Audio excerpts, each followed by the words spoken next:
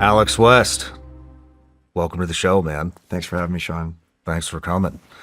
So we met like several years ago, I think, Yeah. with Taco. with Dan Cirillo. Yeah, we sure did. Yeah, at lunch. And yeah, it's interesting now. Here we are a few years later. Right? Yeah.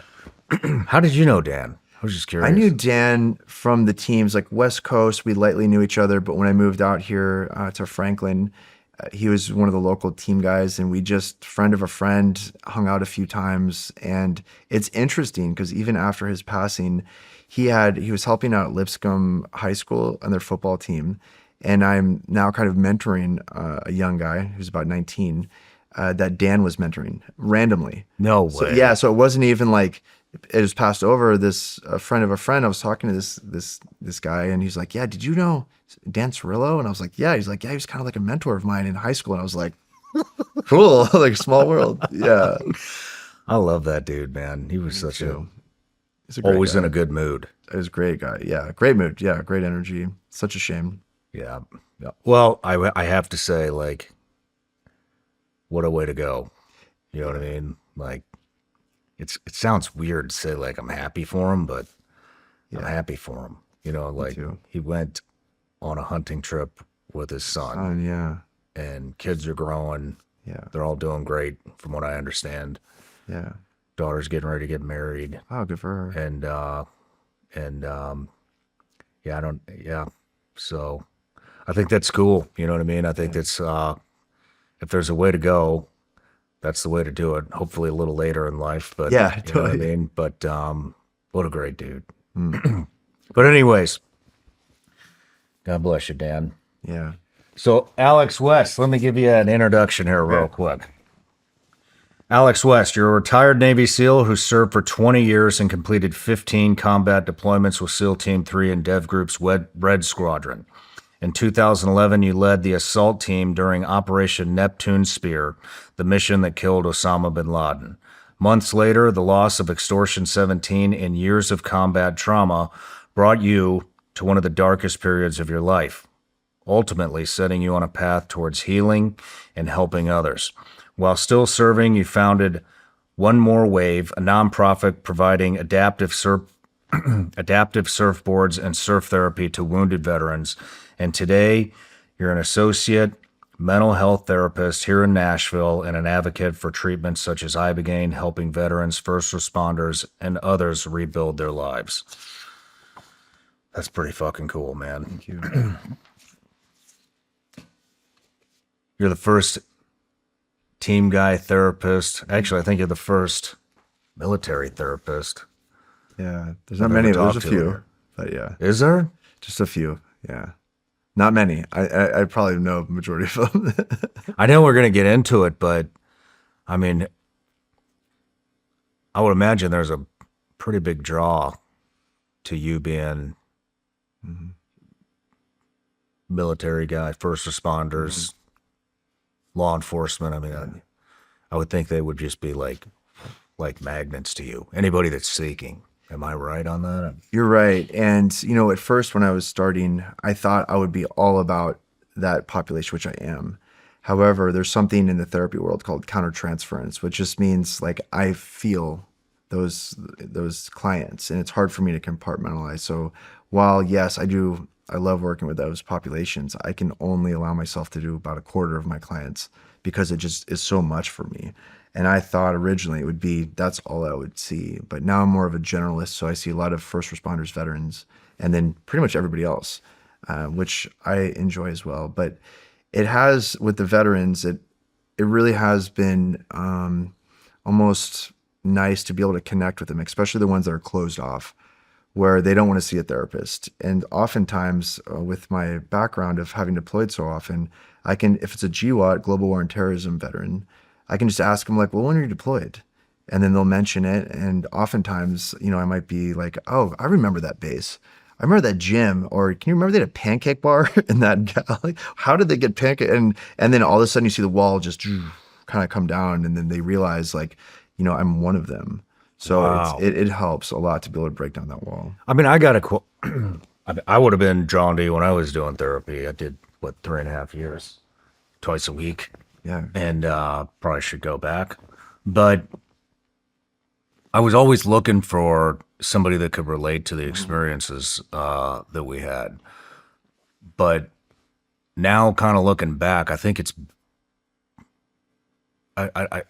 for me, maybe it was better that I didn't, because basically what I want to ask is, do you find,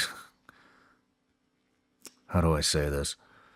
Do you find it that, look, a lot of guys from our background, they compare services, or that it becomes a competition. And I'm just curious, do you ever feel that when you're, do you feel that?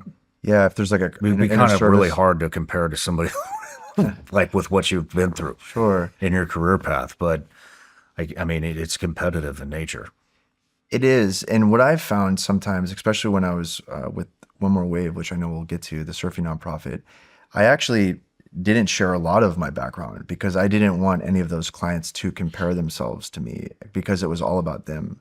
And so in some respects, I might get a little bit of comparison from a client here or there, but usually we can find common ground and just, a little bit of joking around, and it just like brings it back down. And we're really just the same person. It just happens that I was in the Navy, maybe they're in the Army or the Marine Corps. But it wasn't up until recently that I started to open up more about my background, especially around One More Wave, because I didn't want a veteran to be like, well, I don't deserve this because I wasn't a SEAL or a DEVGRU guy or a Delta or whatever. And my message to them was always like, I don't care. We don't care as an organization. You served, and we're here to heal, and you deserve to heal. Wow, that's cool, man. That's cool. Well, we'll get into more of all that stuff towards the end of the interview. But for starters, everybody gets a gift. Awesome. Nice. Great. Yeah, the ones, famous the gummy gummy bears. bears? Thanks. I'll definitely be chewing on these later. Right on, right on. And then I got a Patreon account. It's a community that we've built, Great. and to be honest, they're the reason that I get to sit down here with you today. They've been with me since the beginning when I was doing this in the attic of my house, and they've supported us the whole way. So they get the opportunity to ask every guest a question. This is from Ian Lane.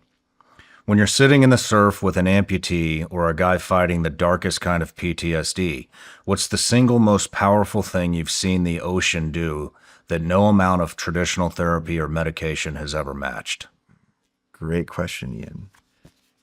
One experience that comes to mind was actually the moment that I felt like the universe was like, you need to start this nonprofit. And I was with a young Marine. He was maybe 25 years old.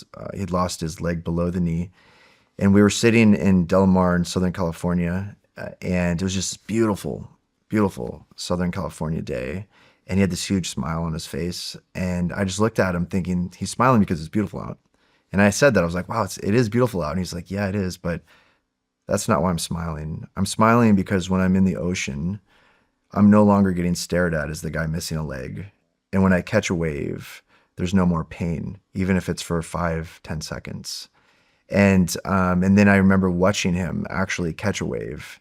And then, then he kind of wipes out at the end and comes up for air. And there's a whole group of guys that are just cheering him on, just like hell, like, fuck yeah, that was a great wave. And then just seeing this primal smile on this guy, you could tell was struggling right beforehand.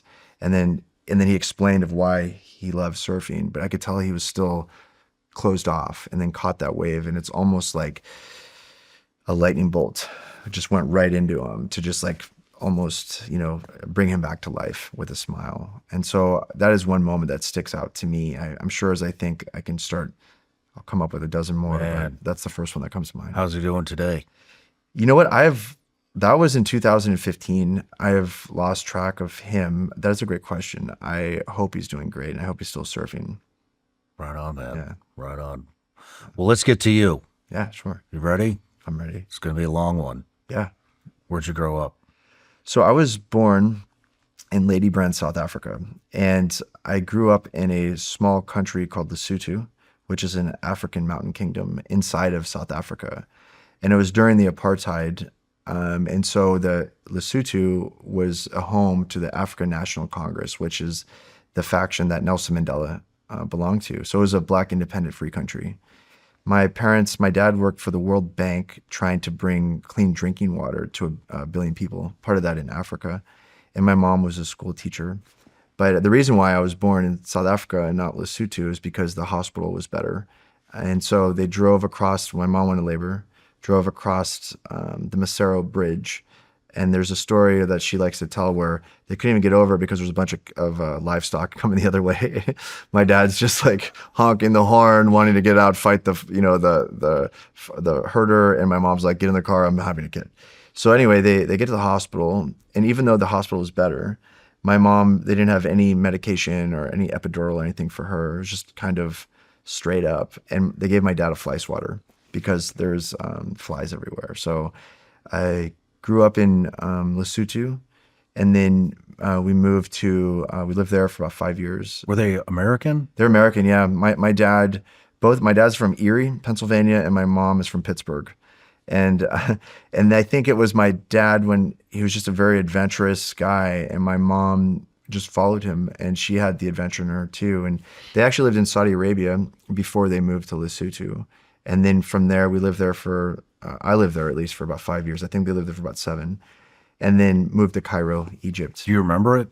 I don't recall too much of Lesotho just because I was young, 1 to 5. But I did have a nanny named Sophia, and she was from the Zulu tribe. And my parents both worked. And so during the day, Sophia spoke really broken English. So she spoke to me in the local like Zulu language. And I would watch cartoons in Afrikaans, which for the listeners is like a Dutch kind of based language in South Africa. And then my parents would come home speaking in English. And so my mom, being a teacher, was worried about me because I was piecing together all of these languages and struggling to communicate. And so she was always worried that I might have to get held back in school. But we would end up moving out of Lesotho to Cairo, Egypt after that. There was a stint in Pennsylvania for a year or two in that, but mostly we were in Africa till I was about 10. Holy cow. Yeah. In Cairo, you said? In Cairo. How was that? It was awesome. I loved living in Cairo as a kid. I felt that was like a real home for me. And I went to an international school where there's it was American curriculum, but there was kids from embassies from all over the world. So I had a lot of friends that were like French or German, Israeli, from you name it, whatever the country was, because that school was kind of like a decent private school to get a decent education. So a lot of the embassy people would be there. But what I realized later that instilled in me was a lot of core components of like how I see the world, of not judging people from different countries or languages or cultures and actually embracing it. And I didn't realize it at the time, but that was just the world I lived in. And that would help me later on in the SEAL teams working with partner forces, or even as a therapist, just to not judge somebody if they come in and look different than me or talk different, have different values, just to see them more as like, okay, I can look past that. Let me just look at you as a person. That's interesting. What was your dad doing in Egypt? He was working for an engineering company called Black & Veatch, which was based out of Kansas City. But they were doing the water treatment, but kind of in the same theme of clean drinking water. They're doing a lot of water treatment. One of the largest water treatment programs at the time in the world, it was in Cairo. And that was his company, was trying to treat water, whether it was wastewater, drinking water, things like that. And then my mom was a school teacher at that school. Only child? No, I have a sister, Helen. She's about 4.5 years younger. She was born that year we were in Pennsylvania. She was born in the States, but she'd come with us, obviously, to Cairo. How was it over there? I mean, what would you do as a kid? I would, a lot of standard kid stuff, riding bicycles, or, BMXs around, just like you would in the States, at least in the 80s, and so we would have these little crews of kids running around on BMXs in this neighborhood called Mahdi. And I went to this school, Cairo American College. And so we would just ride our bikes around. I remember play baseball. I was always into baseball and sports. And it was a normal-ish childhood. But what was unique about it, and which I'm very fortunate, is for like field trips, we would go to the pyramids. which is crazy, right? Or we would go to the Cairo Museum or some other artifact. So it was I feel very blessed that at that age, at 10 years old, you're going to the pyramids on a field trip. And just to be able to grasp the gravity of that and just have that life experience was very novel. And I feel fortunate. Man, that's pretty cool. So it wasn't It wasn't in Arabic. It was in English. was it dangerous over there? You run around? It was my whole life in Africa was dangerous. When we were in Lesotho, there was a car bomb that went off on our street. We had to have tall security walls with broken glass and wet cement to dry. We had armed guards, guard dogs. And then when we were in Cairo, there was a big riot that broke out between the army. When you get conscripted in Egypt to either go to the army or the law enforcement, with law enforcement, it's more of like AK-47 type thing. It's not like a beat cop here in the States. And so there was a dispute between who was getting paid and all of this. And so they broke out into a riot, almost like a gunfight. And I remember being at school on a tennis court, just playing kickball or something like that. I was probably 6 or 7. And you could hear a bunch of machine gun fire going off. And there was sporadic machine gun fire that was coming all over the place and getting scooped up off the tennis court as a little kid, just not knowing what was going on, by a teacher. And then they put us in this big auditorium, called our parents to help get us out. And I remember asking a teacher, like, what is going on? And her just saying, when I think back on it, she's nervous and just saying, it's just fireworks. It's kind of like the Egyptian 4th of July. And then just thinking like, oh, okay. And then for the next 2 weeks, we were in lockdown in our apartment in Cairo, where they would have hours that you could go get groceries, but you had to stay. The State Department was telling all the American citizens that you have to stay in your apartment in lockdown until this thing calms down.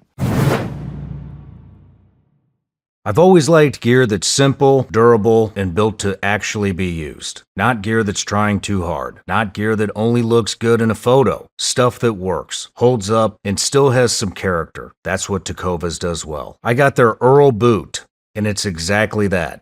Clean, classic, not overdone. I've worn them out to dinner, I've worn them doing work around the property, and I've packed them for the road. They're comfortable, they're versatile, and they just work. Tecovas crafts quality Western boots for everyone, from generational ranchers and lifelong cowboys to first-time boot buyers. Their boots are handcrafted in over 200 meticulous steps, using premium leather and classic Western design. And the comfort is right there out of the box. I've tried enough gear to know when something is actually built to be worn, not just looked at. These are comfortable, they're durable, and they feel like the kind of boots I'm going to keep reaching for. And because Tecovas care about those who serve, military members and veterans get 10% off every day. Right now, get 10% off at tecovas.com/SRS when you sign up for email and texts. That's 10% off at tecovas.com/SRS. tecovas.com/SRS. See the site for details. Tecovas. Point your toes west. Pick up your phone. Look at it. Count the number of companies you've never heard of that know where you slept last night. Nobody can, and that's the point. Apps you're not even using are calling out to servers all day and all night, reporting where you go, what you look at, and what you buy. Glacier's Secure DNS cuts those calls off before they connect. Not after, before. It's the same grade of protection people with clearances carry, built by the guys who used to build it for them. And you don't manage it. Open the app once, hit the button, close it. Glacier. Download it today on the App Store. And remember, privacy isn't paranoia, it's protection.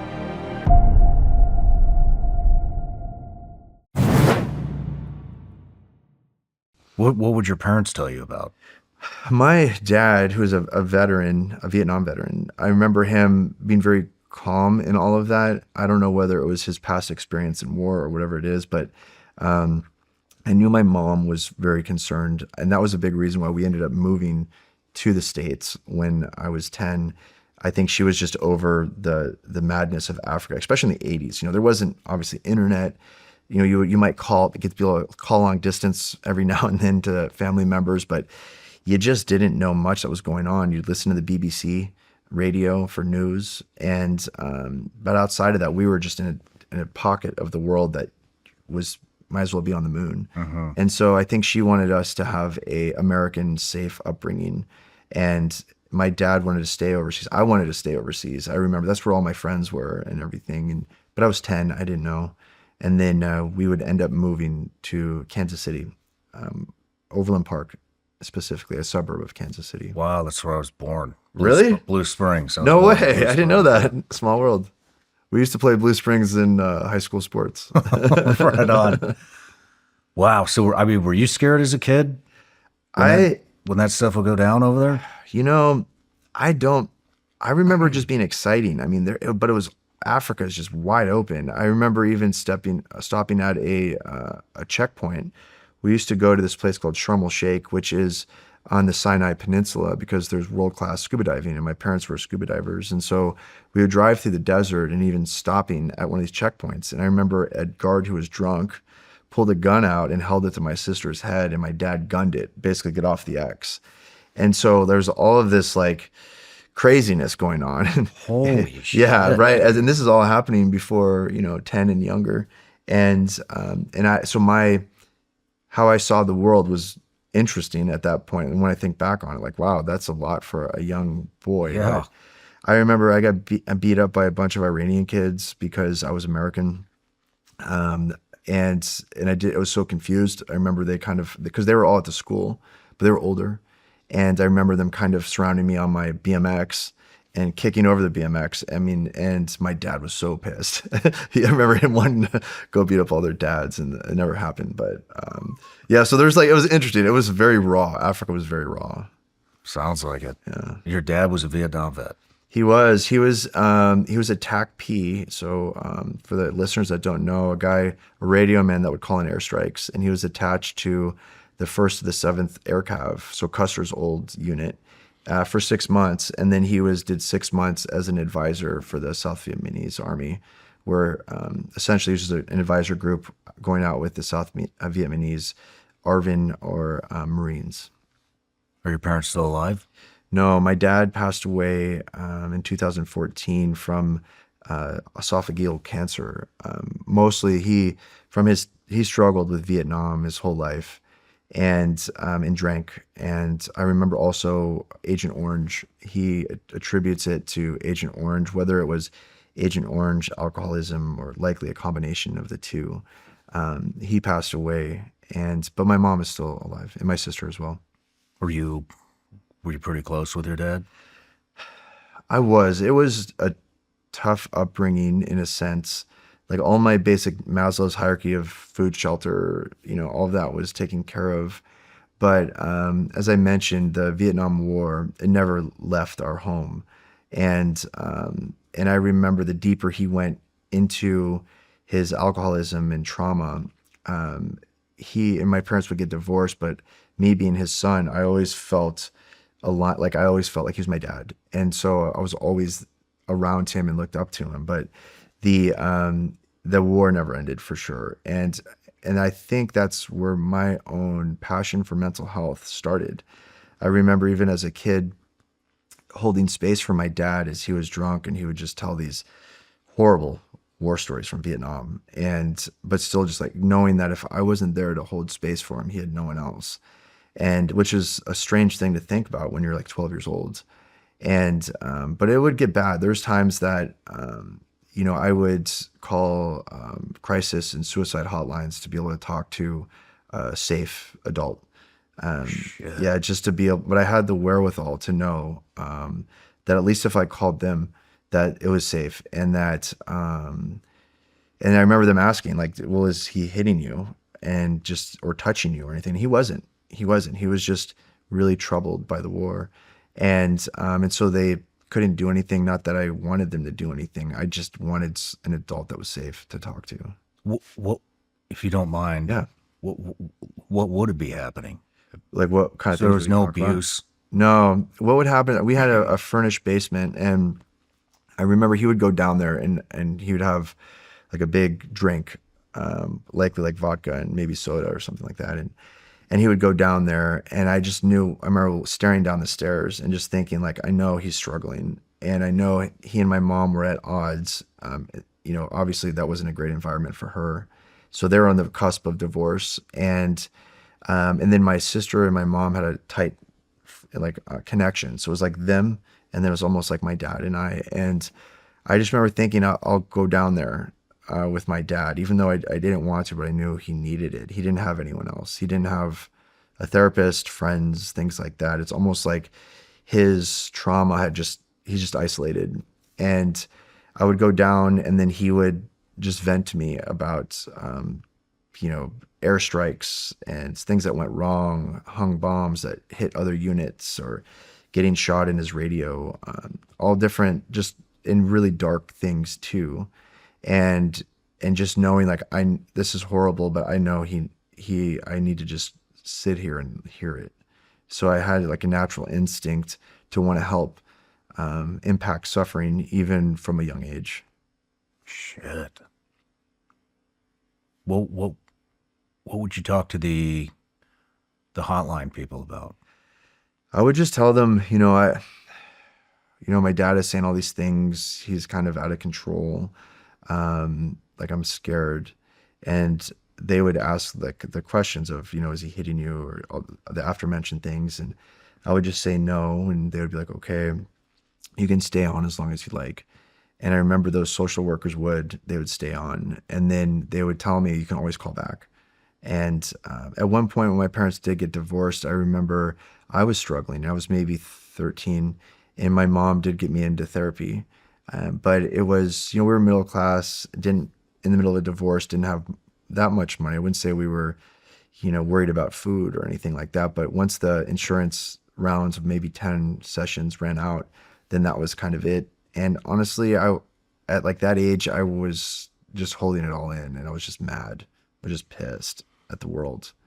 And I think that would be part of what I needed later on in life to get through different selections and buds and all of that, was just to ride that anger and that pain. Would he remember the conversations when he was sober? I don't think so. Or he was ashamed and would just keep drinking. I mean, there was times too where he would pick me up from sports and be so drunk that as we're driving home, we'd be weaving in and out. And I remember at 13 yelling, just screaming for him to pull over. And finally he did. And I ended up driving us home. And I remember being so nervous because I'd never really driven before. I remember at one point my dad took me in a parking lot once, just like, oh, you might get your driver's permit, wide open, like empty Walmart parking lot. Like, let's just kind of do the basics. And that only happened like once maybe. And that was my only experience driving. And then I'm on not a highway, but just a busy road, and just like shaking on the steering wheel, trying to drive us home safely. But that was the impact of war. Like, I've been somehow affected by war since the beginning. Yeah. You saw it. Yeah. Yeah. Why did you decide to go into the military? That's a good question. Even though all that was going on with my dad, he was my hero, and we did connect when he wasn't drinking, and he would speak of his time in the military, not just in Vietnam. And I always looked up to the service aspect of it.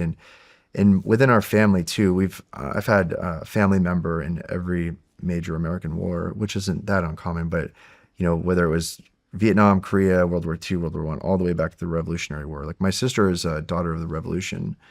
None of it was like the general or none of it. It was all just a bunch of grunts, blue collar guys. Like, you know what I mean? Like, what? Okay, I'll serve. But I think there was some of that. I like the idea of the military, and I started hearing about special operations and the hardest training in the world, whether that's true or not. But at least I remember hearing that of like the SEAL teams and being like, wow, I want to be able to prove something to someone, because I felt like I wasn't anyone, especially from some of that trauma and feeling when I moved from Africa to the States, I always felt a little different, a little off. I mean, I was American, but I didn't know any of the pop culture stuff because we'd been in Africa, and that was before the internet. So I was a little weird, to be honest, right? I didn't know the basics of American pop culture. I would end up being fine and assimilating. It took a little bit of time, but I always wanted to just leave, get away, leave to get away from, kind of my dad in a sense, which is ironic, and prove that I was worth it. I was able to accomplish something. And so when I heard about the SEAL teams, the first was the movie Navy SEALs with Charlie Sheen, like a lot of guys from our generation, right? And it's the first I saw it. I was like, that's kind of interesting. And then I read Dick Marcinko's Rogue Warrior, and just thought like, wow, that's really cool. And then when I was a junior in high school, my cousin Pete Scobell, who's actually a guest of yours, I went to his Bud's graduation, and because we're first cousins, but we have a small family, and Pete and I are different people, but alike in a lot of ways, and almost like brothers. And I went out to his Bud's graduation and watched them graduate, and just saw the camaraderie and hearing the stories. And what's ironic is that a lot of those guys that I met when I was in high school, I'd become friends with, or teammates later on in the teams. But I was very, that was a profound effect on me when I saw all that. And then when I was getting ready to make a decision to whether I was going to go to try to play junior college baseball or get a job or go to a local Kansas school, none of that really moved the needle for me. I just was like, I'm going to just go for it, and ended up joining at 17 with my parents' permission. Shit. How old were you when your parents got divorced? I was 13. How did that affect you? It affected me a lot because then my dad moved out. My mom's mom, my grandmother, moved in, and it was just there's 3 women with my sister, and then it was me. My dad had this kind of shitty apartment, and he ended up getting fired from his job because of his alcoholism and PTSD. And so it affected me big time. I was mad. I was able to assimilate in school. I was kind of a jock, I guess. I'd play sports, but I really wasn't in the jock crew or whatever. I just like sports, and it was good for me because especially like football, I could take out a lot of my anger, in hitting people. And I was also a swimmer. I think that just got out a lot of energy out of me. And then I played baseball, which was my real love. But it affected me in that I believe my self-confidence was low. And I started probably some struggles with mental health back then. But I did have friends. I'm fortunate that I had friends and did fit in, but it was a tough, when I reflect back on it, at the time I didn't know I was struggling, but now when I look back on it, I knew I was really struggling. Man.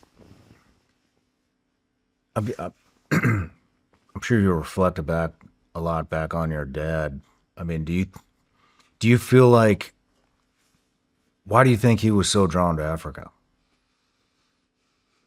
I think he was drawn to the excitement of Africa. I think it moved the needle he could feel, like a lot of people struggling with trauma, especially veterans, where finding something where you can feel some excitement, whether it's with, a hobby or lifestyle. I believe he found the rawness of Africa made him feel, especially in the places we lived, where it was kind of out there. Yeah, that's what I was going to say. Yeah. I mean, plus you hear a lot about that generation, never really felt like they fit in when they got home. Yeah. and then the adrenaline and all that. I mean, yeah. Yeah, I feel still to this day for him. And I remember he would always, when I come back from deployments later on, he was in PTSD groups for the VA. And he would always be like, hey, will you come meet in the parking lot, meet all my buddies? We're all a bunch of Vietnam vets. And so I would go hang out with them in the parking lot. And he would just show me off. And he was so proud because at the time, I was a SEAL or a DEVGRU and deployments. And I remember one of his friends in particular, just to showcase the guys he was with, introduced himself as Magnet Ass. And I was like, excuse me, Magnet Ass? And I'm like, no, seriously, what's your name? He's like, it's Magnet Ass. And I was like, okay. And I was like, well, why do they call you Magnet Ass? And he was a door gunner in a Huey and he had the reputation that he'd always get shot down. And so that was his nickname, was Magnet Ass. And so it was like, so I'm like, you know, commonly at the time my dad was living in the Tampa area, going to the VA parking lot. And whenever I'd go visit, and I would hang out with some of his buddies after they got out of group and hang out with guys like my dad and Magnet Ass and amongst others. And it was even then I remember thinking, man, I wish there was something more for these guys, especially the Vietnam generation, because a PTSD diagnosis wasn't given or even existed until 1980. So a lot of these guys, especially from that generation, which I know this is known, or if people don't, you know, they were frowned upon, that generation of veterans, of what they did and with that unpopular war. And then when they came back, there was not much for them as far as treatment to include that PTSD diagnosis. And so the majority of them just drank. And which a lot of our generation did too, perhaps not as much, but that's all those guys had. And then so what I was seeing in that parking lot was a lot of guys that were coming in recovery, that were going, all they had was that group and each other, which I remember even noticing it then when I was, you know, in my early 30s, late 20s. Yeah. Where were you in your early? Were you over at DEVGRU? Yeah, I would have been over at DEVGRU at that So what's time. going through your head? I mean, when you're witnessing this, I'm thinking, is that going to be me? Is that going to be my friends? Because I started to, especially at that stage, the wars were turning into something that they weren't. It was no longer Afghan invasion. And sometimes when I'd visit, it was post the Bin Laden raid, right? So it's like, why are we still in Afghanistan? In Iraq too, it was, you know, you start getting all of the information that there was lies about, you know, why we went to war. And so in my mind, I was like, oh, this is like, that's my generation's version of that, is like their versions of the Gulf of Tonkin resolution. And so I started noticing some of that and then worrying, but however, I would just compartmentalize it. So I was probably falling into the same loop as a lot of those guys were, of just compartmentalizing, like, I'll get to it. But I remember noticing, like, is this going to be myself and my friends or generation of veterans? I remember noticing it then in that parking lot. So just, I'll bet there's a lot of kids that are going through what you went through as a kid right now. Yeah. From the GWAT. What advice would you have for a kid that's got an old man that's dealing with that? I love that you asked that question. The advice I would have to those kids, if they're listening, one, you're not alone. Two, there's help, right? It's okay to reach out for help. And especially, you know, young boys that from our generation before, it was always like, if you fall down and skin your knee, like, suck it up, don't cry, don't show any emotion. And I would tell those kids, and any man that's listening, that, like, that doesn't work. You know, it's okay to show emotion. It's okay to ask for help. Because if you just push it down, all it's going to do is harden and calcify. And then you're just going to be a hard person, and you're not going to be, your ability to experience love and hope and laughter and joy is going to start going down. So, and also the people around you, your future kids, wife, friends, all of that too. So asking for help, getting into exercise, getting in a community, whatever that might be, and avoiding, if you can, leaning into things like, you know, drinking as best you can. I get it. There's a lot of, you know, probably pressure from like teenage kids and all of that. I understand that. However, that leads to nowhere, and that you can find a lot of that in nature and sports and community and friendships, and that it's in the behaviors and habits that start then could compound later on. And also that your dads or mom who are veterans from those wars, the GWAT, that they love you. It's just that right now they're struggling, just like my dad loved me. I knew he did. I still feel his spirit and how proud he is of me. It's just complex. But just to know that even though their parents might be, you know, drunk or yelling at them, abusive, at the core, that's basically them just reflecting their pain. And it's on them to be able to do what they can do it themselves, of just all the aforementioned things, of reaching out to get help and friends, and try to avoid substances if you can. Yeah, I'd like to add, this might sound kind of cheesy, but I would add, maybe watch this episode or something like this with your old man or with your mom, because sometimes it takes something like this for them to come to the realization of what's really going on, Yeah. and how it's impacting their kids. And this is a way to do it where you don't actually have to tell them anything. Absolutely. I'm glad you said that, because I do think that would be a great thing to do for what you just mentioned, where it will be hard for that parent to share all of that, just like it was for my dad. However, to be able to sit down and watch it and then maybe be ready for a question or two, or I can relate to that. I think that you're spot on with that. Thank you. Yeah. Do you think that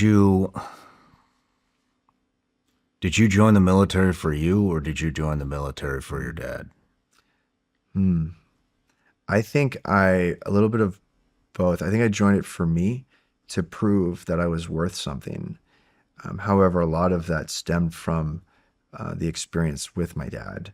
I also did want to make him proud. I remember when I was at 17, he had asked him for his permission, like, hey, the recruiter needs you to sign this. And him saying, like, are you sure? Like, he was like, I don't know if that's a good idea.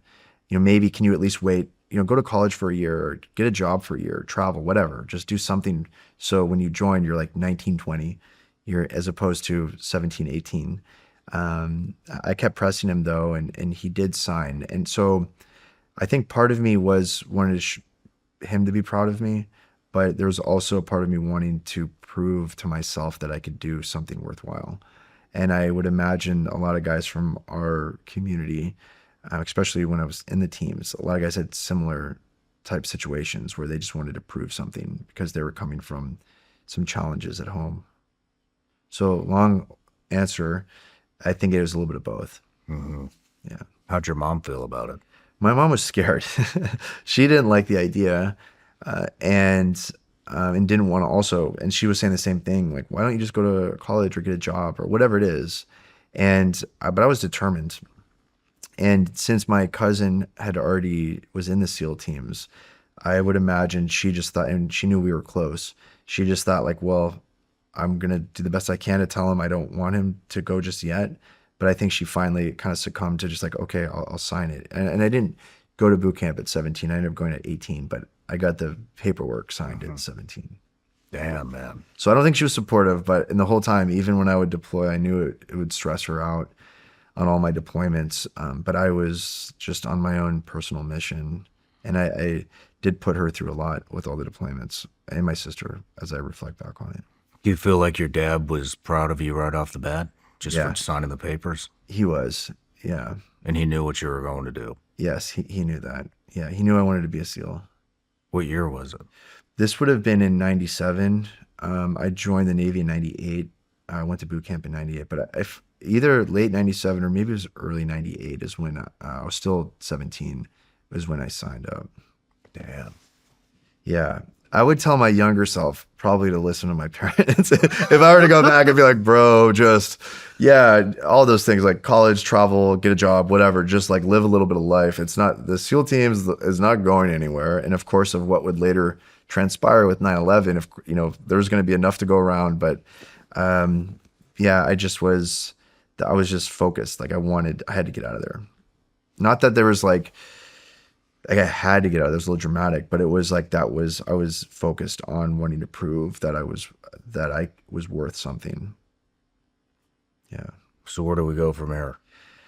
So before I joined or shipped off to boot camp, from Egypt, I stayed in touch with a really close friend of mine who his parents were friends with my parents, and his dad worked at the same company in Kansas City.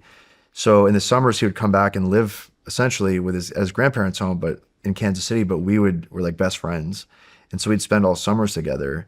And then I'd have jobs. I worked at like a pizza shop in the mall, or I mowed lawn, standard kid stuff. I worked at a gym, and I would save up all my money.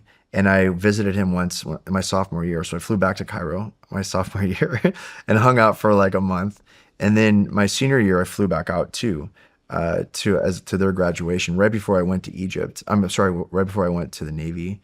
And we ended up actually climbing a pyramid while we had done that. And No kidding. yeah, we did. Yeah, I remember, and it's illegal, to do. You're not supposed to do that because people die falling off those pyramids trying to climb them all the time. But we were just punk kids, and I remember bribed our way. There's guards around there with AK-47s, and nothing a little bit of cash can't solve. Right? So we bribed the guards to kind of look the other way. And I remember there's a group of us, and it was if it wasn't a full moon, it was pretty close to a full moon. And the way you climb the pyramids, at least how we did, you go up the apex or like the edge of it, and each stone is about 4 feet-ish tall, and it's limestone, so it kind of is crumbly. But you almost do like a muscle up, right? So you like push yourself up. And the pyramid we climbed was Cheops, and it's about 440 feet. I might get checked here, but roughly around 440 feet. And so there's a lot of those like muscle ups going up all the way up the edge. And I remember seeing it at night, almost climbing into the moon. And on one side, you have Cairo, one of the largest cities in the world, with the Nile going right by it. And the other is the Sahara Desert that's just been illuminated, the sand illuminated by the moonlight. So it was this surreal experience. Wow. Yeah, and climbing up. But I remember how dangerous it was because chunks of this limestone, you're climbing up and there would just be like boom, boom, boom, like right past you. And just thinking, like, we didn't have any like climbing gear, helmets. I had like running shoes on and like a t-shirt and like pants or whatever. But like, yeah, but we had the guts of like, and maybe the naivety of, a teenager to just go for it. And I remember being at the top of the pyramid, which is about half the size of the studio or so. And just standing and watching everything and just being like, this is unreal. But we did that. And then we ended up climbing that pyramid with a family friend of one of the guys who owned a home in Den Haag in Holland. And so after Egypt, we went to Holland for about a month, and then I flew back to the States, and a month later started boot camp. Right on. Yeah. So you got all the way to the top of that damn thing. Yeah. I would not recommend it, and it's illegal, so you could get in trouble. but I would not recommend it, most importantly, from a safety standpoint. Like, if you asked me today, like, let's do it, I'd be like, bro, I will be happy drinking a cup of coffee, just enjoying the scenery right from the ground level. Yeah. Maybe I'll hop on a camel. I don't know. Get a photo op. Who knows? You ever think about how those things were built? I do. And especially when you're I don't know. Have you ever been to the pyramids? I've been to Cairo. I've never been to the pyramids. Yeah, I'd recommend it. I mean, of course, the touristy thing, but just from a life experience, yeah, I have thought about it, especially when you're standing at the base and looking up at it. You're just like, how the fuck do they do this? And of course, there's a lot of theories of how, but I could not help to think that I don't know if man can pull this off. Even then, like, this is epic. I can't think of another word for it. It's like, this is unreal, especially being thousands of years old. Like, what about you? What do you think on the pyramids? Man, I don't know. I mean, there's two things that kind of resonate with me. That maybe, but I'm no physicist either. Sure. So, Chris Beck. Yeah. Chris Beck says, I'm going to butcher this, but he was saying, I think they're like right on top of a fault line. I didn't know that. I Interesting. think they're right on top of a fault line or something, and there's like a bed of crystals or something. So he says that the ground may always be vibrating, and the way I kind of understood it, and he's whatever. Chris is out there, but he's also He's a really short guy. smart. Yeah. And it's kind of like if you put a subwoofer under a table and get it vibrating, you can kind of things will just start moving without even having to touch it, right? Because the vibrations. Right. And so I think he was kind of saying that may have been happening where the ground is vibrating or whatever, and you can kind of steer these huge blocks without a tremendous amount of force. Sure. And then the other thing, and I haven't interviewed this guy yet. I'm sure somebody will go get him now, but Yeah. there's another guy who is out there saying that maybe they were molded on top of each other. So they would take these forms, kind of like they would cast Interesting. the blocks on top of each other. Yeah. That's the.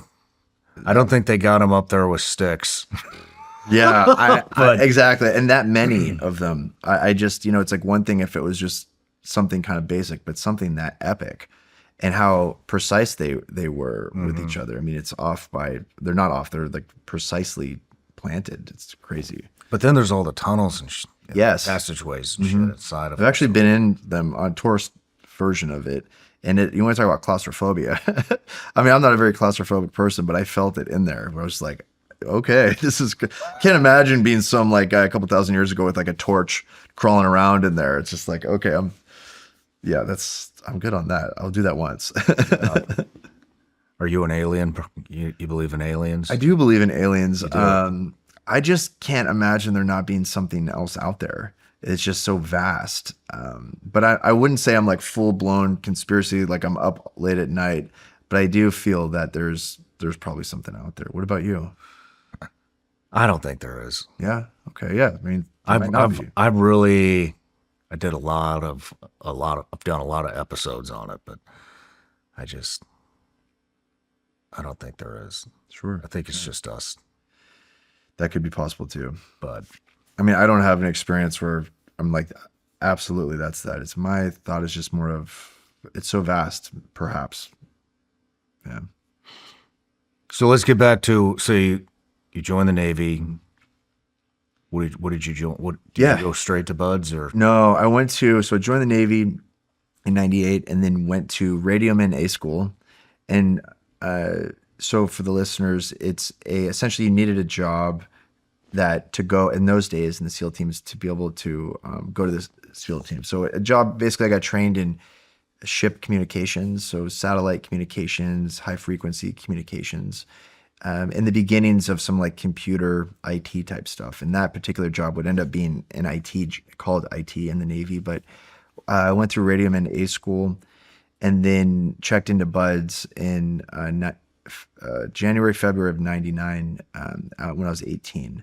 And then that started the Buds SEAL journey. How was that? It was hard. Some guys are all like have bravado. They're like, it wasn't as hard as I thought. But for me, I was like, it was pretty hard. Really? Okay. Wow. What's going on with me? But and also it was hard, I believe, for being that young. I was 18, 19 in Buds. And were you also young in Buds? Yeah. I think same age-ish? Yeah. I joined it, signed the papers at 17.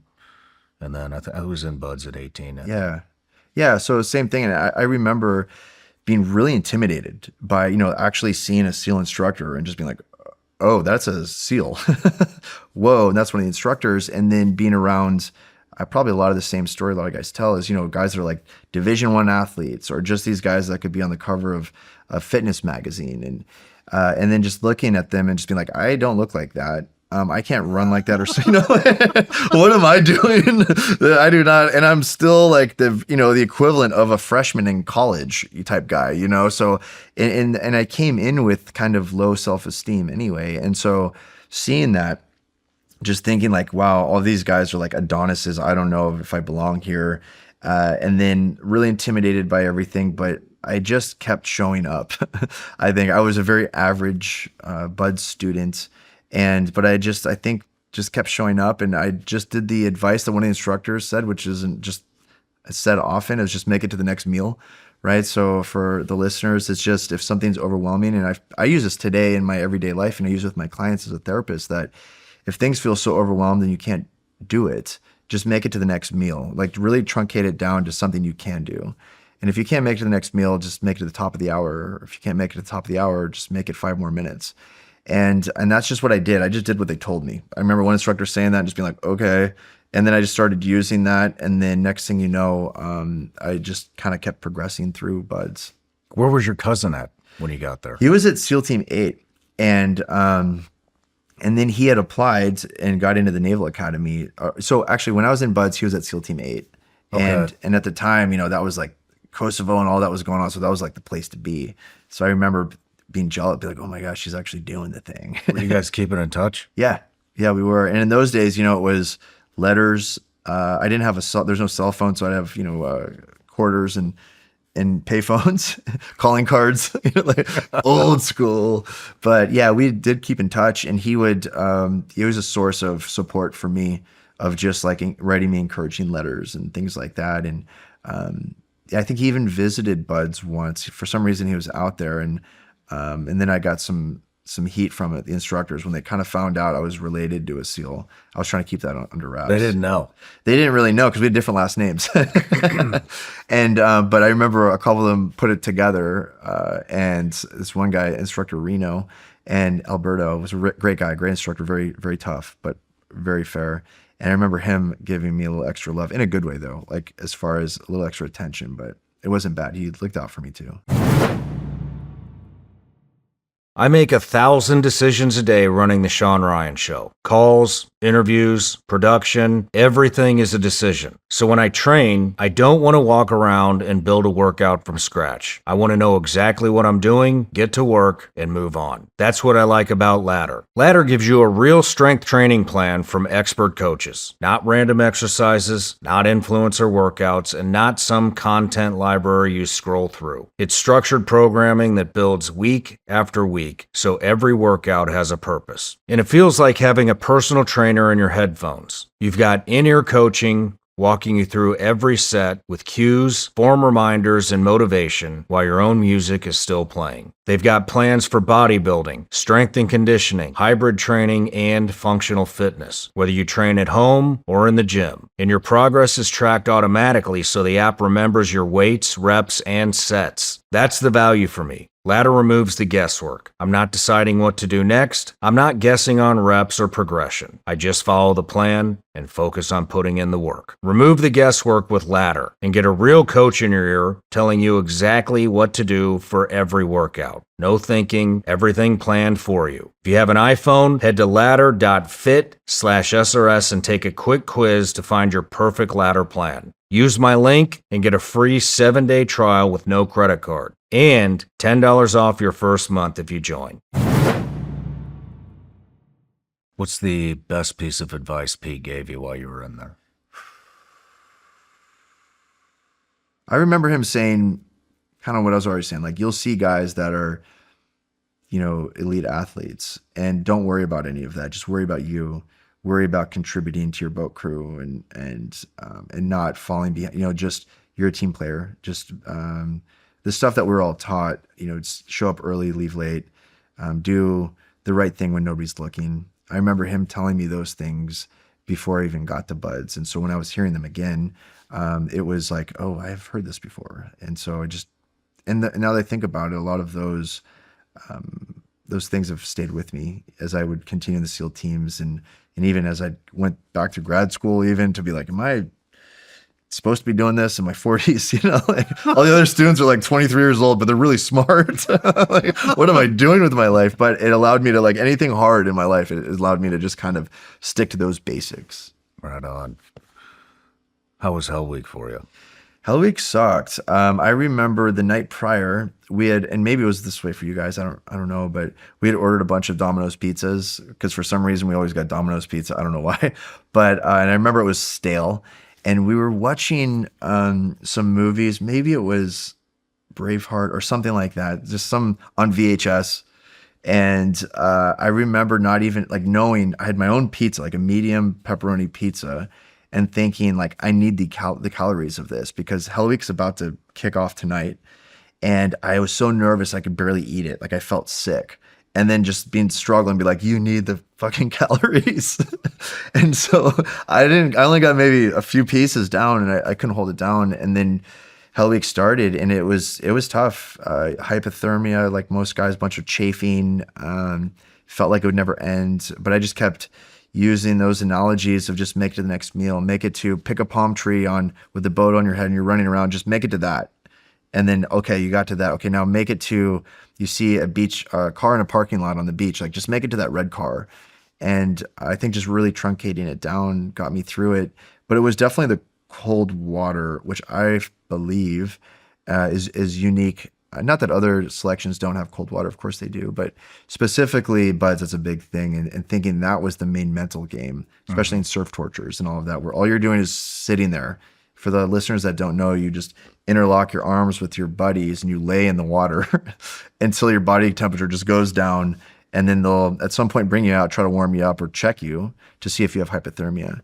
But there's a lot of time in your own head just being frozen. And that's where a lot of guys quit, as you know. And I remember that was the big mental game for me, especially as a teenager. That was tough, especially seeing the big athletes, the guys, the Adonis type guys that I was talking about, like then they start rolling off and quitting.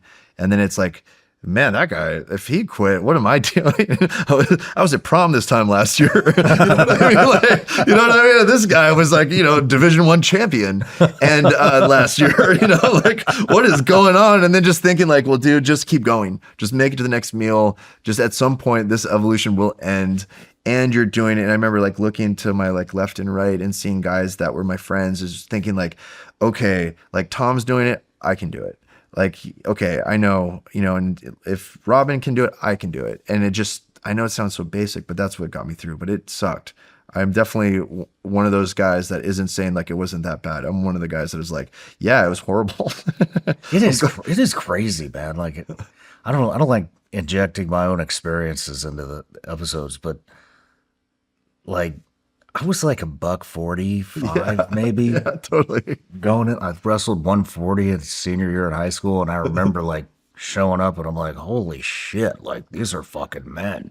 Yeah, that's well put.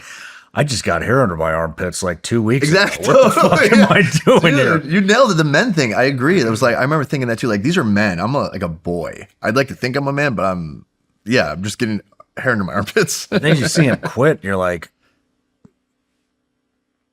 how the fuck am I still here? Yeah. And it's like, it seems like a whole nother life ago, but it's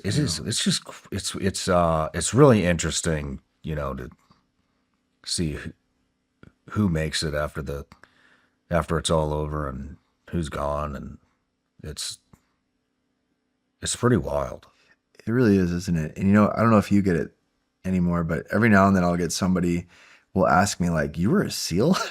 Oh yeah. Even now, I'm like, yeah. They're like, for how long? I'll be like 20 years. And they're like, really? Like they imagine I'm supposed to look like The Rock or something. You know what I mean? I'm like, I'm sorry to let you down. You know what I mean? Like, I guess I've been letting down everybody this whole time. Just some average Joe. I'll get people being like, yeah, it's like I could just like be next to you in the grocery store and have no idea. And I'm like, thanks. Yeah, I do go to the grocery store. Yeah. Oh shit. Maybe we will cross paths. Yeah. Well, you don't look like the CPA I thought either. Yeah, right? Oh man. But did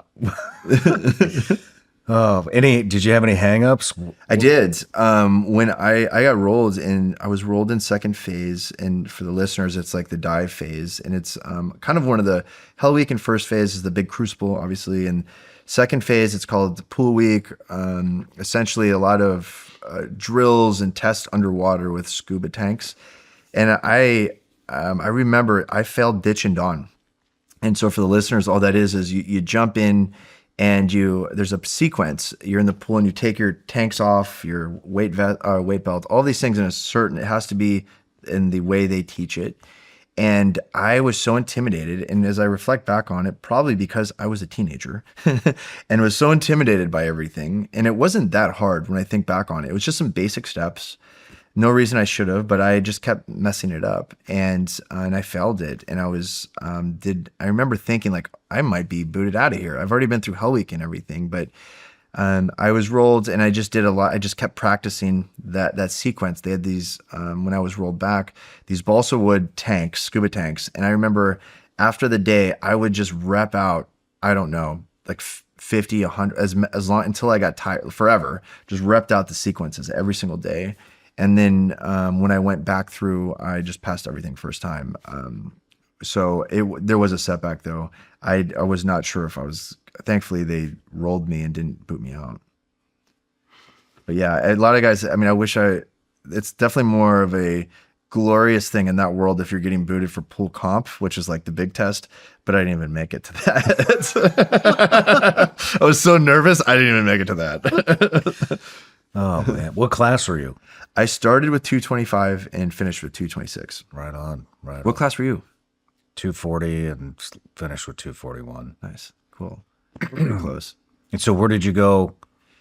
Where did you want to go? Yeah, so I wanted to go to Little Creek because my cousin was there, and also, well, he had just was, and I can't remember if he was still there or was in the process of going to the academy, but it was in that essentially it was right around. He was still there, and at the time, Kosovo, Bosnia, all of that was like going on, and that was like where the action was. And so in the SEAL teams, that was like that's where you wanted to go. And I remember putting in my dream sheet for the listeners, like they give you the opportunity to list what SEAL teams you go to, whether it's Little Creek or San Diego or perhaps Hawaii.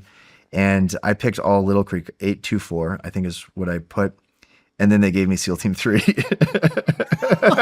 which is in San Diego, which I wasn't mad about. I was just like, oh man, that means I can't, going to Bosnia is out of the question. And, doing, being a team with my cousins out of the question.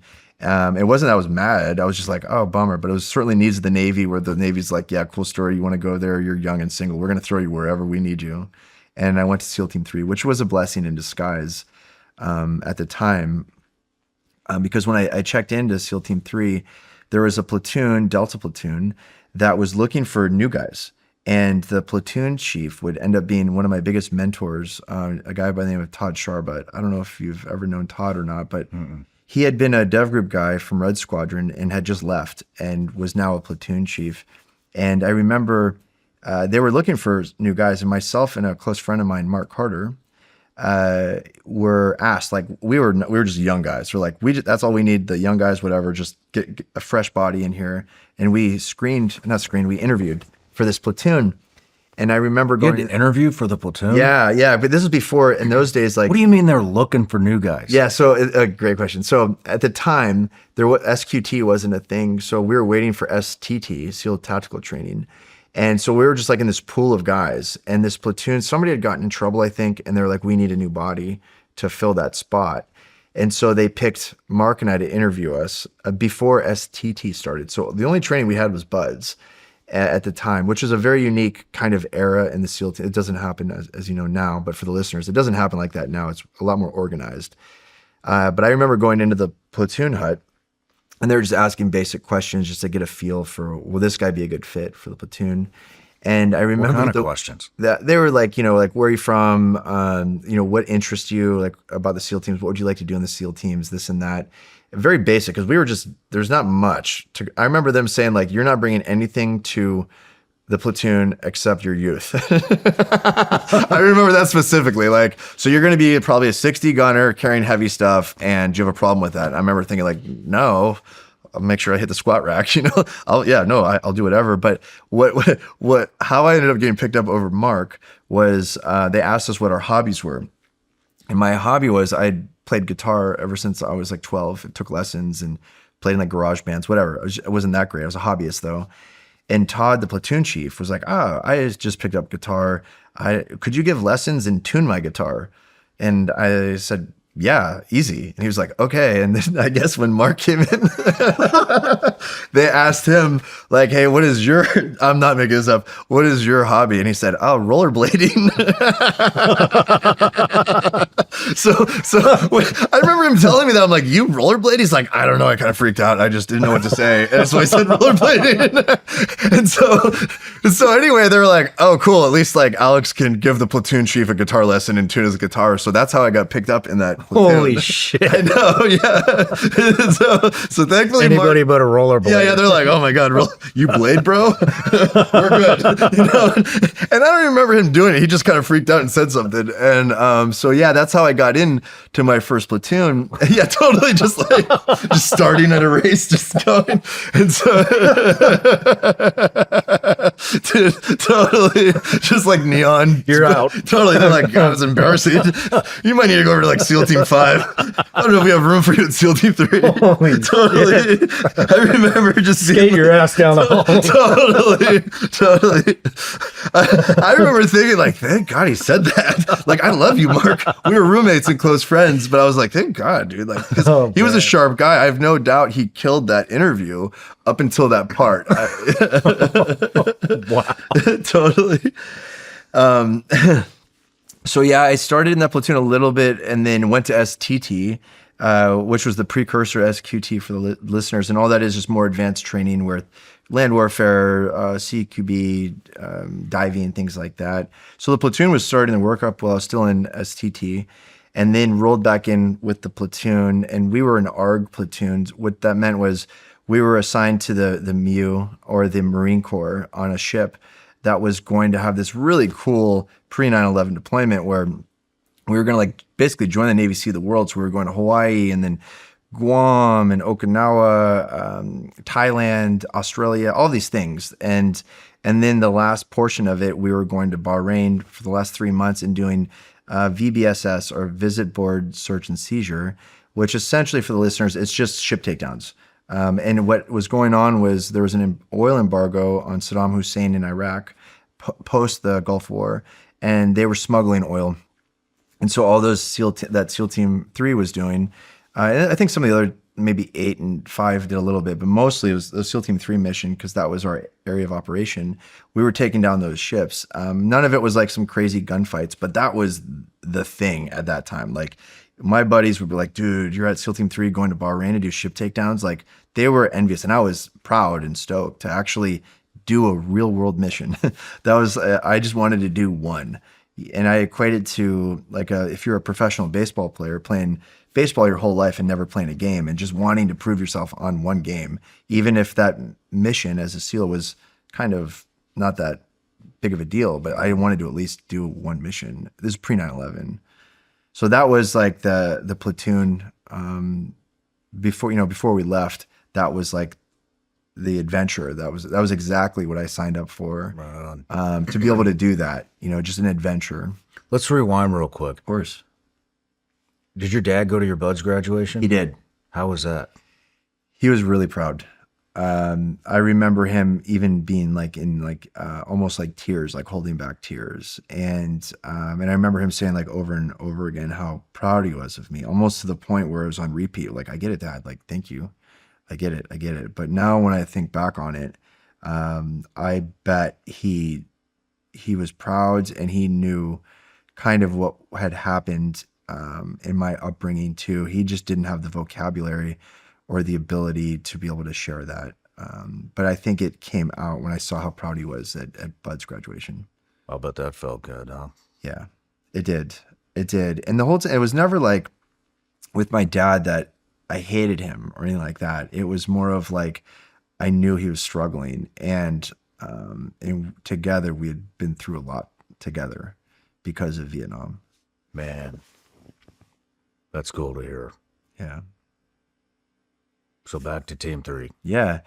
So back to Team 3. So pre 9/11. So I remember, we left and we went to Hawaii, which was incredible. We did that whole thing, and we found ourselves in Darwin, Australia, which is a northern town of Australia.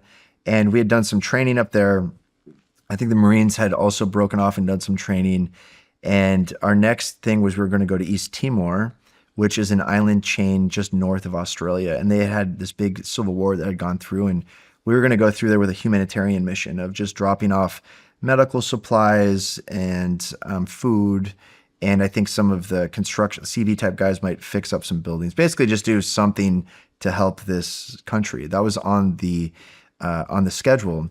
But then we were out, we had just done training. We were in Darwin, and we were at this, I'll never forget, at this restaurant bar called Rourke's Drift. And as we're sitting there, we started getting words that we needed to hurry up and get back to the ship. Something had happened. And, we were all mad. Here we were on shore leave, sailors on shore leave, finally getting to we'd been training this whole time, finally getting to let loose a little bit. And then even guys were like, are you sure? Do we need to send everybody? Just send like Alex and the new guys back there. He can figure it out. We'll tell him where we're at. He can come back and tell us if we need to go back. And certainly I'm like, yeah, sure. I'll do whatever you need me to do. But I remember the word was coming out like, no, everyone needs to go back. Like all the Marines, everybody. So to get 3 ships back filled with Marines and sailors, I have no idea. And the thousands of people who are just scattered across this town, like, we need to get you all back. It's an emergency. And which I didn't, the day was September 11th. And, but we had no idea. And I remember just thinking, just like, wow, we finally trained hard. I just want to like have a fun night in Australia. And so we go back to the ship, and I remember walking into the galley of the ship I was assigned to, the LPD-8, the USS Dubuque.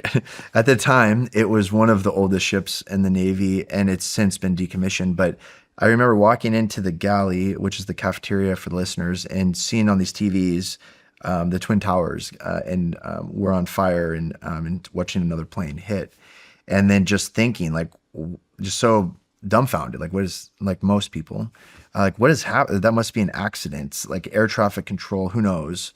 Or maybe a pilot was dying by suicide, I don't know. And then sure enough, more and more Marines were coming in. The towers start falling. I remember even watching a guy punch the wall on ships or metal, and, you know, likely breaking his hand. I have no idea. But, you know, and just seeing all of this emotion, especially from all these Marines and sailors, a lot of them coming in from partying. So they were half in the bag, and then just like watching it, and just all of us just crowded in this galley on this ship, watching this, almost like, what is happening? And then the next day we got word, hey, you're not allowed to get off the ship. Like, this has been an attack, especially with the Pentagon and all of that. And so they kept the East Timor mission going because we were still kind of in the, what are we going to do as a country? What's happening? And so we did end up going to East Timor, did that humanitarian thing, which was interesting. Nothing to like move the needle. We just helped people. That was only a couple days. And then we were steaming for the Pakistan, out the coast of Pakistan, to support the invasion of Afghanistan. Shit. Yeah. And I remember calling right before my platoon, right before we went into Pakistan, actually, my platoon was part of a small base at Jacobabad, Pakistan. And we had the AVSOC 53s, which were a CSAR mission. They were stationed there, and sometimes there was a AVSOC 130, and we were security for these birds that were flying around, dropping off medevacing or dropping off supplies to the ODAs that were doing the invasion with the Northern Alliance. But I remember before we went in, they turned off, I forgot what the term was on a ship where you don't have any communication, but we weren't allowed to have any communication with anybody at that point. And so finally they're like, okay, for all the guys getting ready, the SEAL platoon that's getting ready to go in, we'll allow you a phone call or a couple phone calls. And I remember calling my mom, and I wasn't able to say anything other than, you know, I love you and all of that. And then calling my dad and trying to play it cool. Like, I just can't talk to you. He's like, I know where you're going. And I was like, yeah. And he's like, and he kept saying, I wish I was with you and your team so I could help you call in airstrikes. Like, this old man, like, and he meant it. Like, I have no doubt in my mind, if he was able to get teleported there, he would have thrown on Kid and gone in and helped us. But I always remember that there was like this warrior spirit was still alive in him. And, but telling him, you know, I love you. And I don't know when I'll be able to contact you. But we flew into Jacobabad, and then we were doing some of that CSAR type stuff. Nothing crazy. The war was with the ODAs, pushing the Northern Alliance, you know, the Taliban out. And then we went with the Marines into an area called Camp Rhino, which was an old hunting camp outside of Kandahar. And we staged out of that and started doing mechanized reconnaissance with Humvees below the city of Kandahar as it was falling. I would love to say that we got into some like really cool missions and airstrikes and this and that, but the reality was that didn't happen. But I was so proud to be a part of, you know, a small spoke of the wheel of progress of that invasion. I was somewhat part of it. And I just, especially as a young guy, I was 21, first deployment. You're only 21. I was only 21 on the Afghan invasion. And there wasn't many guys who were part of the Afghan invasion. You know, it was like I said, mostly ODAs, special operations, paramilitary guys, and the Marines, a little bit of the Marines from the MU that I was on, but that was very limited. And so I felt honored to be on that. And at that time, we thought maybe the war would be over and that's it. Yeah. Like, you know, that was 2002, maybe it would be over. We had no idea that it would draw out to what it was. Man, an old hunting camp. Yeah, I guess some old hunting camp. How are they hunting? I don't know, something with Nothing down falcons. I don't know. I remember a lot of them might have been rumors, so I don't know. But it was this old camp from Mullah Omar, the leader of the Taliban, actually. Is this Gecko? This is outside of Gecko. It was not Gecko. I know exactly what you're talking about. It was another one. It's the Camp Orion. It was further out. And it was just this camp in the middle of nowhere. And what was interesting, even with the mechanized reconnaissance and the SEAL teams, at the time, we didn't have any ground mobility training at all. There was like no Humvees or there's nothing. And I remember we had these Humvees that were turned over by SEAL Team 8, actually. They had done a couple small things and that they had somehow acquired them from some CBs or what, somehow. And so I remember not even my platoon chief asking me like, hey, you're going to be one of the drivers. Have you ever driven on nods? And I was like, no, I've never driven on nods. I'm like, you can do that? People do that? And he was like, oh my gosh, yes. So he made myself and all the other drivers, because we didn't have a workup on it, just do laps around the airfield at night, just laps and laps, changing tires on night vision. And we had done a lot of like foot patrolling and stuff like that prior on night vision, but it was not the modern units that would happen, you know, with technology. This was pre 9/11, you know, this is just at 9/11. So, you know, things like lasers and all that were still kind of starting out, suppressors, all of the things, right? Some of the tactics were, you know, from Vietnam even, which is kind of crazy to think about. The only real action in the SEAL teams, I'm sure you know this, but, you know, it was like Grenada, Panama, and those were very short-lived, you know, experiences. And I don't mean to minimize the guys that were in those, but it wasn't like a prolonged campaigns where tactics and technologies could evolve with input from the operator. It was just boom, short and quick. So yeah, the guys who invaded in 01, their gear, their depth of knowledge was way different than 10 years later, by far, like light years. Yeah. It was a whole different military. Yeah. Wow. Interesting. Yeah. Where do we go from here? So that ended, I remember, and then at the time, the SEAL teams were doing this like Force 21, where they were creating a new SEAL team on each coast. So on the West Coast, it was SEAL Team 7, and on the East Coast, SEAL Team 10.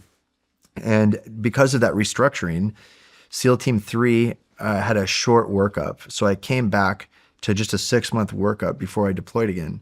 But my platoon chief, Todd, I remember him telling me like, hey man, and him coming from DEVGRU, there's something interesting about him where he was just a better shot than everybody, better tactically than everybody. He was fit. He had confidence. Not that other guys in the SEAL teams didn't have all those attributes, but he was my mentor.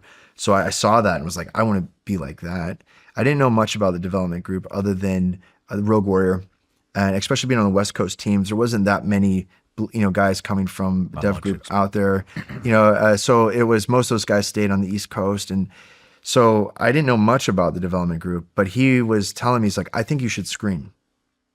And I thought like, oh, okay, yeah, maybe in like 5 more years, or I'll do a couple more platoons. And yeah, sure. And he's like, no, I think you should screen now. And I was young. And I was like, okay. And then, you know, we get back from that deployment, and then he tells me, hey, I talked to the training chief from Green Team or from Selection, and they're actually looking to try something new, where in the past, to go to DEVGRU, historically, you know, you were maybe mid to late 20s, you had done at least 5 years in the SEAL teams. And then that way, that was like older guys, older, quote unquote, you know, and that's what I thought. So I was like, oh, Todd, I'm not like that yet. I'd like to be. He's like, well, they're trying to get it to where they are getting a young guy in there. They want to try it, a test where there's a younger guy that comes in. So then that way, when he makes it through selection at, let's say 23, those extra years are spent learning their tactics and their techniques, and you're getting mentored by them and not the SEAL teams. And that, so they're kind of after it. And one of them asked me any potential guys that might be good for that. And I mentioned your name. Would you be into it? And then I had this imposter syndrome kind of come up, and just thought, well, I can't say no to my mentor. And if he sees something in me that I don't, I do trust him. So I just thought, okay, yeah, I'll give it a shot. And then so I screened at 22, And I remember the cadre saying that, like, hey, we're trying this out on you. It's probably not going to work, but we want to just see what happens, because it might change the way that we do selection, where if you come in, you'll be the youngest guy we've ever put through selection. But if you do make it, that might open the door for more younger guys so that they can spend, do limited time on the SEAL teams. And then if they're younger, and then come over so that they can just kind of hang out being a newer guy for a long time, so that then one day they become an assault team leader, they've maximized their potential. They've got a bunch of reps in. And I remember just thinking, like, that was way above my head at the time. I was like, okay, I'll give it my best shot. And thankfully I got picked up. I finished my workup. I'm on my second platoon at SEAL Team 3. We were a jungle platoon, so we went to Guam, and we were training there, and everything was going great. We also had a bunch of other cool trips lined up, like Thailand, Australia again, all of these like cool places to go. Just if we weren't going to be in Afghanistan, at least there's these cool exercises. And but then at the time, the Iraq War was starting to gain a little bit of traction, and we got reconsolidated in Kuwait with SEAL Team 3. So all of SEAL Team 3 minus one platoon all reconsolidated for the invasion. So we left Guam to get ready for that. It was our first mission was to take down the oil fields in the southern peninsula of Basra, which is the southern part of Iraq, on something called the Al-Fa Peninsula. And what it was these big oil fields, and then also these oil rigs that were off the coast, pumping stations essentially, where ships could come up and dump a bunch of oil and move on. And so it took all of SEAL Team 3 was going to take this down with the British 40th Commando. And so we were doing these big workups. And as far as I know, it was the first time a SEAL team together had done a mission. Since then, perhaps it's happened, but I know at least in 2003, that was the first time that like the full SEAL team had done something together. And my platoon, we were on the oil field, and we were essentially going to land on a Air Force 53. We had a DPV, or Desert Patrol Vehicle, which was essentially a dune buggy that had a bunch of machine guns on it. The engine was very underpowered, kind of a legacy type thing, but it fit really well into a helicopter. And so that was going to be the vehicle was going to be a blocking position. My team was going to be a blocking position as the 40th Commando took down the oil fields. On the workup, though, in the Kuwaiti desert, I remember part of my job was the point man of the platoon. As soon as the helicopter landed, I was going to release a cargo strap for the DPV to roll off. And I have my hands on the cargo strap. And then this is just training, as the helicopter's there, it starts to brown out. And then it starts to like kind of tilt, and then the rotors start hitting the ground, and we just crash, and the tail snaps off. And I remember I had my hand on the cargo strap, and as I got flung back to the guy behind me, I released the cargo strap. And then I had my feet on the frame of the DPV as it's almost like launching at me like a dog on a taut leash, just like wanting to kill me. That's what it felt like. And my feet were on the frame. And then it finally just settled, and you could smell all this fuel and everything in the air, and the dust was settling. And then we thankfully got out of the helicopter. Nobody was killed. Guys were banged up a little bit, but that was before that war started. And then, during that time, we're living in the desert at quitting Ali Al Salim Air Base. And then finally the 0 hour or the moment of an invasion approached. And I remember we were flying in on the 53s, and then just feeling the almost like excitement, like another invasion, right? Like, wow, we are invading. This is crazy. I didn't think we would actually do it. I thought it was going to be a standard military hurry up and wait, train. And then all of a sudden, like, okay, calm it down politically. We've figured this thing out. But there we were, and they were pre-assault fires were going on in this oil fields, from Tomahawk cruise missiles to AC-130s. And I remember when we finally landed, and being the point man, I released that cargo strap, the DPV rolled off, and I took my first step on Iraqi soil. And right as I took my step, I saw a vehicle, an Iraqi technical, and an A-10 shoot a Maverick right into it. So like, first step, boom. That was like, welcome to Iraq. Holy shit. Yeah. That night, we went Winchester on an AC-130. Just what's all that means for the listeners is AC-130 is a big cargo plane with a bunch of like a cannon and all sorts of munitions on it, and very good for close air support. And it shot all of its ammunition and just at different Iraqi targets. But we flew back from that mission, and let me back up. As that was going on, SEAL Team 3 was also taking down these oil platforms, these oil out in the ocean, and this pump station also that was right on the beach. So there was a lot of coordination that was going on, but all of it was successful. I remember we had gotten back, and my master chief of SEAL Team 3 brought in all the guys that had screened for DEVGRU.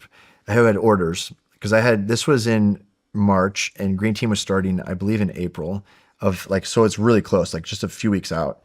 And he pulled us all in, and I appreciated him doing this. He said, all right, he was from DEVGRU, so I think that's why he put a little extra effort in this. And he said, all right, guys, here's the thing. You have a choice. You can fly back now because you have orders back to the States, and you can start Green Team. I already talked to the Green Team cadre. They understand if you want to go with SEAL Team 3 with us as we drive with the Marines to Baghdad, your orders can be postponed a year. Like they get it. Like they understand that of course you'd want to be on the invasion. like they'll hold the spot for you, but it's going to be up to you guys. And I just need to know an answer right now, because if we start driving to Baghdad and you change your mind, good fucking luck. Like I'm not pulling any strings to get you out of there. I need you. And I remember him asking the four of us, and I was the only guy that was single. And I was like, let's go to fucking Baghdad. That's where I was at. But the other guys were married and all that. And I remember them being like, well, I don't know. And then I remember that Master Chief saying, also, here's the thing. I don't believe these wars, Iraq and Afghanistan, are going anywhere, which was different than what most guys were thinking at the time. And he said, if you want to hang around and keep fighting in these wars, you're going to want to be at a JSOC squadron. And so my recommendation is that even though I need all of you guys to be with us on the drive to Baghdad, professionally, I would recommend that you just go to the command. But do whatever you want and let me know by the end of the day. And then at that point, all the other guys were like, they wanted to go back. And I was like, okay, I'm going to take his advice. I'm going to just roll the dice and hopefully I make it. It's a tough decision. Yeah, it was. It was. And so we boarded on, I remember they were calling them like freedom flights, where you just basically a chartered civilian plane flying back to the States. And I flew back. I didn't own much. I had a small storage unit with a little U-Haul trailer. I loaded up my truck and drove across country and started Green Team within, I don't know, a couple weeks, a week maybe. And that's when that chapter ended and the DEVGRU chapter started. Right on. Let's take a break. In case you haven't noticed, I take preparedness seriously. And water is one of the first things I look at. Not just emergency water, but the water my family is drinking every single day. A federal study found forever chemicals in nearly half the tap water in America. Because of that, I've tried a lot of filtration systems over the years. Most of them didn't make the cut. Either they were too complicated, they took up too much space, or I still didn't feel confident about what they were actually removing. That's when I found Rora. Rora's countertop system is third-party tested to reduce the contaminants people should actually be worried about, including PFAS, lead, microplastics, and disinfection byproducts. Their Infinity filter achieves 99.6% total PFAS reduction over the filter's full lifespan. And they publish the results, so you can actually verify it before you buy. What I like is that it's simple. No plumbing, no installation, and it's built with medical-grade stainless steel instead of a chunk of plastic sitting on your counter. Because when it comes to water, I'm not interested in just hoping it's clean. I want to know it's clean. And if you want worry-free drinking water for the people living under your roof, go to Rora.com/SRS for an exclusive discount. That's RORA.com/SRS and tap into clean water today.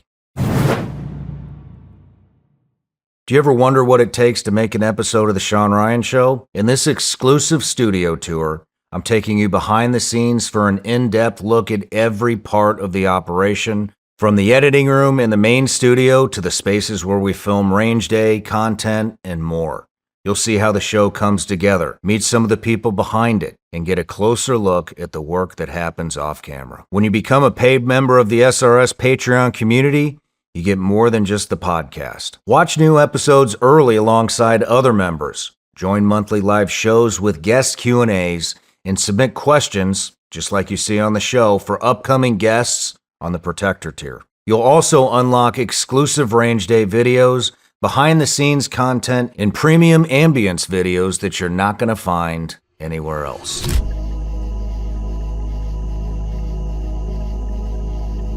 Join the Patreon community today and get access to the full experience. All right, Alex, we're back from the break. Getting ready to get into Green Team. Mm-hmm. Yeah. It was interesting going from the West Coast to the East Coast, and I didn't really know anyone out there, but I moved in with an old friend of mine in his house while I went through Green Team or selection for the development group. And being at the time at least, the youngest guy to at least attempt it, I also found myself, just like I was in Buds, feeling almost intimidated, imposter syndrome around, these instructors. A lot of the instructors were, guys that were at the top of their game, super talented, and even thinking to myself, like, wow, I don't know if I belong here. Looking at some of the other guys that were students who had more time in the SEAL teams, had these big reputations, and just thinking, like, how did I end up here? But then just going back to that same mentality of just make it to the next meal or make it to the next evolution or the next house run. And when I went through, I would say I was maybe an average at best student. But I just kind of kept kicking the can down the road and passing different evolutions. And it was the one I went through was, in those days, it was about 7 months. But I was also, there's a couple of years where they had SEALs were part of the mobility also. So you went through all the assault section part of it, and then you went through mobility, meaning you would learn more ground mobility stuff and then also the boats and drive the boats. But it was only for like 2 years where guys had both. It was in 2002 and 2003 when I went through in 2003. So the Green Team was about 10 months long because of that, because I almost had both Green Teams. It was brutal. And however, I'm so glad I had that foundation of mobility, whether it was like waterborne or ground mobility, because that was needed in when I would become an assault team leader. I had a better understanding of all of mobility assets, but also ground mobility in specifically Afghanistan up in the mountains. Just getting more knowledge in that realm really gave me a real depth of knowledge as an operator. But so we went through 10 months of that, and then you were 23 when you went to Green Team. Yeah. Were you and you were basically a case study? I was a case study. Yes, at the time. So were you the only? Like, how much younger were you than the other? I would say the next youngest guy was probably 26 or 7. And I was 23, and I just turned 23 also. And with one deployment. Oh yeah, technically 2, because I had that second deployment was shortened. It was just 6 months. So yeah, basically 1.5 is what I would say. But not much. So I had limited experience and was young. And struggled with imposter syndrome. I had all those things kind of like buzzing around where I was like, oh man. And then thinking, you go to a selection like that and it's like, okay, if you don't make it, where a lot of guys don't, but then I would, in those days I would go to Little Creek, which was fine with me, but I didn't move from San Diego to go to Little Creek. But I would have I knew, I'm like, okay, if I don't make it, I'm just going to go to a SEAL team, whatever, 824, whatever it was, and just do some more time there and enough time to hopefully get a chance to come back.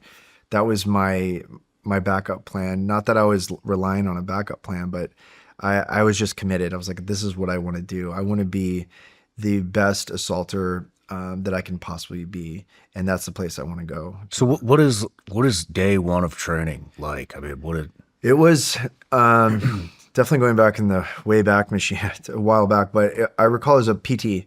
It was push-ups, sit-ups, pull-ups, swim, run, and those are the only.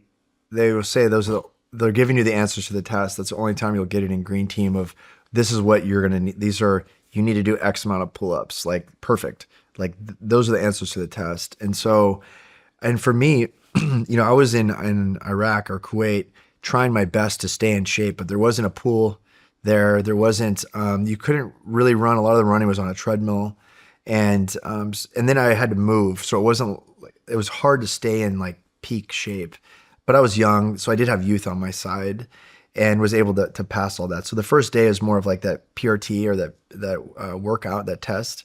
And then it was, if I recall, just more administrative type stuff. So like day one was kind of the workout or the PT test, and then and some administrative stuff. But then where the real crux or crucible of that selection was in CQB or close quarters battle, or for the listeners, shooting inside of live fire inside of rooms, like you might see like a SWAT team do on TV or something like that. But that's what we were doing because it was a national mission hostage rescue unit between a development group and CAG, or the Army's Tier 1 unit, Delta Force. Those are the two national mission hostage rescue units. So you have to be a true subject matter expert or perform at the level of that within the rooms of shooting close to each other live fire. And so essentially you would really need to be given a technique that you had to do perfectly the way they want it done, not the way they did it at SEAL Team 3 or SEAL Team 2 or whatever team you came from. You had to do it the way they wanted it. And if you didn't, then likely you would get rolled out or dismissed from the course. And shooting, so it was very CQB shooting.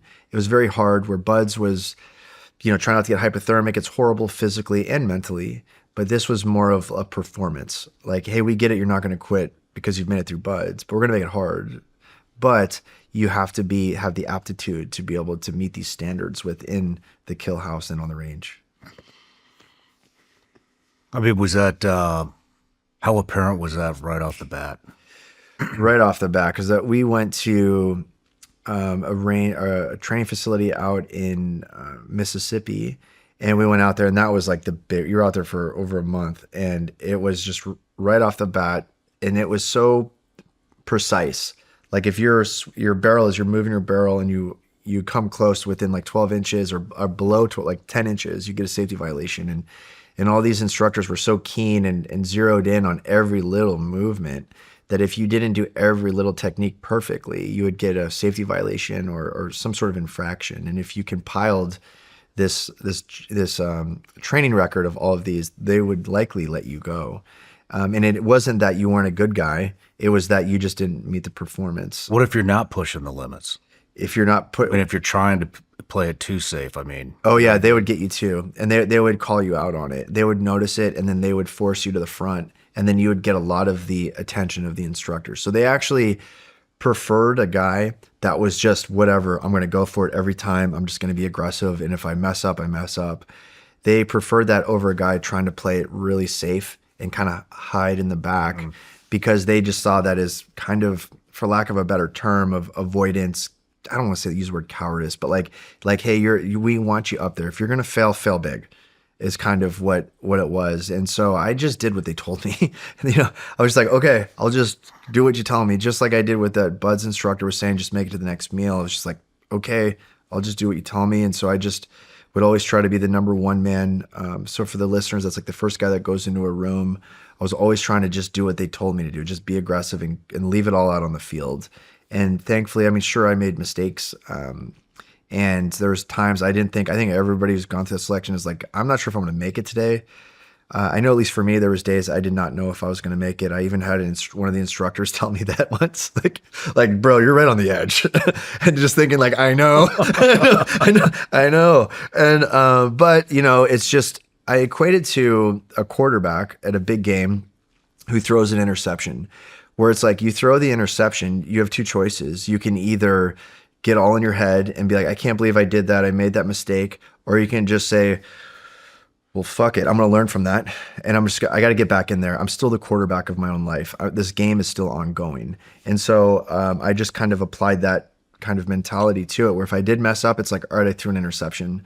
They'll let me know if I'm dismissed. And if not, I'm just going to keep going and using the analogy, keep throwing footballs.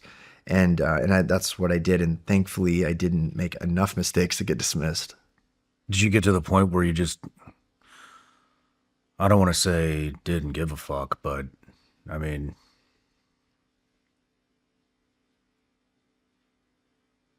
I don't know how it was. Are they yelling at you? You know, Yeah, there's a lot of yelling. You have to get to a point where I would think you would have to get to a point where that you're just not even listening anymore. That's true. Yes, and it was. It's almost like you have to, in my opinion, kind of like quiet the noise a little bit.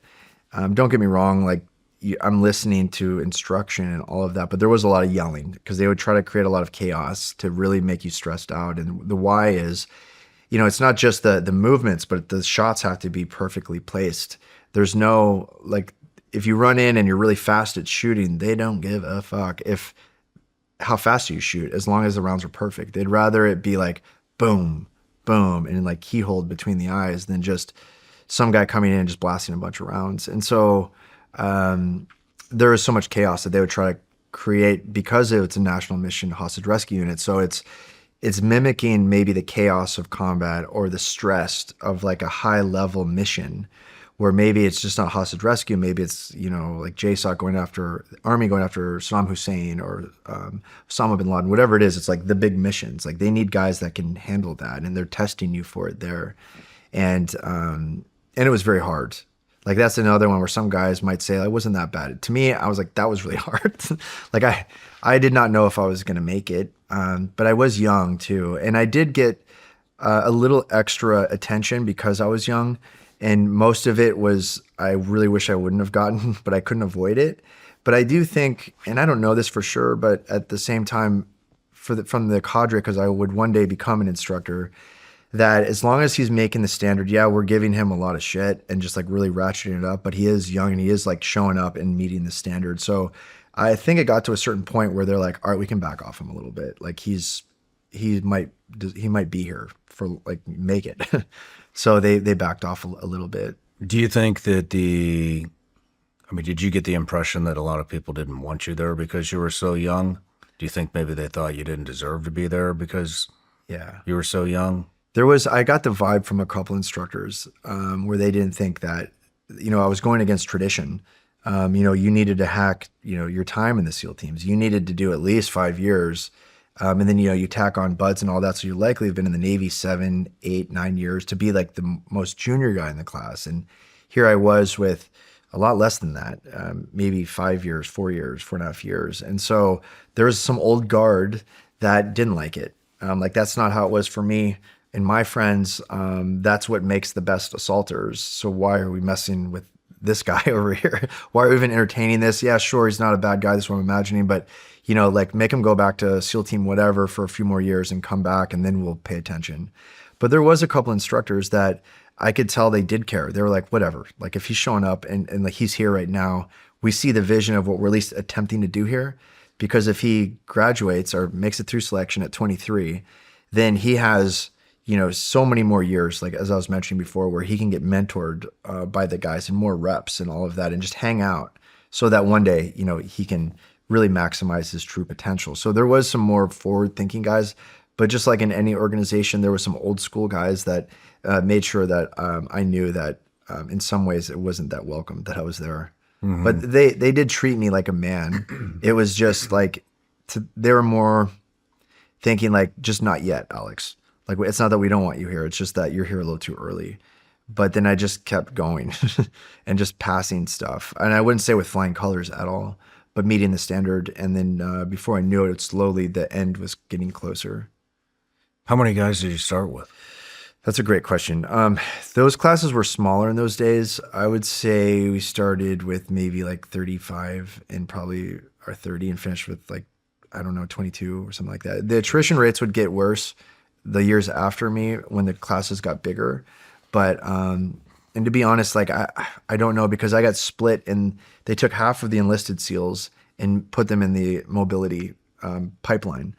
So you were in assault mobility. So out of, I think we had 21 enlisted SEALs and 10 of us were in like a lottery.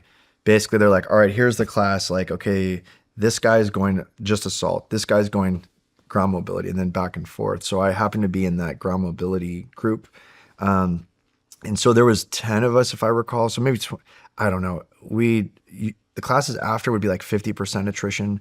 I don't think ours was as high, but we also didn't have as large of a class, where I think some of the other classes were 60 something guys. So you went, I'm going to bounce around here Yeah. a little bit. So did you go straight to red? I went to gray red, but went to gray because red. I had been through the assault selection, I was also considered an assaulter. So I had like a Red Squadron patch. I was considered, You weren't support. You were no. I was considered, I yarded in, which basically for the listeners, when you get there in those days, you would drink a yard of beer in front of everybody to basically say like, welcome to, you get almost like hazed in. If I wouldn't say hazed, initiated in, maybe there's a better way. And yeah, so I would do a lot of the house runs with Red Squadron, but then sometimes I would break away to do training of driving boats or ground mobility. And, but I was still doing all the deployments as either an assaulter, for the next year. because the other path is a little bit different, right? Yeah. Most gray, Yes. whatever, gray, red, gray, whatever. It's different. It's different green team. It is. Yeah. Before those 2 years of 2002 and 2003, before that, it was SEALs would drive boats at DEVGRU and do the mobility, but they wouldn't go through the assault version. They would just do the mobility version. So then they wouldn't be considered an assaulter. But those 2 years that I was in qualified me to do both. But then they stopped doing that after my class, and then the SWIC took over driving boats at DEVGRU. Gotcha. I know it's like a little like nuanced, but yeah, that's just kind of how it went in those days. What about your classmates? Well, I mean, what do they think about you being 5, 6 years younger? They loved it. I remember a lot of those guys because I was just, I fit in really well with the guys. Still have really close friends with a lot of them, and I think that they were supportive of it. It's just, but they were also worried about their own self of passing. So I never got any negativity from any of the classmates. It was more of, I certainly was the young guy, and I'm sure, my prefrontal cortex wasn't even developed of my brain when I think back on it. So I think that I was accepted, and I just felt like one of the guys. Like the class made me just feel like I could have been, instead of 23, 33. But it was, I think, the old guard of the instructors that kind of had an extra eye out, like, let's keep an eye on this guy because it was a test. But even them, the most hardcore guys, were fair to me. It wasn't like they made up a safety violation to get me out or anything. It was just maybe a little extra attention, like an extra tire drag, or maybe, I don't know, just a little extra getting yelled at or something. Yeah. A little extra love. I mean, so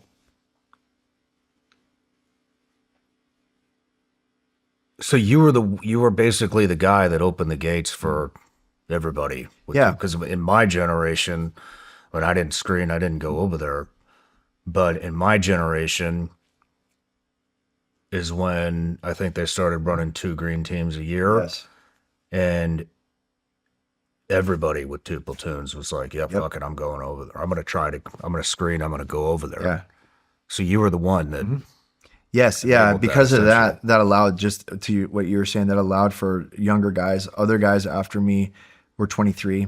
Other guys after me, they tried like 1 platoon or 2, where it's like a shorter time at the SEAL, as long as they're master chiefs of their SEAL teams, we're okay with it.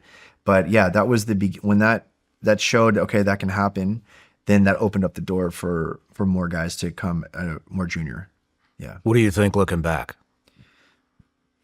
Do you think if you were in a leadership position, I mean, what do you think? I think it was the right call. Yeah, I think it was the right call. I'm glad they did it for the right guy. I think, and I wouldn't say I was like super mature. I wasn't immature. I was just like right where I needed to be. I think for the right guy, it is worth a gamble because of what I was mentioning before, where instead of doing another, let's say 4 years at a SEAL team, I had 4 years of just being a junior guy as an assaulter and getting qualifications and just getting more house runs, more time on the range of the way they wanted it done. So, and missions, most importantly, especially in that era. So I was able, so when I got into a leadership position later on, I had a lot more tours than, at the command at least, than a lot of previous assault team leaders. So I was truly peaking at my potential.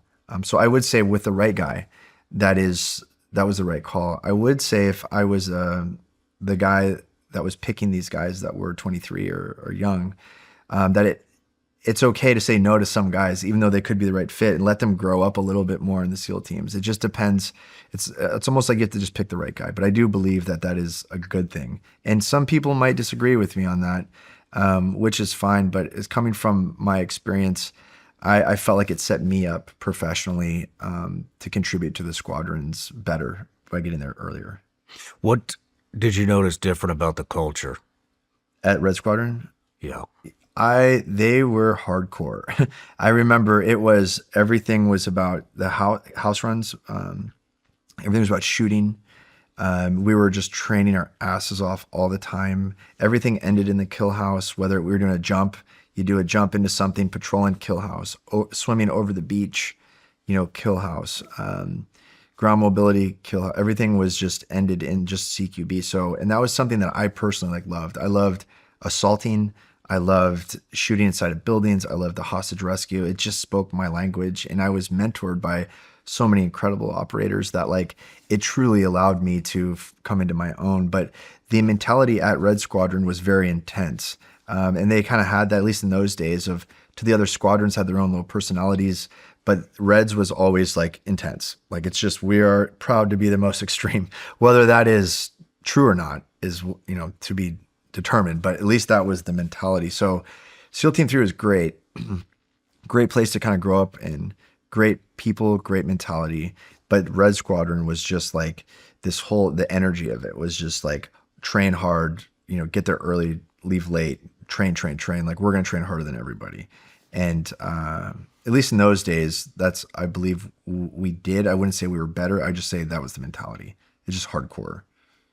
Do you notice an immediate difference though from Team 3 to that? Yes, absolutely. And what I noticed too was now you have an assault team leader who's perhaps a subject matter expert and has been there for a while, and then the second guy in charge in that team, and then it goes down the line, and you're getting mentored by these guys that are that. And so now I have a ton of mentors that are telling me what to do and different ways to do it. And then now you're at a JSOC unit, so there's a ton of funding to get the top gear in the world. You can bring in world-class, let's say, shooting instructors or skydive instructors. So the budget was great for that. And then also because it's the machine of JSOC, we were getting a lot more missions. So you were actually able to employ those skills overseas. And and then that built a confidence, a true confidence, I believe, like a gunfighter confidence, to where it wasn't just I think I can do that. It's no, I'm fucking ready. Let's go. But yeah, so that mentality, not that SEAL Team 3 wasn't a bunch of warriors and great guys, they are, but it was just, it really was almost like a step up, at least in my experience, to where it's like taking down a stadium, right? Taking down a football stadium. It's who does that? But those units, it's yeah, no problem. And then I remember being a junior guy and being what do you mean no problem?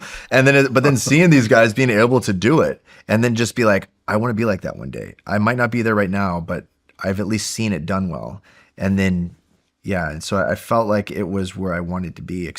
And the timing for me, however you might looks at it, I believe I was very fortunate because I got there after both invasions in 2003 and then was in Red Squadron from 2003 until 2014. And I deployed every year to Iraq, Afghanistan, or some other locations to combat every year, at least once, from 2001 to 13.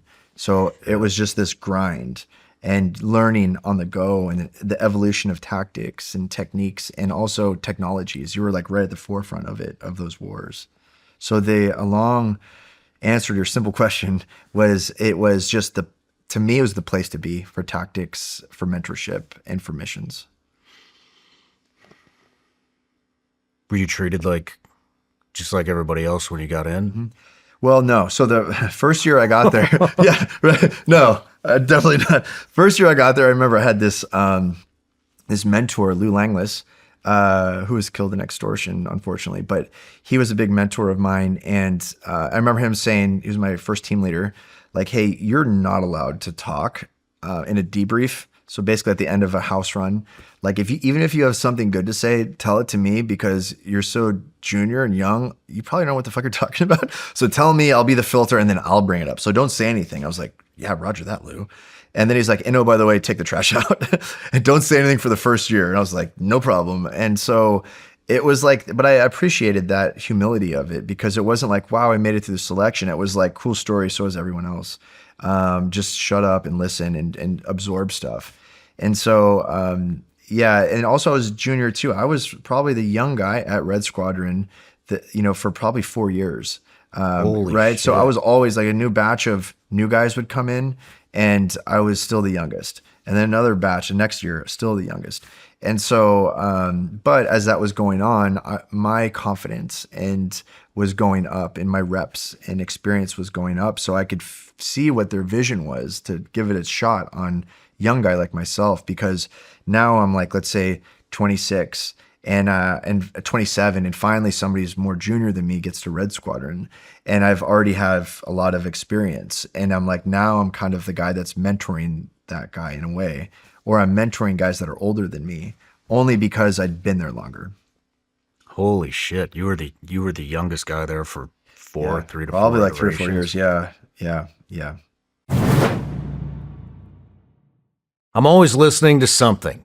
On the road, working out, walking around the house, traveling, whatever it is. And what I like about Amazon Music is it puts music, podcasts, and audiobooks all in one app. So now with Amazon Music Unlimited, you're not just getting music and podcasts. Your subscription also includes access to audiobooks, which makes it easy to keep something good going no matter what you're doing. I've been listening to Project Hail Mary, and that's the kind of audiobook that really works in this format. Hearing the story in the narrator's voice pulls you in differently. You get the pacing, the tension, the personality of the characters, and it makes it easy to stay locked in whether you're driving, training, or knocking things out around the house. With Amazon Music, you get music, podcasts, and audiobooks all in one app. Try it today. Or what is that like? Like seeing people that have been around longer than you show up, Yeah. especially after you've been there 3 or 4 years. Yeah, I know. I remember I ended up being an LPO, well, a troop LPO, leading petty officer. For the listeners, it's just kind of like a small leadership role. Basically, you're in charge of like making sure guys take out the trash and that vehicles are topped off with gasoline. It's nothing that, let's be real, it's nothing that crazy, but it was a small leadership position. And I remember there was guys getting to the squadron who were older and who were chiefs. And I just had made it E6, and I was in charge of them because I had tenure at the squadron. So, and I remember some of those guys having issues with somebody like me, because they had higher rank and all of that, but I had the tenure. And then me at that point having the confidence to be like, let's not let this be an issue with you, because it's not an issue with me. Like, you're working for me, so now I'm like in this, like I'm starting to like fall into my own a little bit.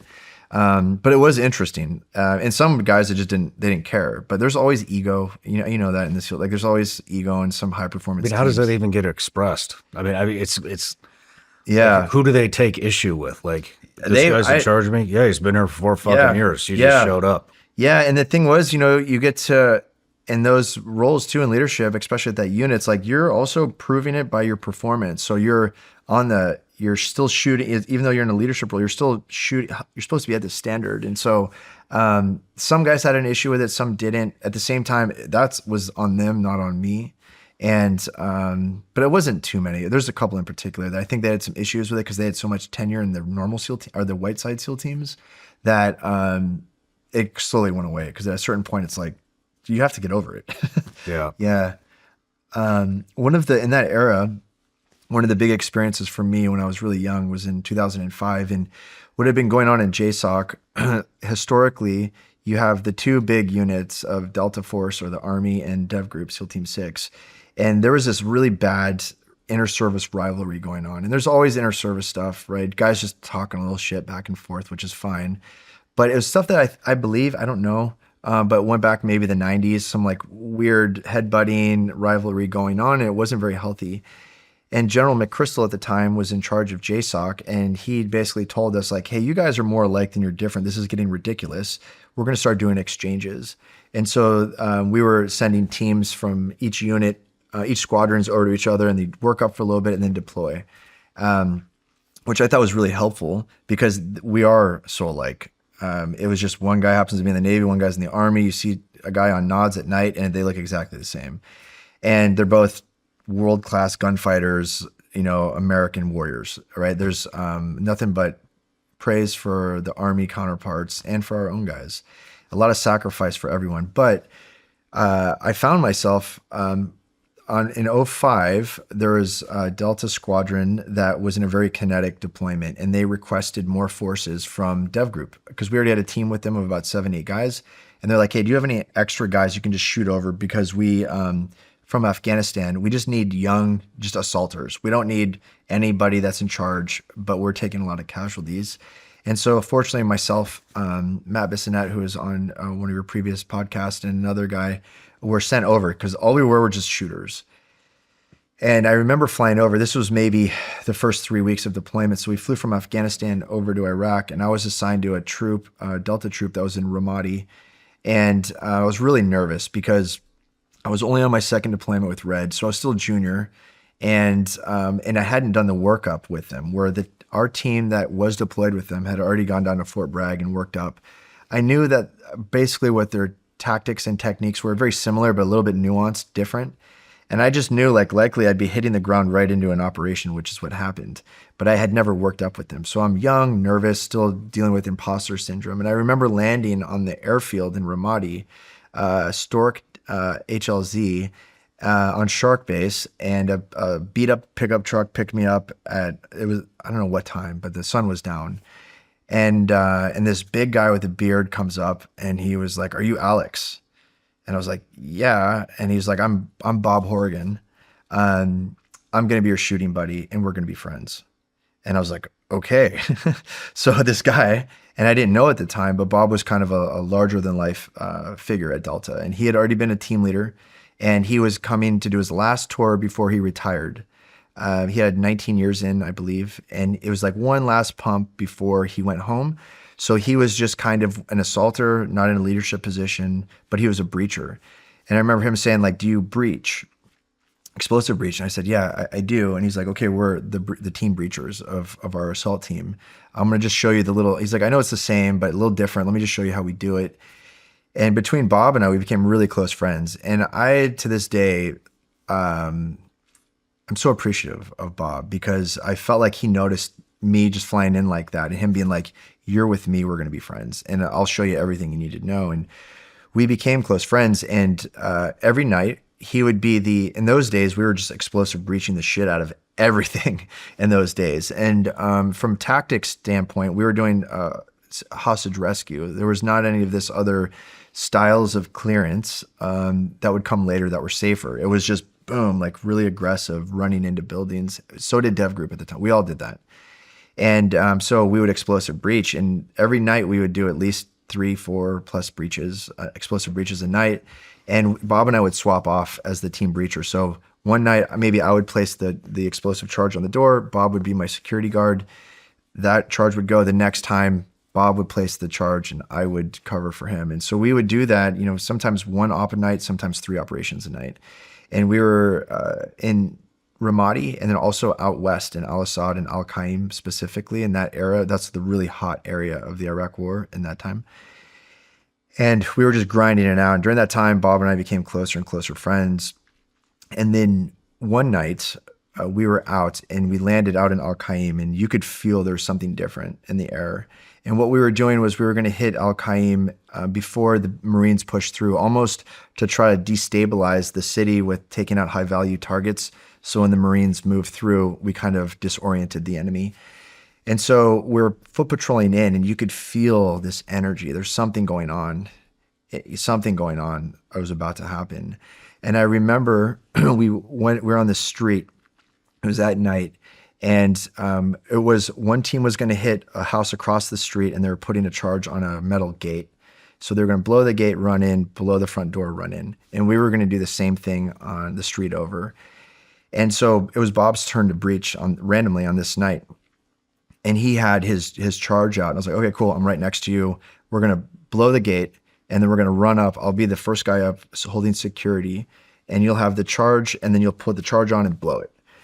And so that's what we were going to do. We, like I said, we did this tons of times before. And I remember I'm standing right next to him, like ready to go, just like we did a million times before, not a million, but a ton. And Bob looked at me and he just says, "Get back." And I was like, "Get back? Okay." He was my mentor. I was like, "Sure." So I stepped back a few steps. Maybe I was like crowding him, whatever. And then he like looks at me. He's like, "Get back." And I was like, "Okay." And so I took a few more steps back. And then I remember he drops his gun. It's just slung. And he just starts maneuvering his hand like this, like, "Get the fuck back." And I can still see his nods juggling a little bit as he's saying that. And I'm like, okay, like, what did I do wrong? I'm sure I'll hear about it later, after the op, but okay. And so I started moving back. And then now I see I'm right next to this charge from the other team that was going to blow this gate. So I'm standing right in front of it and I'm thinking, okay, I can't eat this charge. I'm going to get hurt. So I kept going back even further to get out of the way of that charge. So now there's maybe 20 yards, maybe 15 yards between Bob and me. I did know when that gate blew that one of the other team members was going to fill my spot. It's just like pickup basketball. But I didn't want that because he's my shooting buddy. So I just knew, I'm like, okay, as soon as these go, I'm going to sprint up as fast as I can to be Bob's security guy. So the charges go.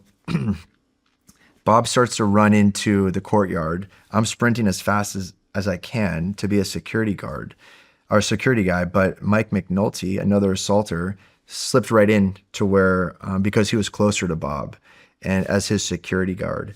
And as all of us are sprinting to the front door of this compound, there was something going on where the outdoors, they had lights going on, but inside was all dark and we were on night vision. And I remember running up and kind of flicking my helmet up to see under my nods. And there was Bob and Mike in front of me and another assaulter as the four of us are running up. And as Bob and Mike enter the door, or right before they enter the door, Bob says he just yells "open," basically saying like, I'm not going to throw the charge. He throws his charge to the side to just like run in. And there was 2 belt-fed machine guns waiting for them.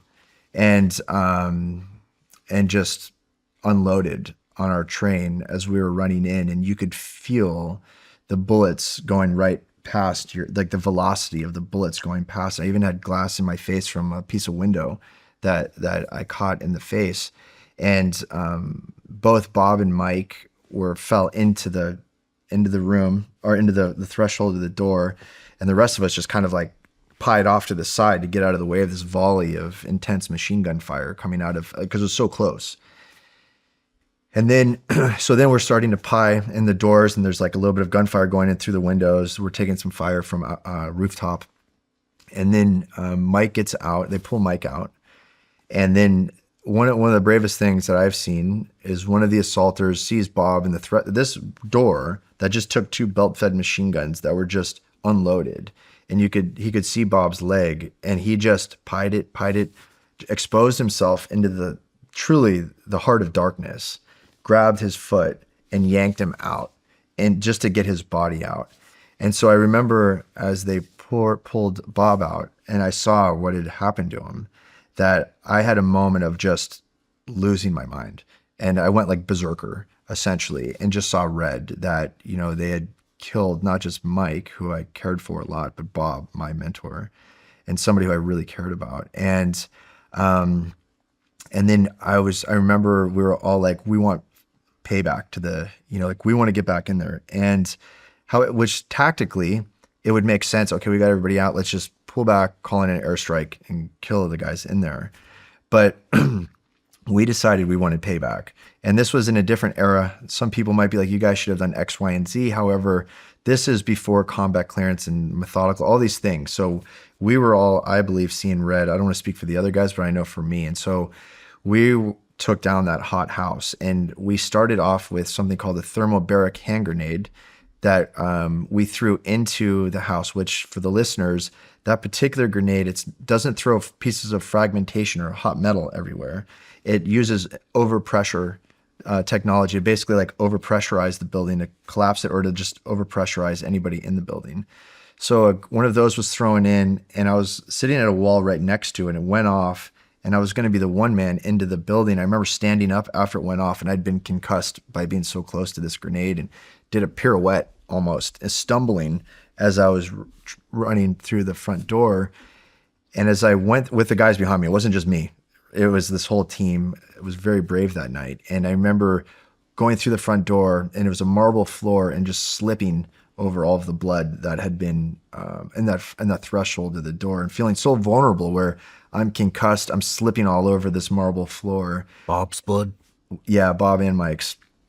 And that was something I would have years later, even flashbacks of. I'd see white marble floors in hotels and just see almost like the shining, like blood going right down it. But back to that night, I remember going in, and as we were clearing room by room, there was sandbag bunkers within each room, and we were just clearing it with hand grenades. And as that was happening, the bad guys came out the back, and the Rangers, our blocking position, ended up finishing them.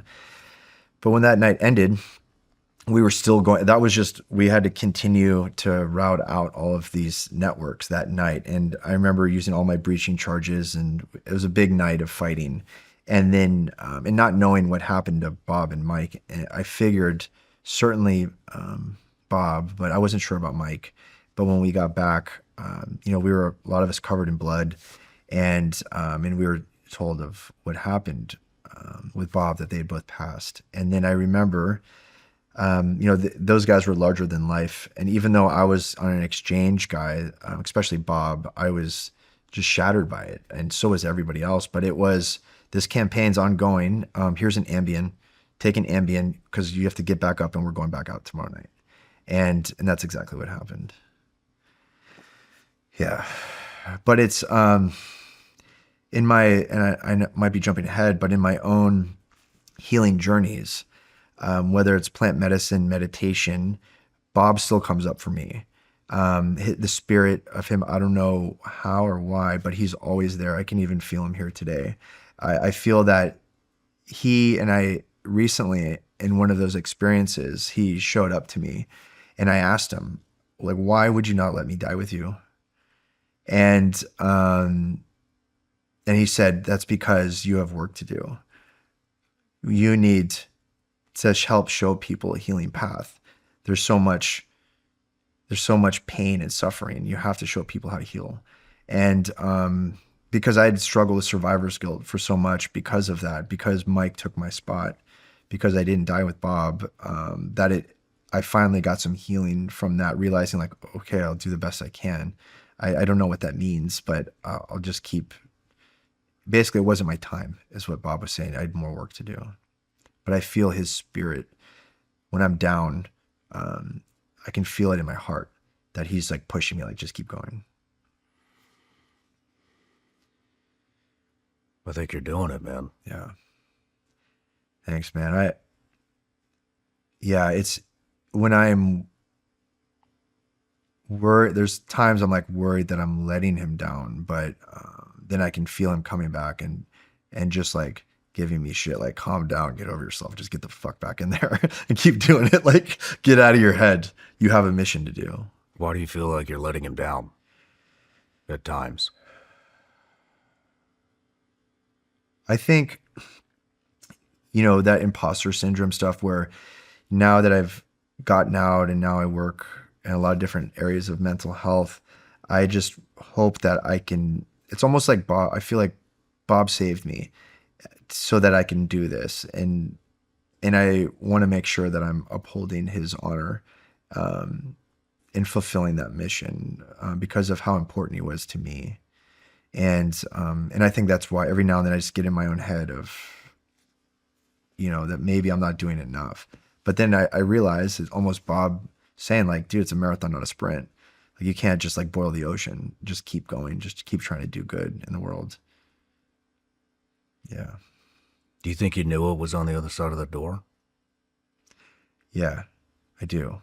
Because I don't know why, there's no reason why he would turn around and tell me to keep moving back. There wasn't a tactical reason for it. I don't recall doing anything that he would have been mad. Like, I just really don't. There was something off. You could feel it when we landed in the helicopters that something dark was about to happen. You could feel it when we were placing charges on the gates. I could feel it, I could almost sense like something was about to go down. And but when he kept telling me, there was no and repeatedly, not just like, hey bro, like give me some space. It was like, and especially when he was like stopped, dropped his rifle, had a breaching charge in his hand, and was like motioning for me to back, like get the fuck back. So I feel like he knew something was happening. I don't know for sure, but in my gut, I don't know why he would have acted like that. I can't come up with another reason why he would do that. It was just so unlike him to do that. How many times did you guys breach doors together before that? Oof. 50 probably.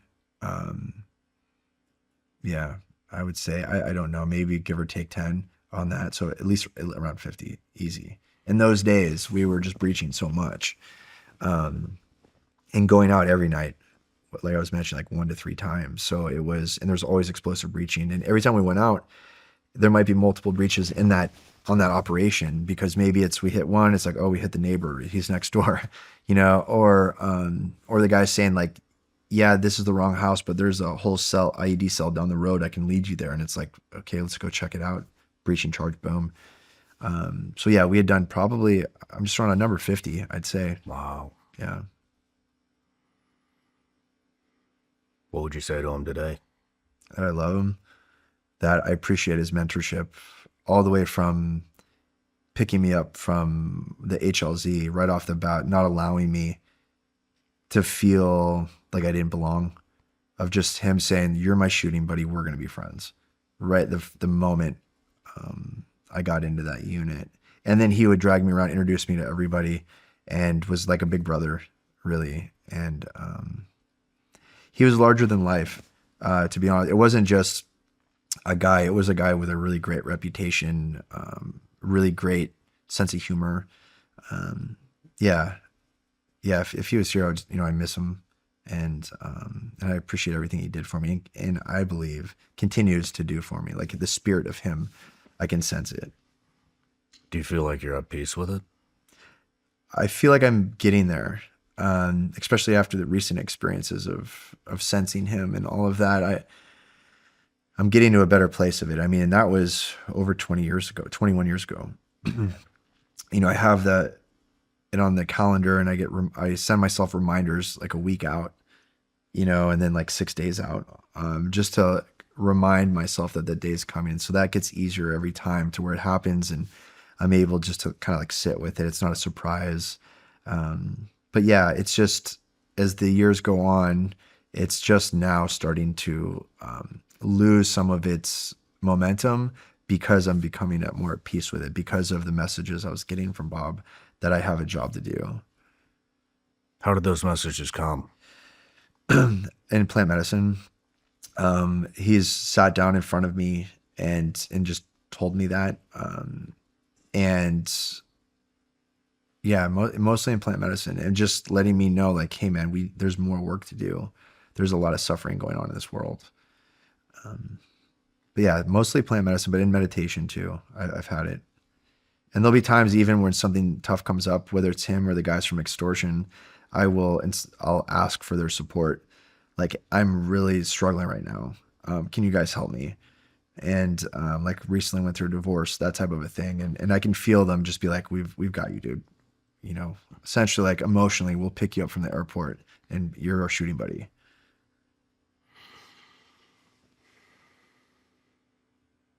Yeah, man, I'm sorry. Thank you. I feel also with the healing, just glad that I knew guys like Bob and Mike and a bunch of other friends that passed in those wars. I feel better off knowing them, but because of what an impact they had on me, it has been tough. But I can't imagine my life without knowing those guys. Yeah. Is that the first friend that you lost in combat? That was. And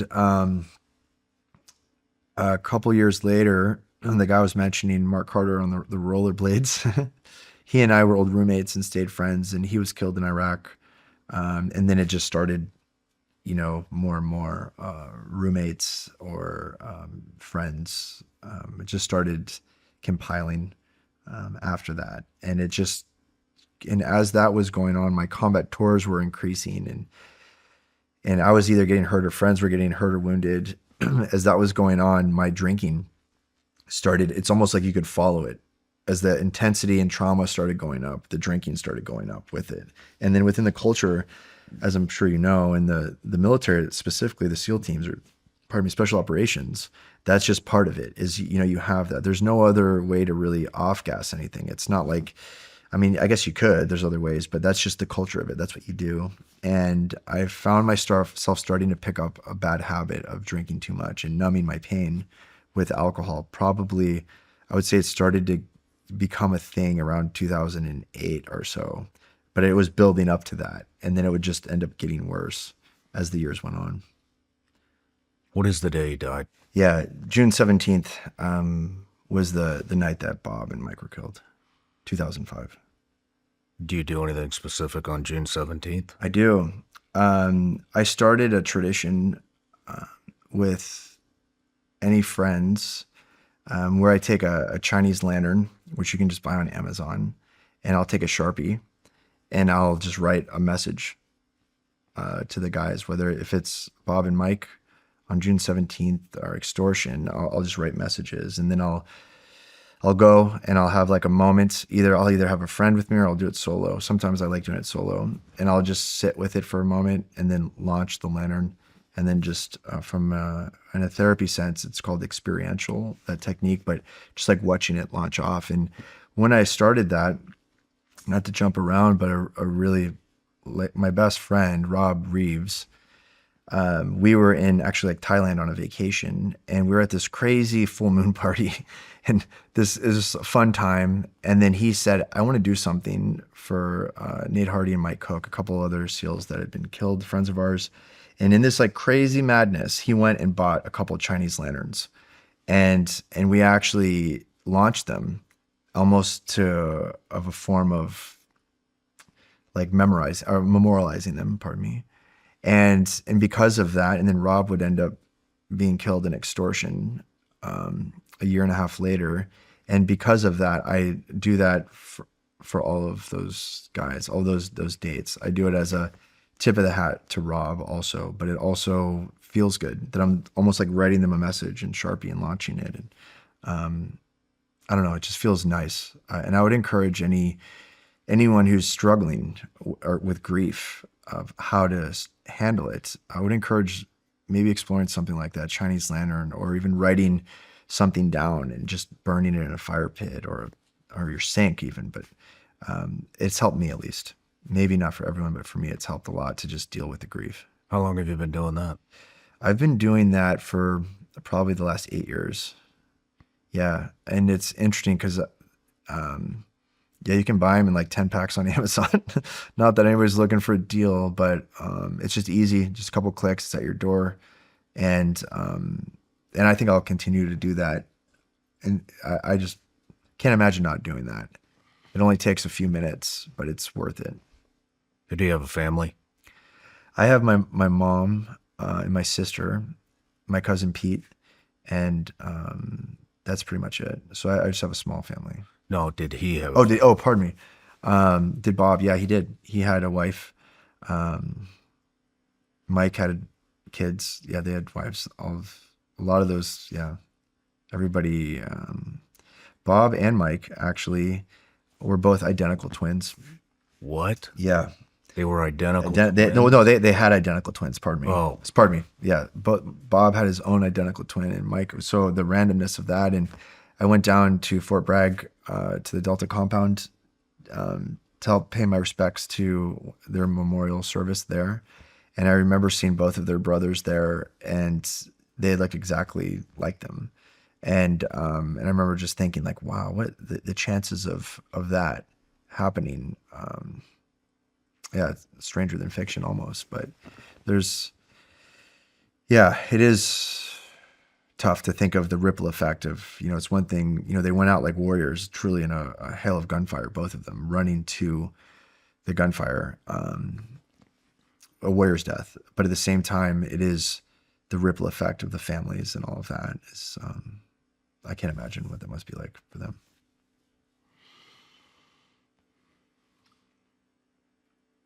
Did you notice any differences between Delta and DEVGRU? Yeah, there was some nuanced things here and there, like tactics and stuff like that, but the mentality was very similar. And I feel like those exchange programs, that era did a great job, because later on we'd cross paths in Iraq when I was in my Red Squadron troop, and the Delta troop would be there, and I'd know everybody there, right? Because I was like friends with them. So this whole like kind of asshole sniffing type thing going on, like comparing, kind of went away. And it was more of like, because we were more alike than we were different. That way, if maybe one of the breachers in our team would be like, hey, do you know the breacher over there? So we can kind of, I just want to know how they do things. Or a sniper wants to talk to a sniper. It'd be easy to just connect them. But to answer your question, both those units have all the money you could need. So they have the best technology, the best instruction. The mentality, both hardcore warriors, I believe some of America's top. The only difference I can see is on the Navy side, we're obviously the maritime unit. So we're doing a lot of, maritime type stuff, where the Army's mostly focused. Not that they don't have some aspects of that, but that's the big thing that's different. Outside of that though, like, I know a lot of people want to hear some kind of like crazy comparison, but having done not just that exchange, but more operations with them later on, I personally have nothing but respect for all of those guys. And I don't know if there's too much of a difference, to be honest. And it's not just that, but the other units that I was working with, whether it's the Ranger Regiment, just to give a shout out to them. I've been in drag out fights with all three battalions, all great guys, all the Air Force PJs, controllers, TF-160, the air crew, certainly, of course, SEAL teams and SF unit. It was just like this. At the end of the day, there is differences with everyone, but we're all more alike than we are different, I believe. Yeah. Did you ever do a maritime op over there? No, I didn't. When the Captain Phillips thing was going down, I was actually a Green Team cadre instructor. And I remember when it was starting to happen, I ran up to my master chief, because I was a tandem master. And I knew they always needed tandem masters to jump in, whatever, intel people or whatever. And so I ran up there with all my stuff, and I asked him, I was like, don't worry, pretty much like, I'm here. Like, I got my tandem rig, I'm ready to go. And I remember he just looked at me, Jim looked right at me and goes, Alex, don't worry, we are going to be just fine without you. Like, I need you down in training, go back down to training. I was like, but he's like, trust me, we don't need you. And I was like, I know you don't need me. I'm just trying to get on as many offs as I can. Like, whatever, fine. Oh, man. We didn't talk about your first deployment at all. First deployment at Red? Yeah. Yeah, we were, I was a part of an Omega team, which Omega, for the listeners, it was essentially JSOC, special operations guys that were attached to CIA paramilitary. And the reason why we were attached to them was because within the agency, they don't have the ability to call in airstrikes or medevac or medical helicopters if there's somebody gets wounded or killed.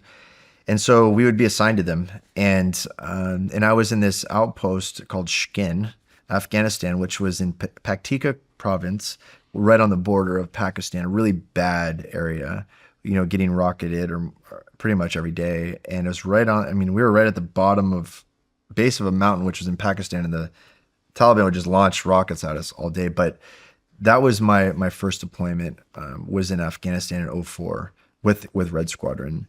And we actually had a couple of the Army guys with us on that exchange. That's what you guys, when I was contracted for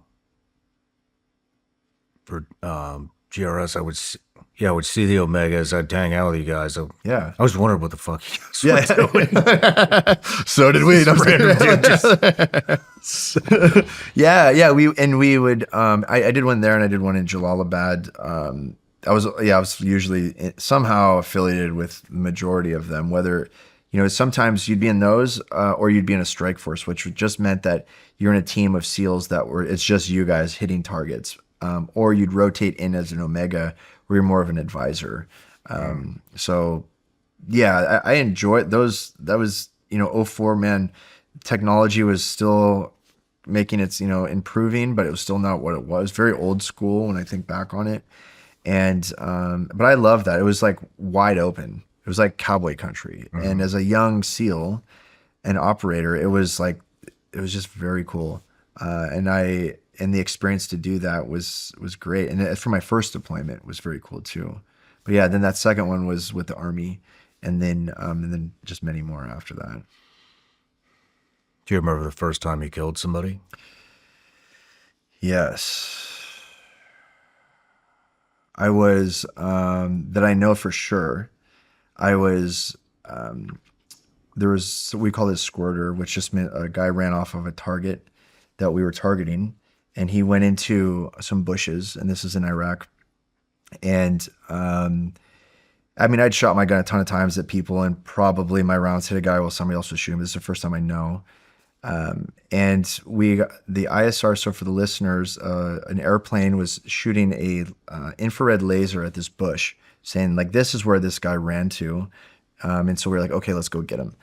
And it was at night in a field, and we had a military working dog named Spike, who was also killed later on. Awesome dog. And so we're kind of online, my team of about 5 guys or so, towards this bush. And but there's this wind that was going back and forth. So the dog needs the scent. But when it's windy like that, it's really hard for it to kind of really get down to where this guy might be. And we're getting closer and closer to this bush. And we ask the ISR, basically the airplane, hey, like kill that sensor, because it's kind of disorienting the closer you get to the bush. So he killed it, and we're kind of like looking in it. It doesn't look like there's anybody in there. And I remember getting right up on the bush and leaning into the bush a little bit to see if I could see it, because we didn't have thermals in those days. And unbeknownst to me, there was a guy with a pistol pointing it right at me. And we're maybe just 3 or 4 feet away from each other. I can't see anything under my night vision. And then finally Spike catches the scent, and then like a missile just jumps right in, and I could feel his body even like hitting me as he hits this guy. And he drops the gun, or scrambled the gun, and that's when I engaged him and killed him. That was the first of dozens. Yeah. How did that feel? I remember when it happened, getting a jolt of adrenaline, and then also I'm happy with that. When I'm not happy, like I don't want to sound like a psychopath, but like I'm happy that basically Spike saved my life, and that I was able to engage that guy, because without Spike, it could have been a very different situation. So it's almost like a kill or be killed, so that adrenaline just really dumped. Mm-hmm. And then it was, and yeah, afterwards, like kind of thinking like, wow, I can't believe like that I actually killed someone. Like I know before, like I mentioned, I know I'd shot a bunch of people, but never just like that. Yeah, but as time went on, and as more operations went on and more killing went on, this funny thing about like the human psyche, it would just become like less and less. And it would just be, and then even as I would notice, as more operations were happening, my heart rate, everything would just be more like just chill, like just very, even if bullets were flying, don't get me wrong, there's times where I would be amped up. I'm not saying I wasn't scared at times, but with the more reps, it got to the point where it was more machine-like.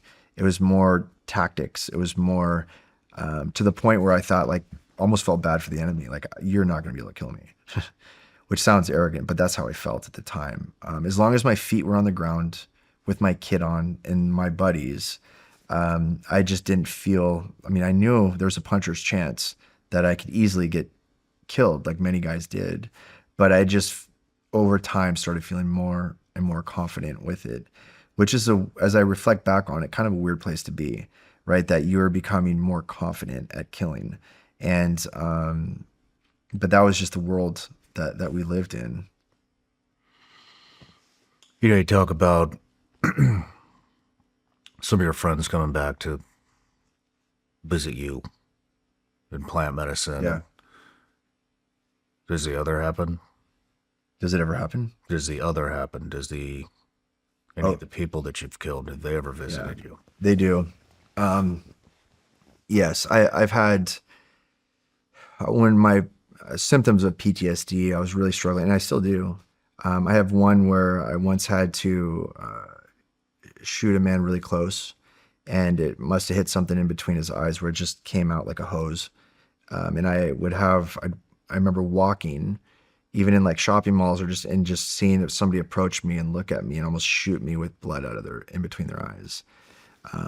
So things like that, nightmares, night terrors, regret. Sometimes, we were dealing with a lot of suicide bombers. And so lots of times, people would run up to us and clack themselves off with a suicide vest, or sometimes, but what that would result in is the next time you see someone that is like reaching around their waist or whatever, you might be quicker on the trigger. So there was, and then that would lead to maybe a shot you wish you wouldn't have taken. So there was just a lot of, as those wars grinded on and on and on, and the enemy got smarter, it just got darker in those wars. And it got to the point where I was like, what the fuck are we doing over here? And because it just kept dragging on. But to answer your question, yeah, I struggled, and sometimes I still do, with people that I've killed, especially as an assaulter. A lot of that was very up close inside of rooms, like gunfights within rooms. And so it was, when that's happening, you're getting chunks of people's, brain on your gear or skull or whatever. It's just up close and personal. It's brutal, and something I wish us as humans wouldn't do to each other. Now that I look back on it, but it's just because of the toll that it takes on this human spirit, just on myself, my mental health. I don't want that for a younger version of me who might be in the military, unless it's like our country's getting attacked or something like that, but not in something like what would be perhaps the quagmire of Iraq, of like, we did all of that for what?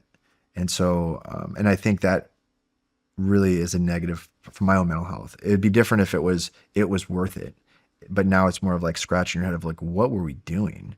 And, we gave this generation of guys, not only whether it's their lives or their physical, like their bodies and all that, but it's also their mental health. Because it is like, what are we doing? Almost like my father's generation of Vietnam saying the same thing. When did you arrive there at that mentality? In probably 2011. So you were still in? Oh, I was definitely in. I was still in assault team leaders. After the Laden Raid is when I started feeling that way. Because it was like, okay, we got the guy. Al-Qaeda's out of Afghanistan. Yeah, sure, there's like some trickling in from time to time. And I saw what was happening in Iraq. And I remember being a team leader, and just, we would get given these operations that were very dangerous and really tough areas, like let's say in eastern Afghanistan, in Konar and things like that, in the Korangal, and thinking like, as a leader, like some of my guys might get killed or wounded. Yeah, we trained hard, but it is war. So is it worth it though? I remember even as a team leader leaving on deployment, and we'd have barbecues, and my guys in my team, their wives would tell me like, will you promise me that you'll bring back so-and-so, like my husband? And then just looking at them and lying and just saying, of course. But in my mind being like the pressure, of like the leader, like I can't promise that. And then thinking like, then fast forward to the aforementioned type of missions I was talking about, where it's like, what are we doing? Like, yeah, we are the unit we are, but I'm not trying to be gun shy, but what are we doing? And that's when it started for me. And that's also when my mental health started spiraling, was after the Laden Raid, like suicidal ideation and all sorts of things, which was not good, especially when you're a leader.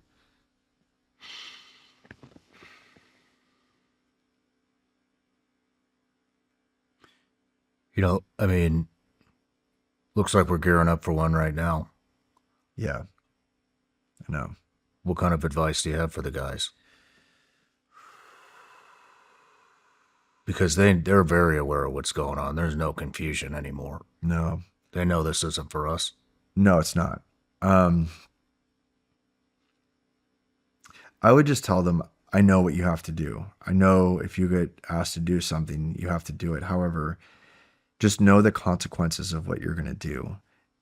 If the war gets to a point where things start getting dark, and they do in combat, where guys start feeding into the darkness, it's not worth it. Just back off. If you don't need to take the shot, don't take the shot. If you start feeling the bloodlust, which is a thing, and the guys who are listening, some people might not understand, but some people will who are listening. It's probably the guys you're talking about the bloodlust.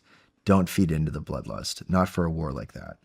If our country was being attacked, maybe that's one thing, but you will pay the fucking price if you feed into the bloodlust for a war that is just unjust. That's my main advice for them. And to be in my main mission, especially for men, especially for veterans, is to be okay to reach out for mental health. Like, it is worth it. You deserve it. And the sooner you can start getting into that, the better. And the less yourself, your family, are going to feel the impacts of it. Thanks for sharing that. Yeah. You want to take a break? Sure. Yeah. Look, I am really picky when it comes to gear. If I'm going to use something every single day, it has to actually perform and do what it says it's going to do. It can't just look good in a product photo. It has to be light, durable, comfortable, and it has to do what it's supposed to do. And that's why I like Roka. Roka was born in Austin, Texas, and American designed with zero shortcuts. Their eyewear is built for people who are outside, active, training, traveling, working, or podcasting, and actually using what they buy. The first thing you're going to notice is the fit. They're lightweight, they stay in place, and they're comfortable enough to wear all day long. The optics are razor sharp. There's no glare, and they don't have that cheap sunglasses feel where you're constantly adjusting them. And I like that Roka doesn't look overbuilt. It's performance eyewear, but it still looks clean enough to wear every day. They also offer prescription sunglasses and eyeglasses. And if you're outfitting a law enforcement unit, military team, or looking for corporate gifts that your team will actually like, Roka has wholesale partnerships too. I've been wearing Roka for a while now, and let me tell you, they are the real deal. Ready to upgrade your eyewear for summer? Check them out for yourself at Roka.com and use code SRS for 20% off site-wide at checkout. That's ROKA.com, code SRS. The internet wasn't built with your privacy in mind, but Glacier was. Open the app, tap connect, done. You're protected. Remember, privacy isn't paranoia, it's protection. Take your privacy back. Download Glacier today.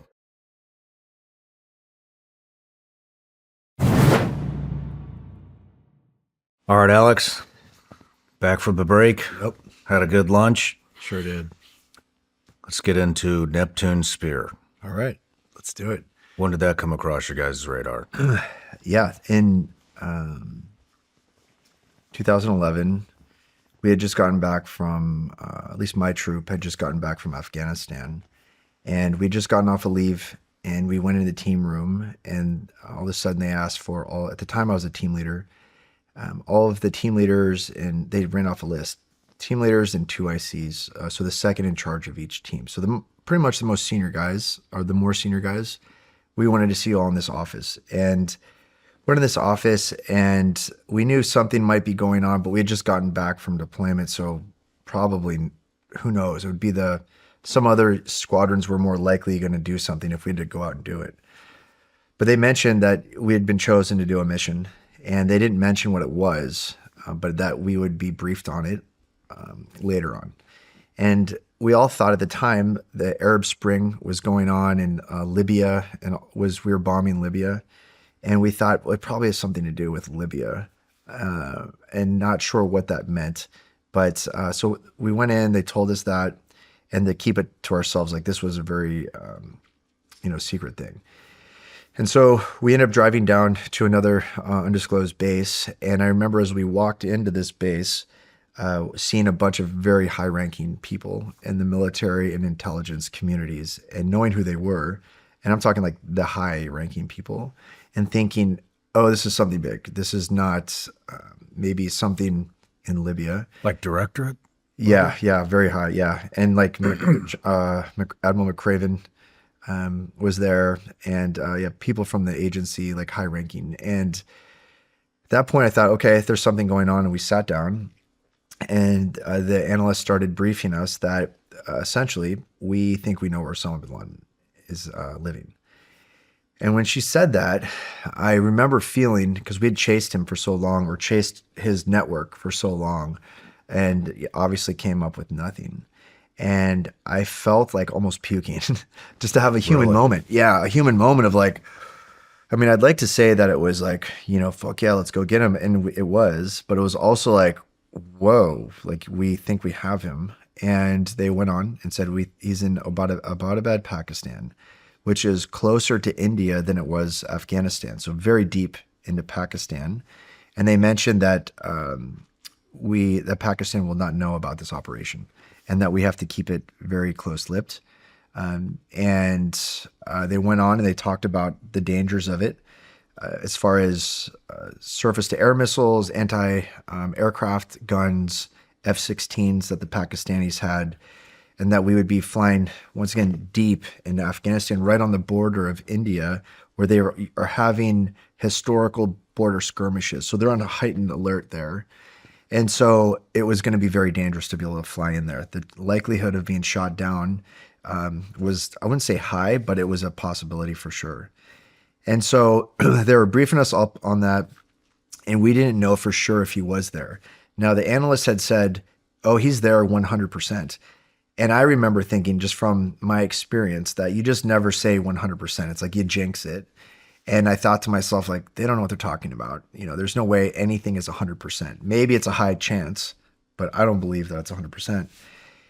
Regardless, we started doing some training on some mock-ups, meaning they built essentially the compound, the wall around the compound, instead of a 20-foot high concrete cinder block wall, was chain link fence, which will come back to bite us in the later. And then also a big plywood building that essentially showcased what the compound was. We didn't know what it was like on the inside, but at that unit or any of those types of units, it's not that big of a deal of what's inside. We just knew we'll figure it on the inside, but it was the big movements of how we're going to take down the target, contingencies and things like that we need to work out. Real quick. Yeah.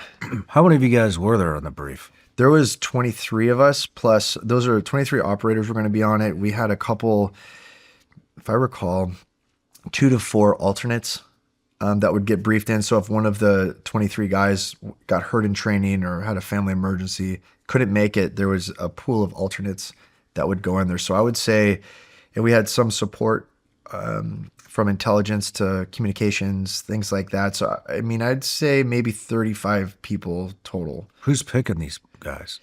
That's a good question. So it was picked from the top from our squadron.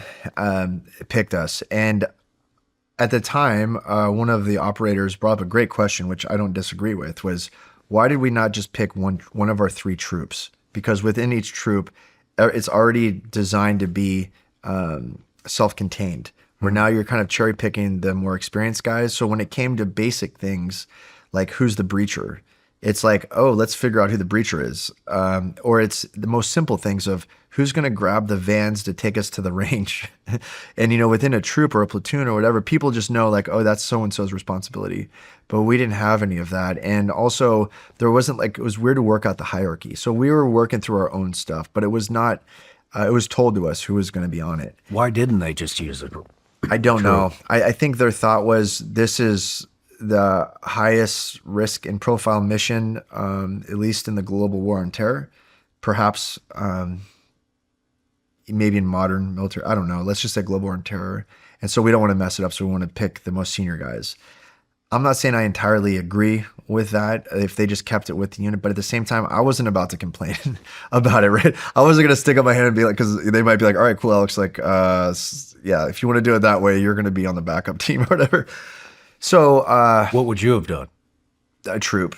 You would have done a troop? I would have picked one of the troops. I would have probably known if I was the squadron master chief, and this isn't a knock on that squadron master chief at all, because I don't know what he was dealing with or whatever, but I would have picked probably the most proficient, the strongest of my 3 troops, and I probably would have picked it. But yeah, that's what I would have likely done. It worked out regardless, but just because of all of the who's who, it was a bunch of team leaders.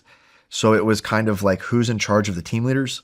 Like, is there a senior one? And then there's just a lot of excess bandwidth that went into figuring things out that was already figured out within a troop that had been established. So we started our training. I bet that raised a lot of questions too on why Crazy people are getting pulled out of their teams.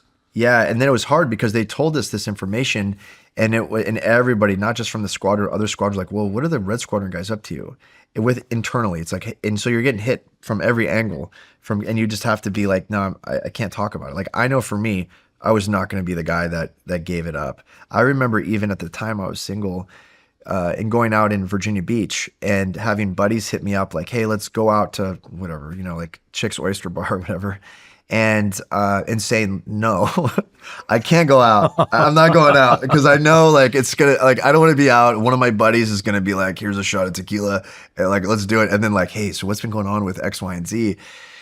So I remember thinking to myself, like, I will not go out because I don't even want to put myself in that situation to where I might say something. So I just stayed in my house, just like watching movies, like young single guy, on a Friday night. Like, I'm just gonna watch a movie. And how old are you? 31 at the time.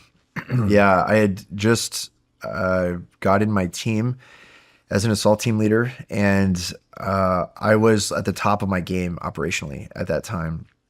And so we started planning for it. The role that I had was, so in the compound, the primary entrance was actually the back door of this primary building. And that's where they felt that bin Laden and his couriers and his son were living. And there's a couple other small buildings, but our role, my job was to essentially, with my team, we would have loved to have not been this aggressive, but we did not have the time or the fuel to do it. So we had to fly our helicopter right in front of that back door, kick out a fast rope, which to the listeners, a fast rope is essentially a fireman's pole, but it's a rope. So you kick it out and then you slide down it like a fireman's pole, just a way to insert. And so we were going to fly right there with one sniper overlooking the compound, just in case a guy came out with an AK. And then through the fast rope down. And then my team was to essentially go right up the middle of the compound. And so that was our role. Another team was supposed to fast rope on top of the roof, and we were going to meet in the middle. And then there was another element that went off to the side too. There's another courier, another small building to take that out. And so that was all supposed to happen simultaneously. Once again, we would have loved to have been able to like land way out in some field and sneak up. That would have been great, but we just didn't have the fuel. One of the main things was we had to accomplish this mission within 38 minutes because we didn't have the fuel to do it. So if we did not get out in 38 minutes, we were told, you're going to have to just Alamo up and just fight off until that's it, or you become a political prisoner. What sucked about that also was in the military, for people who don't know, there's things called speedballs, or essentially bags full of ammunition, extra ammunition, breaching charges, medical equipment. And that's usually what you take on a mission, especially if you knew there's a chance that you might have to Alamo up. And so you would kick out these bags so that you could have a ton of ammunition. But the problem is we couldn't take those because of the weight restrictions, because we were so deep into Pakistan to burn fuel. So, and they were even asking guys like, hey, is there even weapons and stuff that you guys can ditch? And I was crazy looking back on it. By the time I was like, I can ditch my pistol because I might not need that. Of course I needed it, but I was like, I can ditch that. And I remember thinking all I had was 4 magazines. Did you ditch it? I did. And all I had was 4. Shit. I remember my loadout. It was 4 magazines, so like 3 across my chest, 1 in my 416, my rifle. I had a frag grenade, a thermobaric hand grenade, an internal charge, and that was it. It was just as streamlined as it got because we just did not have the weight. And I remember even thinking like, well, maybe I'll sneak in a magazine or two and nobody will know the difference. I literally thought, and I'll probably say here in a minute, but we didn't have the weight. And so the Alamo up thing was a death sentence, essentially, that it's like, we just will not have, no matter how good of shots we are, we just will run out of ammunition if we don't make it past 38 minutes, or if we stay longer than 38 minutes. So we started, so that was a big factor. Also, each helicopter had the ability to do the whole mission by itself, meaning there was a high chance that one of them was going to get shot down on the insertion into Abbottabad by the Pakistani Air Force. And so instead of a normal mission would be, okay, if a helicopter gets shot down or has engine problems, whatever, the other one will divert. And now the new mission is to recover those guys and figure that out. But on this particular mission, it was, that goes down, we are already committed. That we'll figure that out later, but that other helicopter is going straight for it. And that other helicopter had the ability to do everything. It obviously with half the guys, but we were already committed. So some of the things that they were looking to do is to be able to gather the intelligence from the building, but also to take biometrics from the body of bin Laden, meaning taking tissue samples and things like that. And we also had to plan for a safe room, meaning for the listeners, sometimes when you get in high-ranking people, there might be almost like a safe, like a closet that is fortified that somebody might lock themselves in. So if we ran into that, that was going to be a time restraint. So how do we get through that? So there was some breaching charges and things like that we had, but each helicopter had their own in case they had to run into that. Another factor that we had to worry about was how do we actually take it down in the speed that we need to? Of course, we want to take it down fast. However, when you take things down fast, you're increasing the chance of a guy getting wounded because you're not going slow, you're going fast.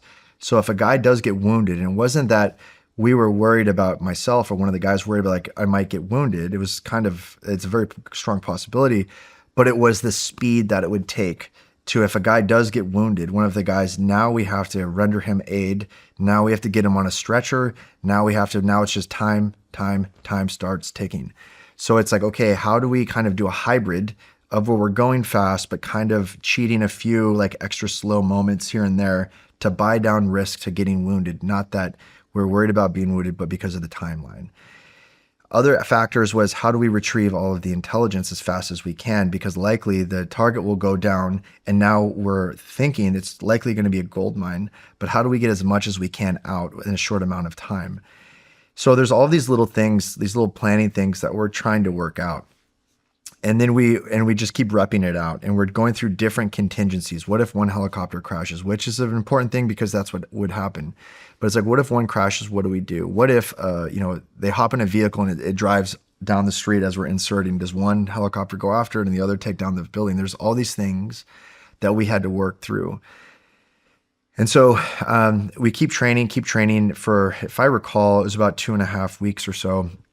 We went to some different sites, but one major factor was on that first mock-up was the chain link fence. For the helicopter would come in, the chain link fence that was mimicking the 20-foot high cinder block wall.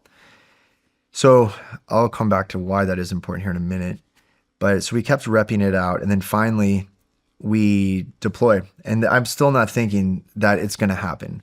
It's just like, no, this is too ballsy of a call for the president to make, because we're essentially invading a sovereign country without them knowing, to potentially go after a guy who's potentially there, right? And if something happens, that team is going to be, like I mentioned, either dead or political prisoners. So that's going to be a whole quagmire to worry about politically. So I personally was like, I still don't know if this is going to happen. Of course, I'm taking it serious. Like that, yes, this is going to happen. But in the back of my mind, I'm thinking, I doubt it. So we still end up, everything's going, and we deploy to Afghanistan.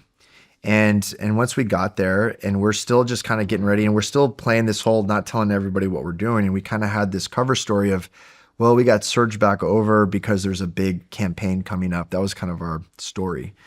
So if we saw somebody in the chow hall, that, because my troop had just been in Afghanistan in that same base, maybe 6 weeks prior, maybe 5 weeks prior.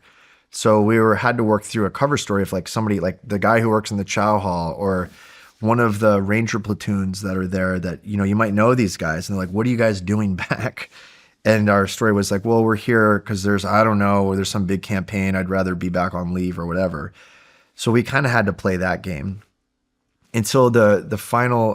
One thing, a caveat I want to bring back to, while we were briefing, the President Obama at the time asked our planners, well, what happens? You guys keep talking about these F-16s. What if the guys are flying back after the mission and the Pakistanis scramble their F-16s to shoot down the helicopters? What are you guys going to do about that?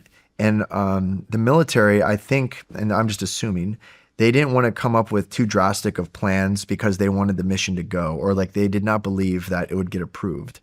So our bosses were kind of like, well, we'll have to figure it out. However, President Obama, to his credit, did say, I want a couple flights of F-15s or whatever it is, whatever fighter jets we have that will shoot down the Pakistani F-16s if they're coming after our guys. I will take the hit on it.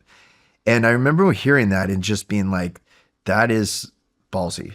Like hats off to him that through all of that, he could have easily just said, well, okay, the military guys are saying they're going to just pedal to the metal on the helicopters and fly out of there. Hopefully they get away from the F-16s. But he had the gumption to just be like, I'm not going to let our guys, if we're sending our guys in to do that and they're flying back, they're not going to get shot down by F-16s. So we're going to have our F-15s or whatever you guys decide in the military, whatever's the best platform to shoot down their airplanes. So fast forwarding back to the night of the raid, and we were getting. How much time did you before the raid happened? That we found out? Yeah. I would say from brief to that's a great execution. question. Maybe I might be off, but it feels like under a month, maybe 30 Under a days. month? Yeah, because we trained for maybe 2.5, 3 weeks, and then we blew out to Afghanistan, and we were there, if I recall, maybe like 7-8 days before we finally launched. I mean, I might be off a day or two, but that's what it feels like. That's what I recall, that it was under a month that we got the information where we thought we were going to do something in Libya, and then all of a sudden here we are flying to Afghanistan, going after the most wanted man in the world. And as we were sitting there, I remember thinking to myself, my role was, as I mentioned, to take my team right up the middle of the compound. And then also I was in charge of all the intelligence gathering. That was like my secondary role. And going into it, we knew, as the higher up you got in Al-Qaeda, it wasn't always the case, but the higher up you got, the more fanatical things got. So you would run into more suicide vests or S-vests, more houseborne IEDs, and just people willing to die for the cause, right? This was the baddest dude, so we're likely going to be running into that. And so knowing that like our role of going right up the middle, like that was going to be, at least in my mind, that was going to be a time that was going to be a real deciding factor if somebody's going to run out with a suicide vest or a houseborne IED and just blow us up right there. And and for me, as the assault team leader, which usually you wouldn't do this, but I thought I will be the first one in the door, because I would and that's just not me, Alex West, but a lot of those guys would have done the same thing, that if anybody is going to run into a S-Fest, it's going to be the guy leading it. And because I know the guys behind me are just as qualified, they could have easily picked up where I left off. But I just thought, I'm not going to tell somebody to do that unless I'm going to do it. So as I remember we finally get the go, like it's going to be a go. You guys start kidding up. And I remember, what were you guys doing when you got that? We were, if I recall, we had just had some food. Maybe it was the equivalent of, I would say, maybe 8 p.m. local time. So we had just had dinner. We were kind of hanging out. We knew that it was in this window of time because of the Illum cycle or the moon cycle, that it was likely going to be in this window of time. And if we missed it and didn't launch, that we were either going to have to wait for the next Illum cycle. And so we'd have to stay in Afghanistan for another 30 days or likely around that. Or you were just going to get sent home and this whole thing would fizzle out. So it was kind of like on the edge of, it could have been any one of those three things that could have happened equally, I believed at least. But the intelligence people kept saying, no, he is there 100%. And then I had that same old thing of like, yeah, I don't know if anything's 100%, but I mean, I appreciate your intensity and your confidence. I just don't believe it. But finally they came and they said, it's a go, get your kit on. And so we started kitting up, and I remember we got on the helicopters, and I remember still thinking, there's no way, like this is just another spin. And then they started cranking the engines. And I just thought, okay, like that's interesting, but I'm still not convinced. And then all of a sudden we started taxiing, and I started hearing some radio calls. And then all of a sudden we started to take off. And I just remember thinking, well, I'll be damned. Like we are doing this thing. And then it was an 1.5-hour flight. And I remember, which was a lot of time to sit in your head and think about what's about to happen. Because what was going to happen within an 1.5 hours, a few things was going to happen. You were either going to get the man and get out of there. You were going to get stuck there in Alamo up and die, you and all of your friends. You're going to get stuck there and become a political prisoner. And those were like the 3 outcomes that could have happened from that. And so as we're flying in, I just remember thinking like, okay, and then feeling the pressure of it, just to be human about it. Like, you know, I have a human nervous system. We had human nervous. So it's like, even though, yeah, we were the team, we had the resume, I had the confidence to do it, I still was having these human emotions of just like the weight of it. Because if one, let's say it was like the Super Bowl, I can imagine if I'm an NFL player, it's like, wow, the Super Bowl is coming. Like a lot of people are watching. This is the pinnacle of my career. It's at the end of the day, you throw a bunch of interceptions and lose the game, you're okay. It's not that big of a deal. On this one, it was, if we mess up, not only are we dead, but we're also making our unit, our military, our country, New Yorkers, all of these people, we're going to let them down. So it's the gravity of fucking payback that was on our shoulders that we were fortunate enough to get picked for, to be able to deliver that for the American people and New Yorkers. And so that weight on us, it was just overwhelming as we were flying in. And I remember just thinking about that. And as I close my eyes, I'm visualizing New Yorkers jumping out of the Twin Towers and just thinking like, we have to have payback. And then also thinking like, oh my gosh, the weight of this is crazy. And then the closer we started, you know, then another 20 minutes would pass, another 20 minutes. And I remember just feeling overwhelmed and getting into like just taking deep breaths almost of just like, I need to calm down. There's a lot going on here. And then just, I remember looking out the window of the helicopter and seeing a bunch of the topography reminded me of like East County, San Diego, and just thinking, okay, that looks familiar. And then just starting to do some mental reps in my head of like, okay, the reality is this is not that hard of a target. I mean, you've done way harder. Your unit has done way harder. All the guys around you are the best that you've ever served with. So you guys will, as long as you get your feet on the ground, you will at least pull this off, at least on the ground, not getting out, but you'll pull it off. And I just kept doing more deep breaths and visualizing it, and finally started to like calm myself down, because that was an 1.5 hours of just thinking about what if. And then as the closer we get, I remember we were 3 minutes out. We opened up the helo doors, and we unlocked undone our D-rings. So for the listeners, lots of guys would carry a runner on their belts that could clip into a D-ring of the helicopter, so that if the helicopter pulled off to the side, you would not get flung out of the helicopter. But we had all unclipped those because we were getting close, because we were about to fast rope. You don't want to fast rope with that in because you won't go anywhere. So we all unclipped. I'm holding onto the back kit of one of my operator friends who's going to be the guy who throws the fast rope. And I'm holding on to him. I'm looking around at all the guys, hearing some communications calls. And then I'm hearing 1 minute out. And I start to see the town, and I can feel just, it was like a cool, like spring breeze type thing. I had a long sleeve cami top on, and that's it. I could feel a little cold, nothing crazy. And I'm holding on to him, and I'm just completely dialed in, like as dialed in as I've ever been. And then I just remember we fly finally like 30 seconds out, and then all of a sudden we fly right in front, and I can see the compound, what we have done, rehearsed so many times. So I'm holding one of the operators, another sniper's got his gun pointed towards the main building. And as we start to hold station right there, what had happened was when we were doing the chain link fence, the rotor wash from the helicopters would go through the chain link fence. And also this night, the temperature was a little bit hotter than expected, which would be one little micro factor here.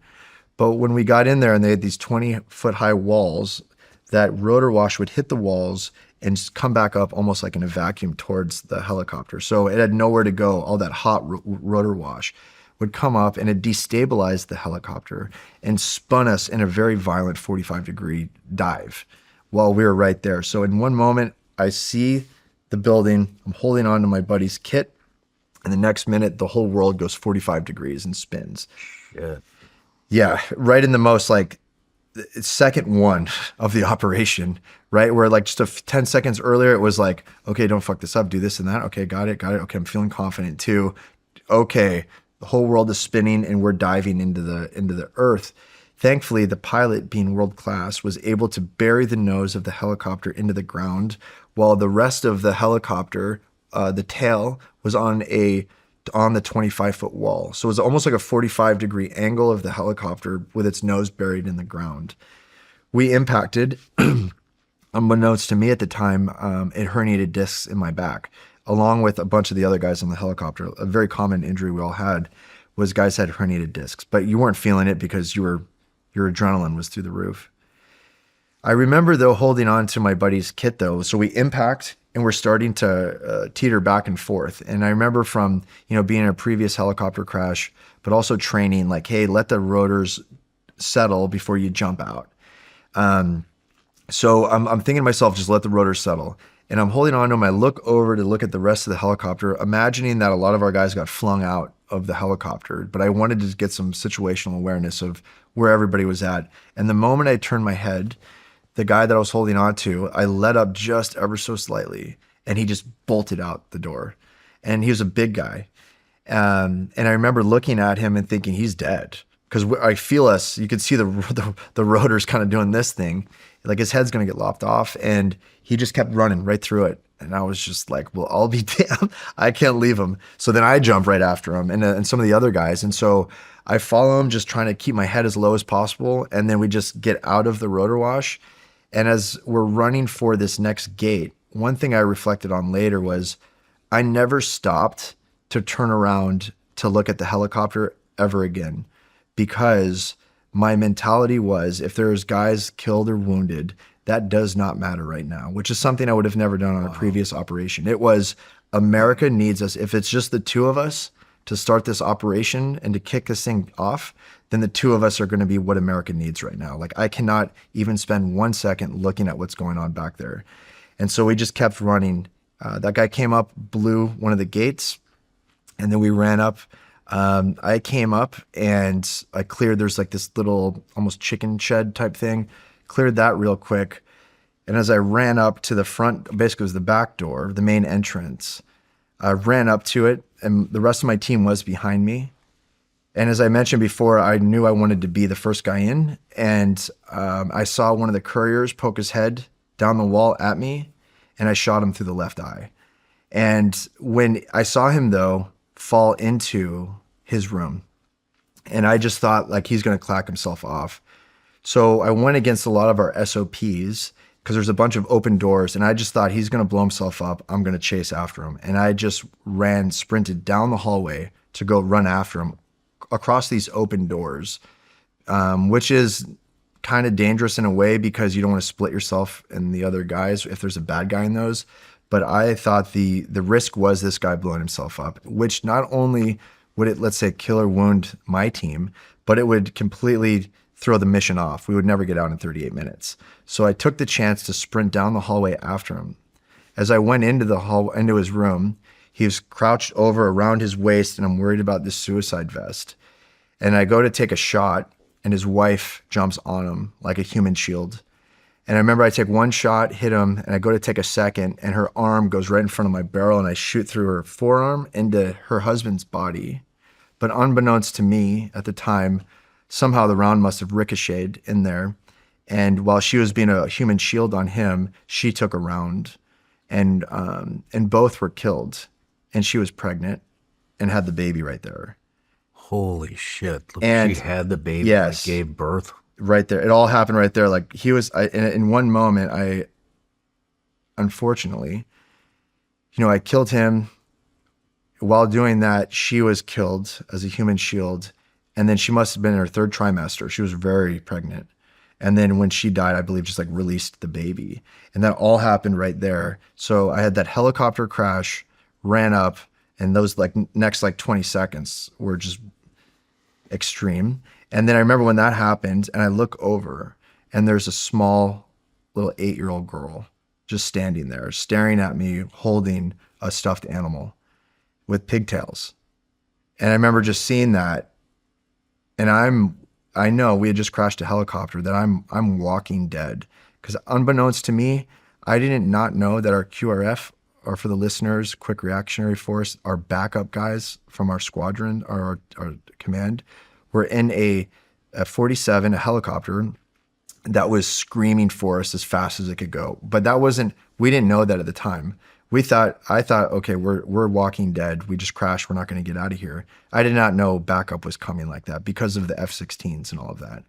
But back to that little girl, I knew I was walking dead, but in all the chaos, and I'm even hearing another team that's getting in a gunfight in the background. I know that they're in contact also with one of the other couriers. I hear that, and I had the wherewithal in the moment to just take a knee and just put my hand on her shoulder and just tell her how sorry I was.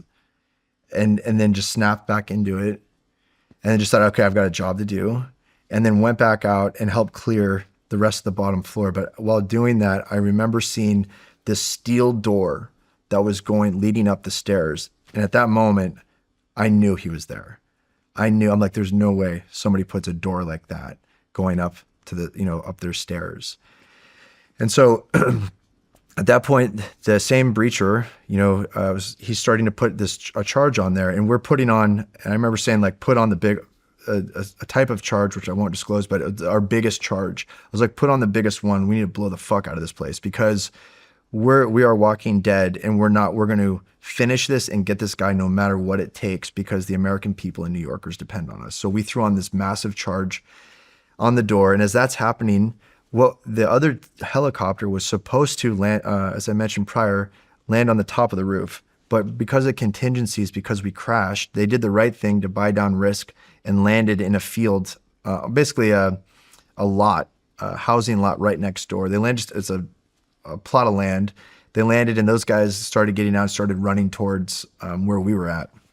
So they're finally starting to get there. But as the team leader, I'm coordinating with them. Hey, don't come in yet. We're about to blow this big charge. You're going to run right into it. So I'm coordinating them to make sure that they don't come running into it. I'm making sure all the other our assaulters are out of the way. And there was one moment where I tucked back into the room where I'd killed that family and that little girl was, to where I was about to give the call of like, okay, send it on the charge. And I had a beat of a moment where I was like, we're dead. There's no way we're getting the fuck out of here. Send it. Boom. And then at that point, the rest of the guys came in. They filled in behind this point man, started going up. They encountered Khalid, which was the son with an AK-47, which is a horrible situation to be in, where you're going upstairs while a guy has an AK-47. But he was engaged and killed. And then we started making our way up. And then one of the guys saw the man engaged bin Laden.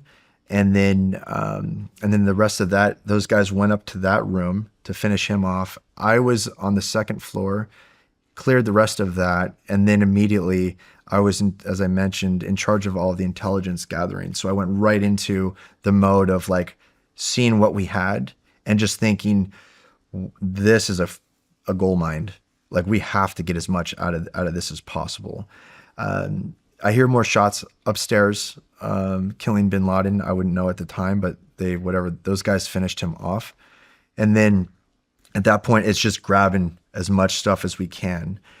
I'm also thinking to myself, like, we're still like, okay, well, okay, we're going to grab this stuff and try to get out of here. What's going on? I get an update that our QRF is coming to pick us up. So there's a chance we might get out of here.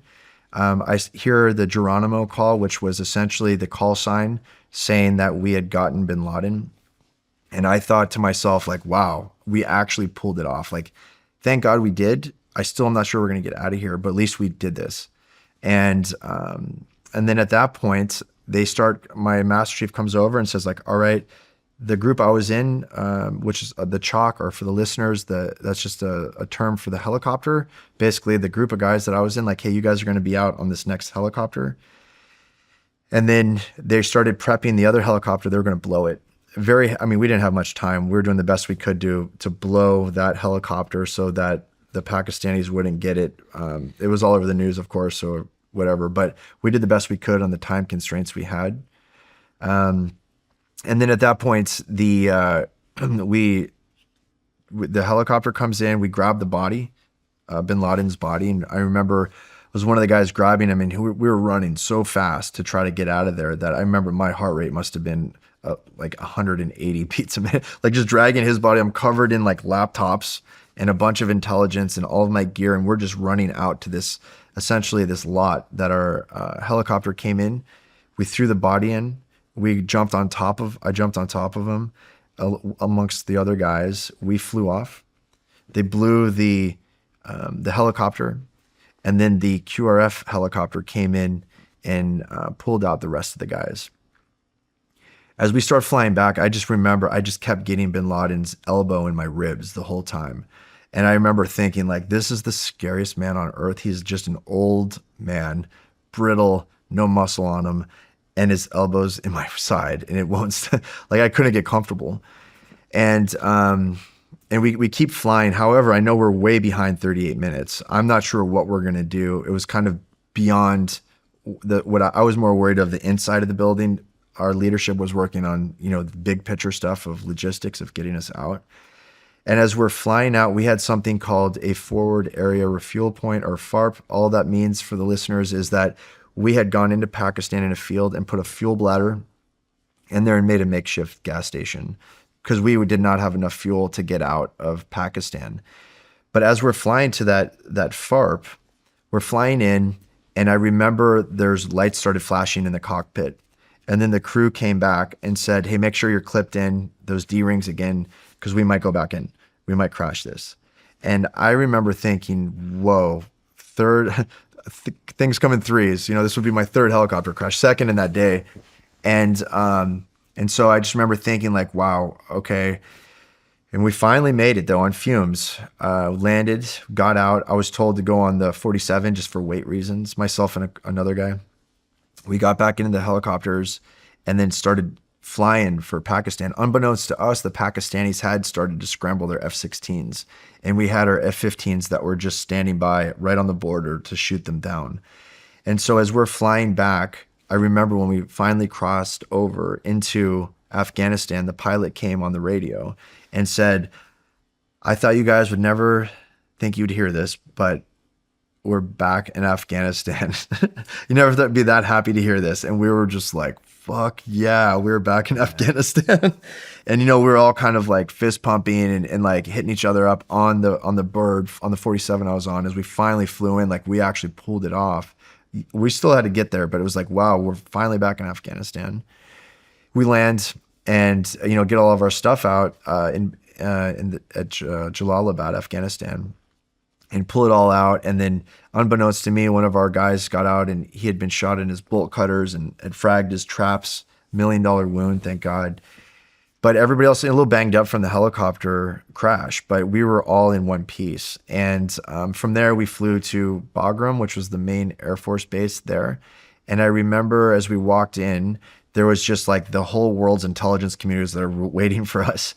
And I remember just being, because I was in charge of it, and asking them to basically back the fuck off, because we still had like, guys still had their gear on and everybody wanted a piece of it, which they were fine with. But I just remember thinking like, we aren't even organized right now. We're all in like somebody's like soccer, bag.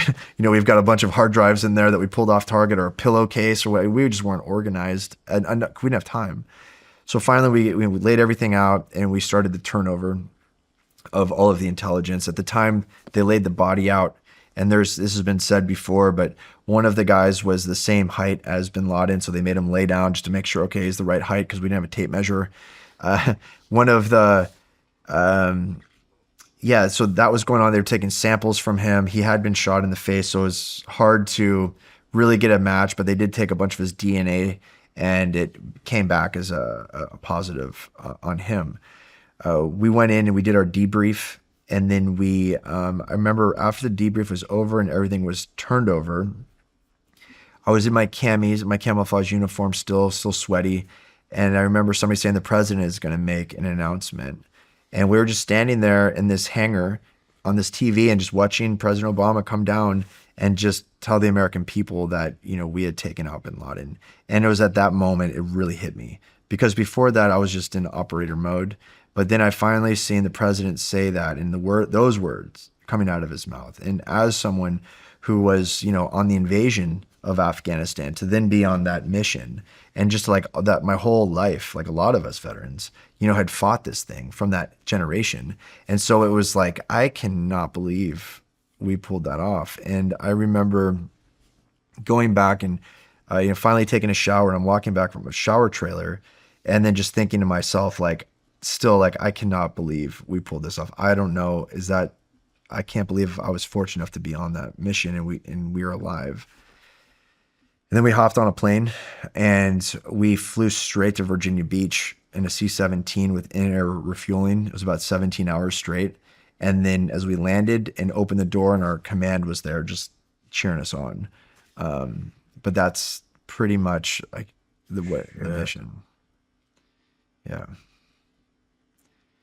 And I feel so fortunate to have been a part of it, to be a small part of that. And one thing I want to say is it wasn't just, the 23 guys and an interpreter. It was the years of the intelligence community working their ass off for years. It was the helicopter crews. It was the mechanics. It was all of the people that contributed to everything. It was not just those 23 guys and an interpreter. It was the nation. And that I am so proud that we were able to have payback for the American people and New Yorkers. Man. Oh, but that was a hell of a feeling. Yeah.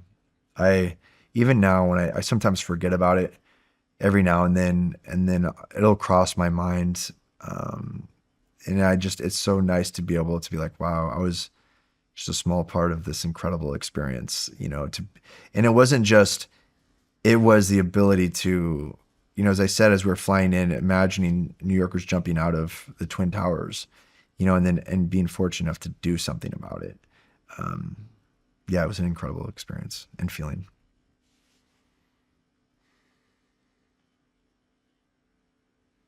Did you meet the president?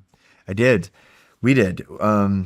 Let's see here. I can't remember the amount of time, but shortly after, we flew to Fort Campbell, where the president and Vice President Biden at the time were addressing the 101st Airborne, and they had us in a separate kind of private room that he came in, and we were able to meet him and the Vice President, and that was a super cool experience too. What did they say? One thing I remember about Obama is I've heard this from other people, but maybe it took me meeting him. Such an intelligent, well-spoken guy, a lot of charisma and swagger.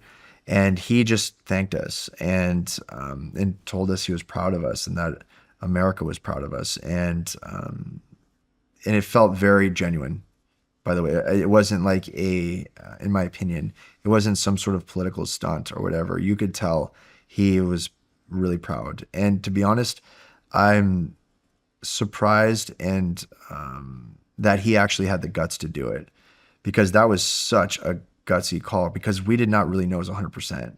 And then to line up the F-15s and all of that, like that would have all ridden on him if we wouldn't have gotten out of there and Alamo'd up and we're all killed or political prisoners. That would have politically been horrible. So to just go for it, I give him respect for that. Damn. Yeah. What did you say to the little girl? I told her in that moment that I was so sorry. And I've struggled with that, with her, ever since the fact that happened.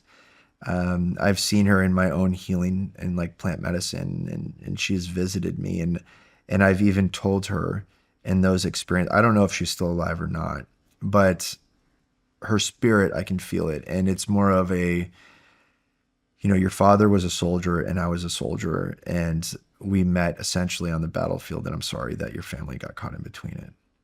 And there's no way that her and I would have ever met any other circumstances. We're from two different worlds.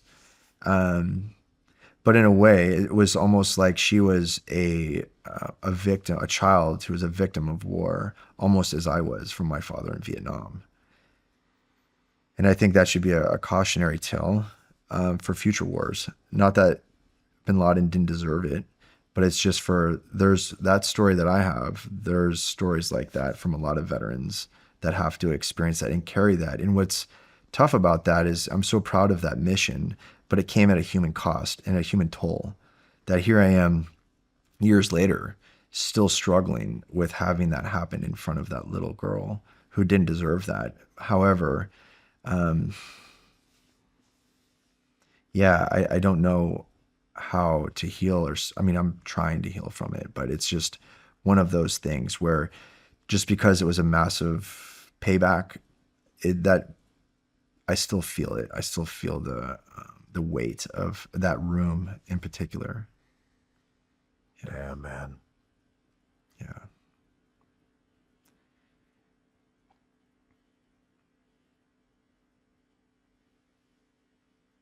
What was the day after like? I remember one of my buddies picked me up from the airport, the military airport, and took me out to get some dinner, like a steak dinner, I think, and a drink. And I remember that was enough for me. Like I wasn't about to like go party or anything. I was just so tired, and basically I slept a lot. And my back was really hurting me from the crash and going into medical. And I think the next few days were more of like getting evaluated for injuries and a lot of after action. So there's a lot of, I was getting flown up to DC quite a bit to do after action stuff, but it was a lot of that. And then when that dust settled after a couple weeks, at a unit like that, it's like, okay, get over it. We're getting back in there. You've got house runs, you've got trips. You got to start planning for X, Y, and Z. The war's not over. What was it like showing back up at the squadron? It was great. We were so proud. The squadron was proud. Other squadrons were, professionally kind of like, man, if we would have done it, we would have never crashed the helicopter.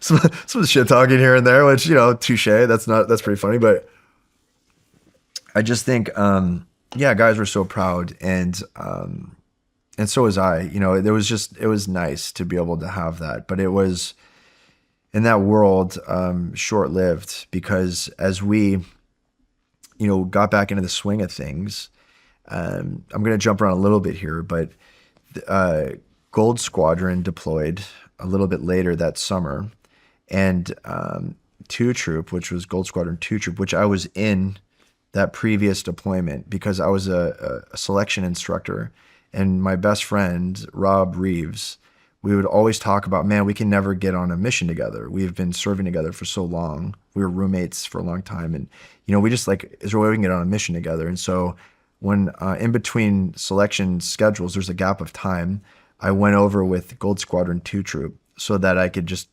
stay current as an instructor, but also to be able to do missions with Rob.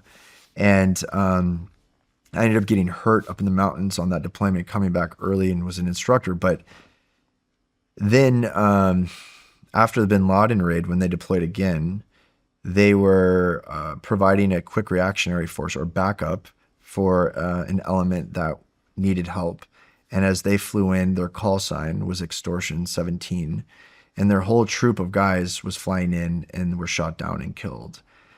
And so which devastated the NSW community, of course, as you know, and also DEVGRU community, because you're talking in one moment, you're friends with all these guys, and the next moment, a whole troop of guys is killed. So you have 12 to 20 phone numbers in your phone that every single one of them is dead.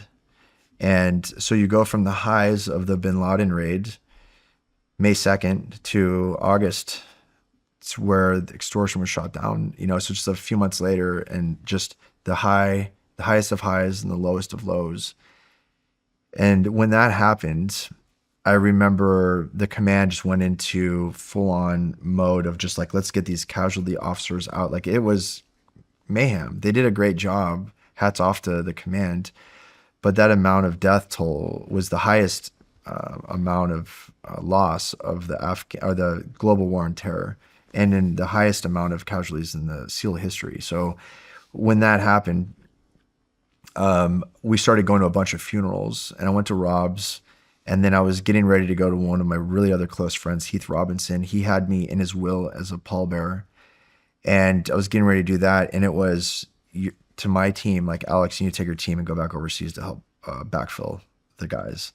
And so I couldn't even do that. And it wasn't just me, a lot of guys were in that same boat. And so we blew out to go back overseas to backfill 2 troop. Yeah, as we couldn't even bury them, you know, or be pallbearers or give eulogies because we needed to be back out there to keep the fight going. And that experience on that era in command just devastated everybody. And that spun me out with my own mental health, which was already on edge for how many combat deployments I had done in my own childhood stuff. So now you have a ton of your best friends were just killed in an instant, and you can't even mourn them because you have to go back overseas. And then that's when I started really spiraling at that point. Man, I'm sorry, dude. I appreciate it, man. Yeah, it's just, and you can't replace 2 Troop. Those guys were so experienced and talented, and obviously just as people, incredible. You can replace them in the military, right? You can fill those spots, but you can't replace that, especially at that type of a unit. You just can't replace that many guys like that. Yeah. But life went on, unfortunately. I mean, it didn't really go on with the mourning, but it was like, okay, back overseas, and then kept deploying. And then on my last deployment, I was deployed as, we were an assault strike force team. Basically, I was an assault team leader, and we were just hitting targets in eastern Afghanistan. And the wheels were really coming off for me. It was almost like I just couldn't take it anymore. And also the fact that happened where they were all killed, and I didn't know what we were doing in the Afghan war at that point. Like, what were we doing? We'd already killed bin Laden. We'd driven the majority of Al-Qaeda out of Afghanistan, and now we're fighting the Taliban. And so it's like, what are we doing? And they're asking, us or me to lead my assault team on these raids, which I was happy to do. I wasn't backing down, but I was also having all of their wives tell me they'd bring back my husband. and it was for something that I did not believe in. However, being in that leadership position, you had to keep going. And it was during that time that as I mentioned, my mental health was starting to spiral. I was like being really outspoken when I normally wouldn't have. I would have kept my mouth shut, to leaders, guys I was friends with, and where they're like, dude, are you all right? Like, calm down. It was just coming out that way. And I started getting suicidal ideation going on. And then I remember where it culminated. I was sitting in my room in Jalalabad, Afghanistan, and I remember just sitting there with my .416, my assault rifle on my lap, and I'm looking at it, and I'm just thinking, I just want to end it. And then I'm taking it, and I'm like pulling the gun, putting it like, do I go to the forehead? Do I go to the mouth? Like, how do I finish it? I just have to finish it. I'm in so much pain. And then I'm thinking of the irony of this particular rifle that I had killed dozens of combatants with, that this was also going to be the rifle that was going to take my own life. And I'm in this dark, dark place, and I'm just talking myself up. Do it. No, don't do it. Do it. Don't do it. Repping it. Do it. Don't do it. Rep it. Do it. Maybe I shouldn't use my rifle. Maybe my pistol. What if I don't want my buddies to have to clean up all my stuff? Maybe I should shoot myself in the chest. All of these things were going on in my head. Rep. And then as that's happening, it's getting closer. I could feel it, like I'm almost there. I'm going to do it. And then all of a sudden, boom, boom, and the sirens start going, and the Taliban is attacking our base. And in that moment, I snapped out of it and was like, I have to man a position on the wall as a team leader, and grabbed my kit and ran to the wall where I had to meet our JTAC to basically start if we needed to call in airstrikes to fight off the Taliban. So then I manned the wall, and I remember thinking to myself, the irony of, in that moment, of all moments, right, that I could have been doing that we got attacked by the Taliban. Essentially, the Taliban saved my life by attacking the base. Holy shit. Yeah. Yeah. I would continue to, be struggling. And thankfully, that was my last tour. I came back from that, and I was earmarked to continue on to work up the pipeline to get into higher forms of leadership within the command. And I went to a traumatic brain injury clinic called the National Intrepid Center of Excellence, or NICO, which is in Bethesda. And that's when I got in there, and they started doing a bunch of brain scans and saw scar tissue in my brain from traumatic brain injury, and was diagnosed with, major depressive disorder, PTSD, suicidal ideation, all of these things. And then I just started thinking, like, I don't know if I'm going to make it. I literally did not know if I would make it. And then I kept going back to what I did in Buds or Green Team or Selection. It was like, just make it to the next meal. Just that old saying, like, I don't know if I can do that. And it's like, okay, I can't do that. I can't make it to lunch. I don't know if I can do this. Life, dude, this is life. Like, I don't know if I can do it. It's like, okay, make it 5 more minutes. Just 5 more minutes. And they'd be like, okay, cool. 10 more minutes. That's how bad I was struggling. And I made the decision at that point, like, I can't continue to serve. I can't keep deploying. I'd done 15 combat deployments in a row. And I was like, I have to get out of here. And so I took orders. I requested and went out to the West Coast to San Diego for my last few years to just work in schoolhouses or training commands. I remember I was offered the ability to medically retire. And I thought about it. But when that happened, I was maybe at 17, 18 years.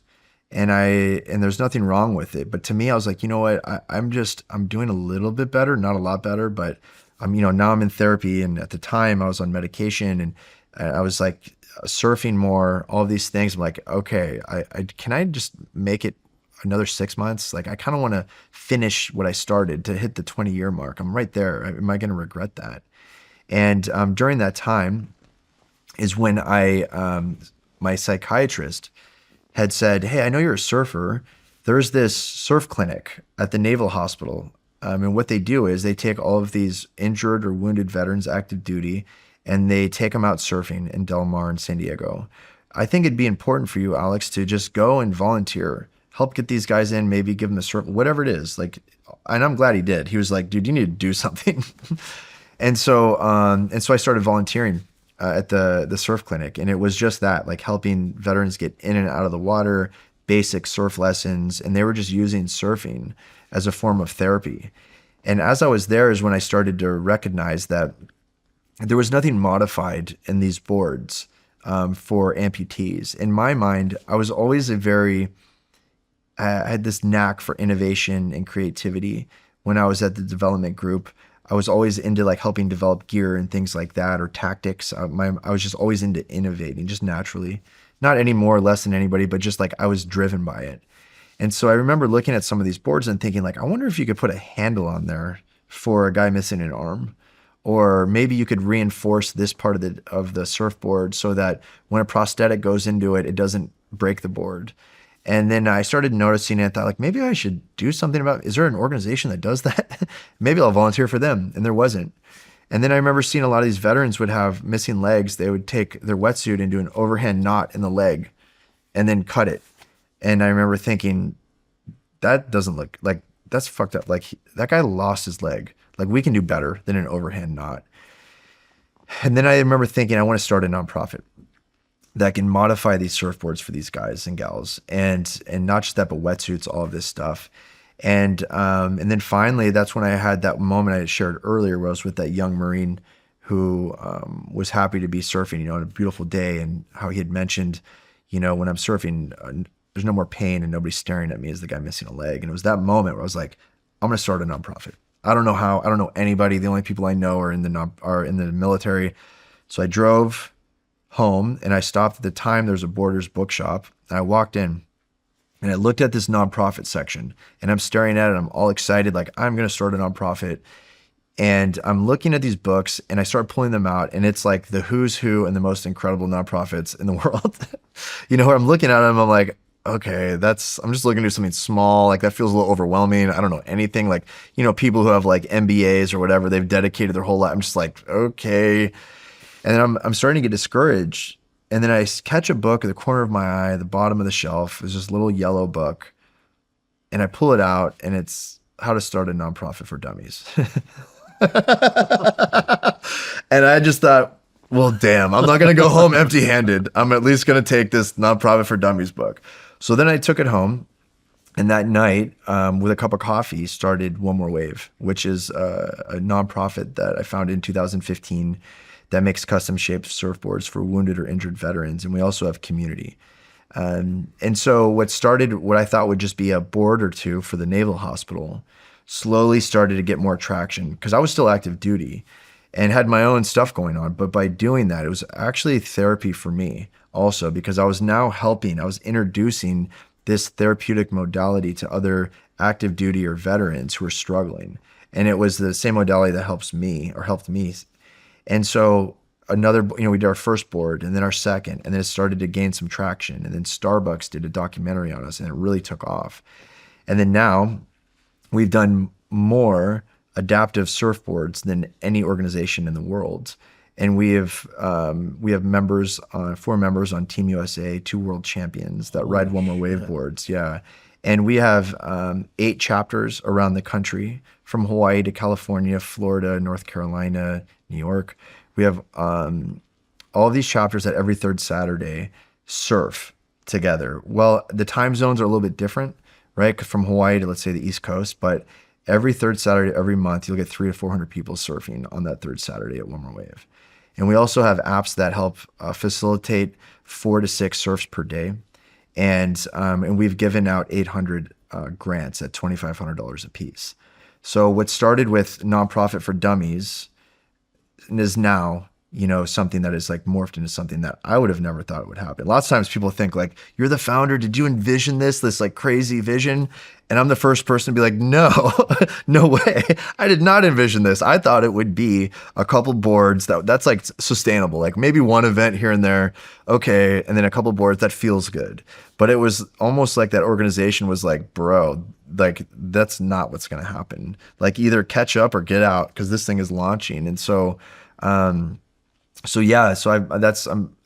is a guy that runs it right now. His name is Rob Garnett. He's a retired SEAL, close friend of mine, and he's perfect for this right now. Now I'm the chairman of the board, so I'm not as in on that daily activities, but Rob is grinding it day in, day out, and it would not be the same organization without him, along with the rest of the team. So while, maybe I'm the one that founded it, it took a village, and guys like Rob are the ones that are making it happen on a daily basis. Wow, dude. Damn. Yeah, and what we do too, what's a little bit different that I'm proud of, a lot in the beginning, lots of times, people were like, make it for just SEALs. That'll be easier, mentors. And I just thought, I don't know about that. It doesn't feel right. I mean, not that there's anything wrong with just SEAL stuff, but I felt like SEALs get a lot when we do. And then, people are like, well, then just do SOF. That's easy. It's easy to raise money for SOF. And then I thought back to the parking lot in Tampa with my dad and Magnet S. And those guys were not SOF. They were just veterans. And at that moment, I thought, no, this is for veterans. I don't care if you were SEAL Team 6, Delta Force. I don't care. I don't care if you turned a wrench and you never left Air Force Base in North Dakota. I don't care. If you signed up to serve our country, you are eligible for a One More Wave grant as long as you meet some certain criteria. And we even started getting into it. I didn't realize it, that there was a lot of veterans from the GWAT who were getting traumatic brain injuries from IEDs. And what was happening is while they were active duty, before we started wrapping our, understanding TBIs, a lot of these veterans in the early stages of the GWAT were now having angry outbursts because of their TBI. And so maybe they were getting in fights, or they were, self-numbing with alcohol and getting a DUI. And now they're getting kicked out, but now they're getting kicked out of administration, separated. And now they're not getting VA benefits. So guys who were TBIs were now not getting to the VA. And a lot of nonprofits were like, we're not going to touch guys with a 10-foot pole unless you have a honorable discharge. And I started hearing some of these stories and talking to some of these guys, and they were like head down, shaking, like, I don't deserve this or that. And it was that moment I was just like, I don't fucking care. What is it? Tell me more about your story. And then they would talk about it and be like, nobody's helping you. And it's like, no. And it's like, and you got blown up in an IED in Ramadi and nobody's helping you? And they're like, well, no. And they kind of got to this thing of like, well, I don't know if I deserve it. I got other than honorable. I'm like, yeah, but the symptoms of TBI are like angry outburst and, you know, it's self-numbing and all of this. And it was that moment our board said, we are going to accept other than honorable and even dishonorable as long as we go through what happened.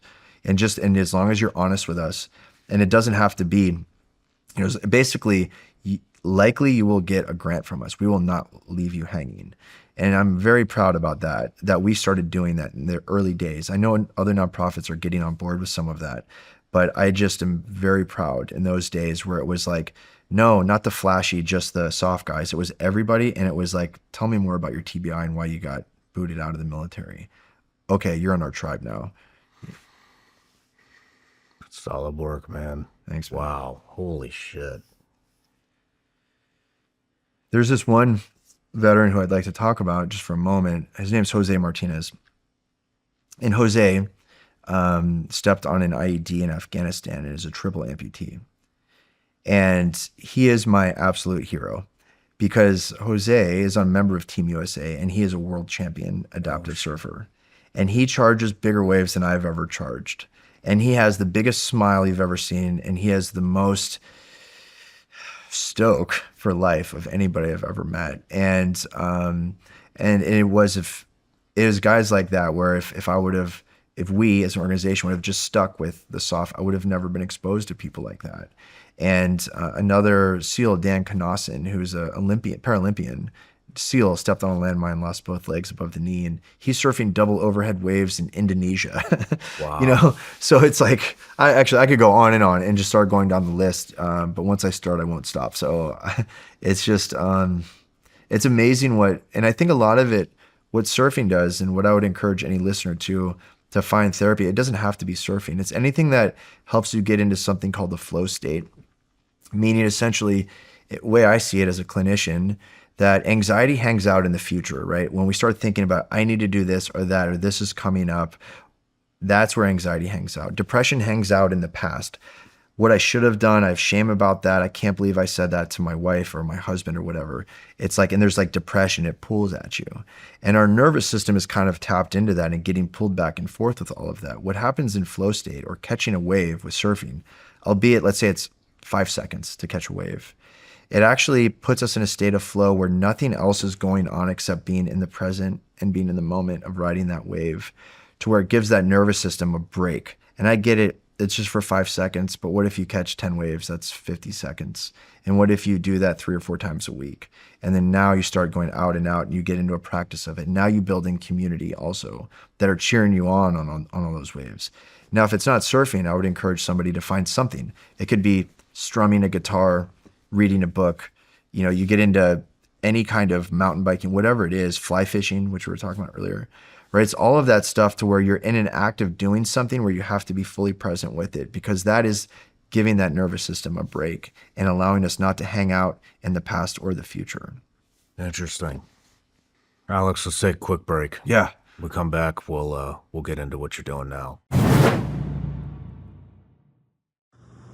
A lot of people want to talk about tradecraft, how to hide, how to conceal yourself, how to escape, how to evade.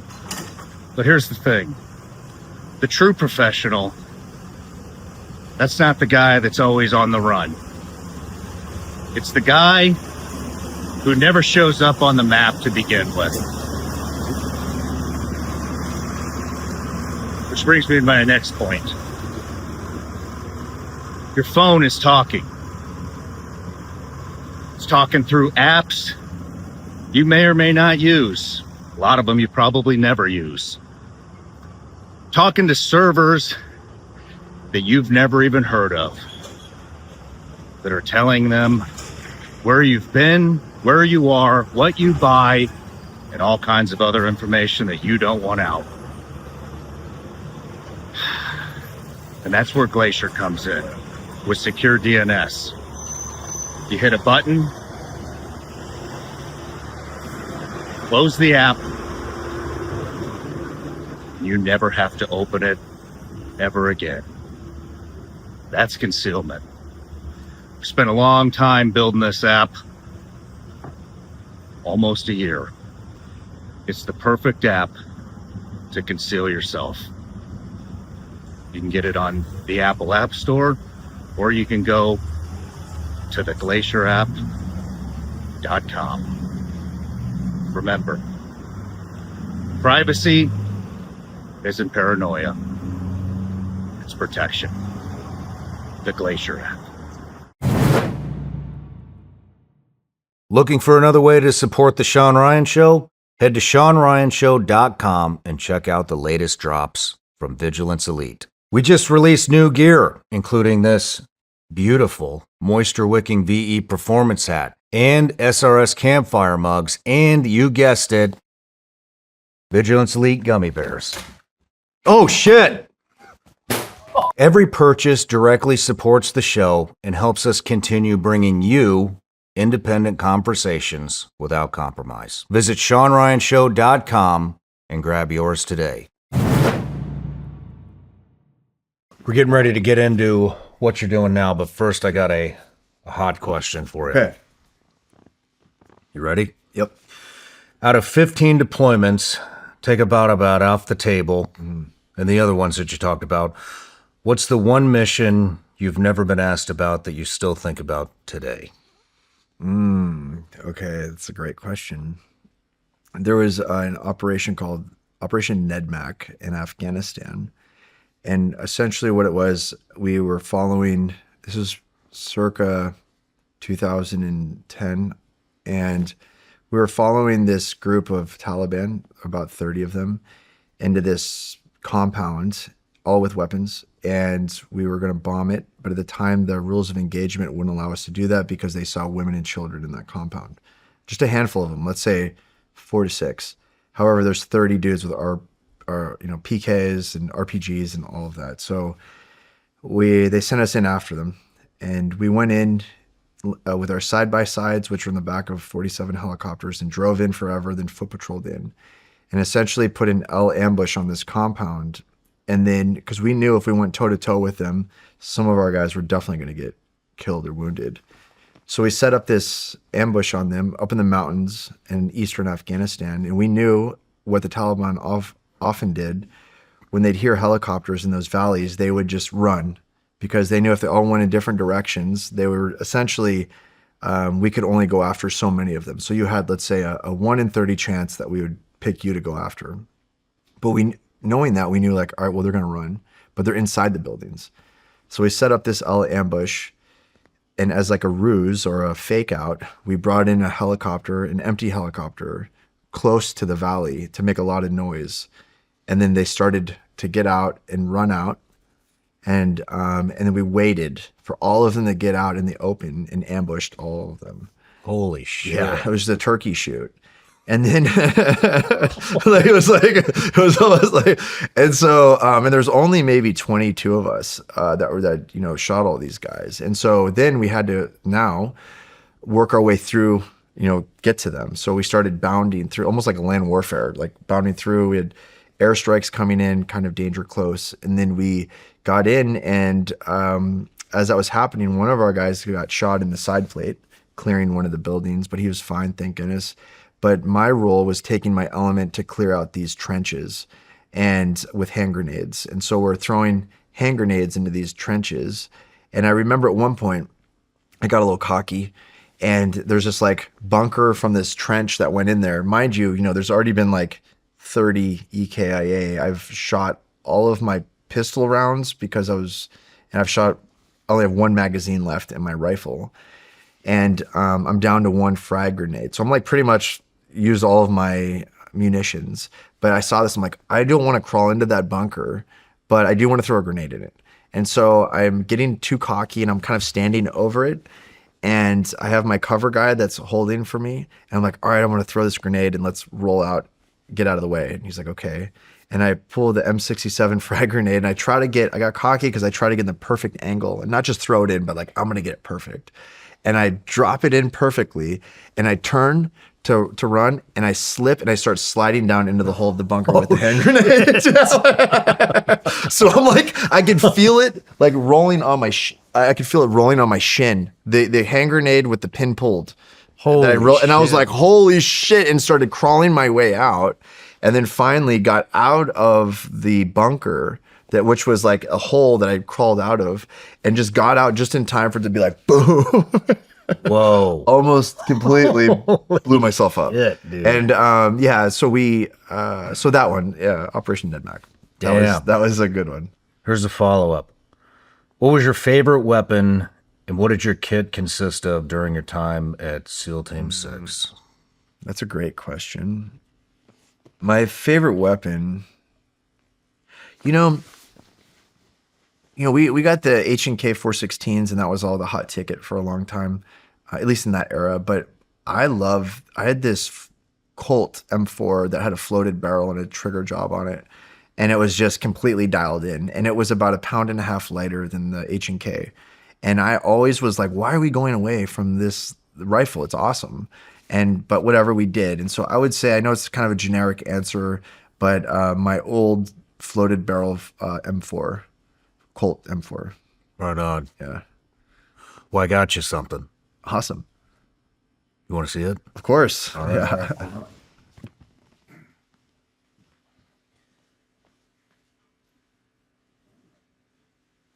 Holy. Whoa. So I got a buddy over at SIG. His name's Jason. Have you heard of him? Yeah, I've heard of him. Yeah. Yeah, he's a good dude. Yeah. He's a big fan of yours. Awesome. And so I know that HK 416 is pretty badass, but this is pretty light.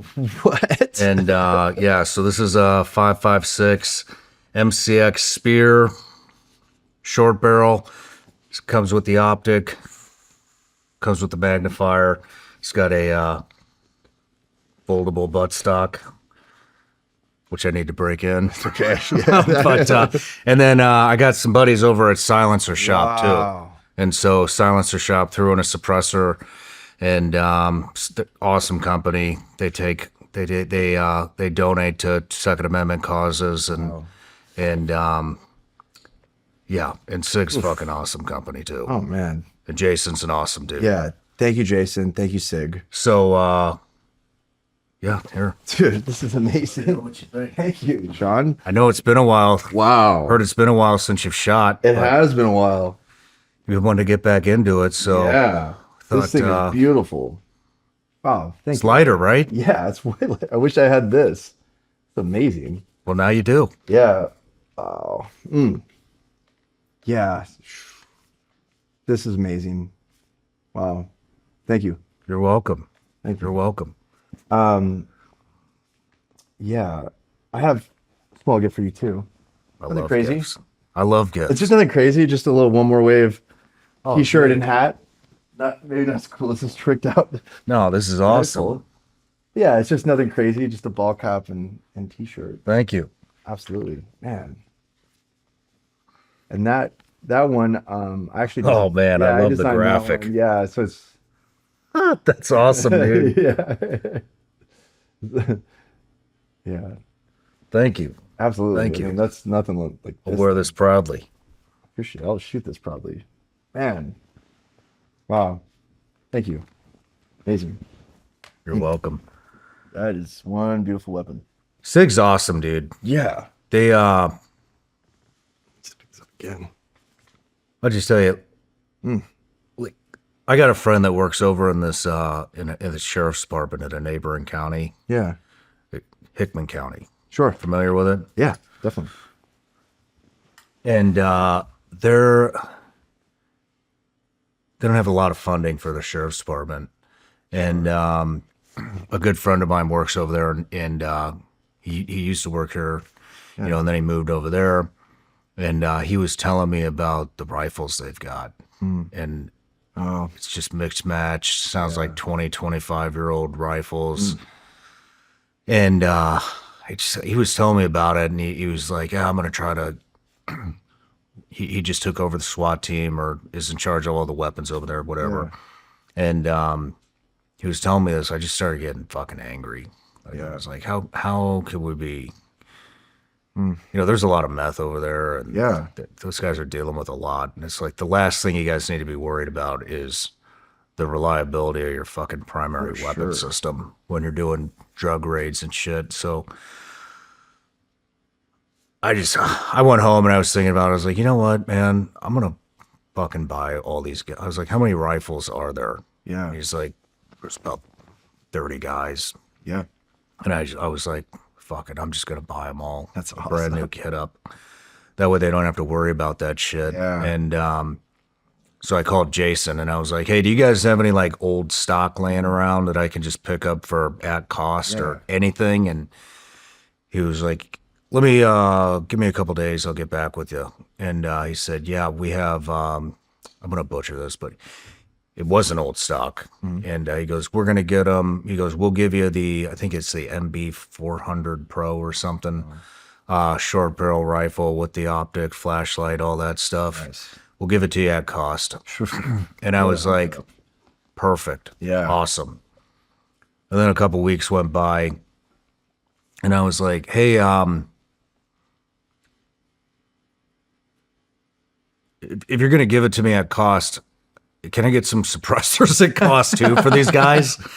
And he was like, yeah. He's like, no problem. He's like, we'll do that too. And then a couple more weeks went by and he was just said, hey, don't even worry. I was like, where do I send the check? I said, don't even worry about it. No way. We've got it. Really? Yeah. And so they just outfitted that entire sheriff's department with brand new Man, good for rifles. SIG. And good for you for reaching out too, to be willing to do it. Thanks, man. And good for SIG. I mean, it's just fucking good company. Yeah. You know, and they make great shit. They really And, do. So I can't wait to That thing's beautiful. Thank see you. what you think of that Thank thing. you, SIG. Yeah. But I love it already. maybe you can get into a flow state with that. I have no doubt. You know? We were just talking about flow state. right. But so you're a therapist now. I am. Yes. Sure am. So I was talking about law enforcement. I was at a local company here in Nashville. When I retired, I was running the SWAT team training program, tactical program of that company for teams, federal, state, and local teams around the country. And I loved working with cops and helping communities that way. But I got to the point where I thought, I think there's something else I want to do in life. And so I stepped away from that and I became a therapist, essentially. I went to grad school. Let me back up. Before I resigned from that company and I was trying to figure out what I wanted to do with my life after that. I knew it wasn't going to be in tactical training. Not that there's anything wrong with it again, but it was just, what else is there? Can I reinvent myself somehow? Mm-hmm. And like, who am I outside of slinging an assault rifle type thing? And however, I was still struggling so bad with my mental health that I went to, not to jump ahead too much, but went and got some plant medicine treatment with Ibogaine out of the country and 5-MeO DMT. And when I came out of the DMT experience, my therapist was sitting there, my psychedelic assisted therapist, and she was glowing almost as the universe would say, like, this is what you're going to do. You're going to be a therapist, a clinician that is able, for veterans. And I saw that as I came out of it. She was glowing. I thought, okay, that's a little interesting. But that was during COVID. This was 2020, March, let's say 12th or 13th. So COVID was just kicking off and we almost barely got out of the country to get back to the States. And when I got back, I had some other little short jobs lined up. They all went away, little contract tactical jobs just to make some money. They all went away because of COVID. And so I was just sitting there jobless, not even able to get a job because it was like that first, few months of COVID. Nobody knew what was going on. And I just kept thinking to myself, am I going to listen to that message to become a therapist? And so I did and started applying and got into grad school and finished. And now, I work as a therapist here in Nashville. And I'm a generalist technically, meaning I help treat people with all different diagnoses, but I have a special interest with trauma from my background, but also that's just, I'm drawn towards it. And so I use a lot of different modalities like EMDR, clinical hypnosis. I really like trauma, as I said. I thought I would completely be all veterans and first responders. However, as I was mentioning earlier on our break, on one of our breaks, that I thought I would only be for veterans and first responders. However, I'm so close to them. And when they're talking about their struggles, it's a lot for me to deal with, something called countertransference. So I have about 25% of my clients are that. And then the rest are just general population or society, which I think is a really healthy balance for me, even though I wish I could do more for veterans. But with my other work, I'm able to scratch that itch for veterans and first responders. But in the therapy office, it's kind of as a generalist for most people to include veterans and first responders. I mean, when you went to school to do this, did you start to understand yourself more? Yes, absolutely did. I think, and that was part of the main thing too, was I wanted to really learn what my traumas and my mental health was about. And I went so deep into it, almost obsessive, because I realized I knew I was really struggling. The ideations, suicidal ideations, all of that. And I did not know, if I was going to make it, essentially. And so going down that path of therapy, I really was able to be a student of not just others, but myself. And I believe that is for anyone listening, if they're struggling. I'm not saying you have to be a therapist, but if you're struggling that bad, where you're having suicidal ideations, you have to take your mental health and put as much effort into it as you would have done anything that you're passionate about. For example, if you're in the military, if it was to be a SEAL or a pilot or whatever it is, or if you're let's say a musician or whatever the job is that you're passionate about, you have to take as much effort and put it into your mental health because it deserves that. You deserve that. And it can't just be I'll just kind of Band-Aid fix this. It's like, if you want this to extinguish this pain, you have to be all in. And that's what I was doing with grad school to become a therapist.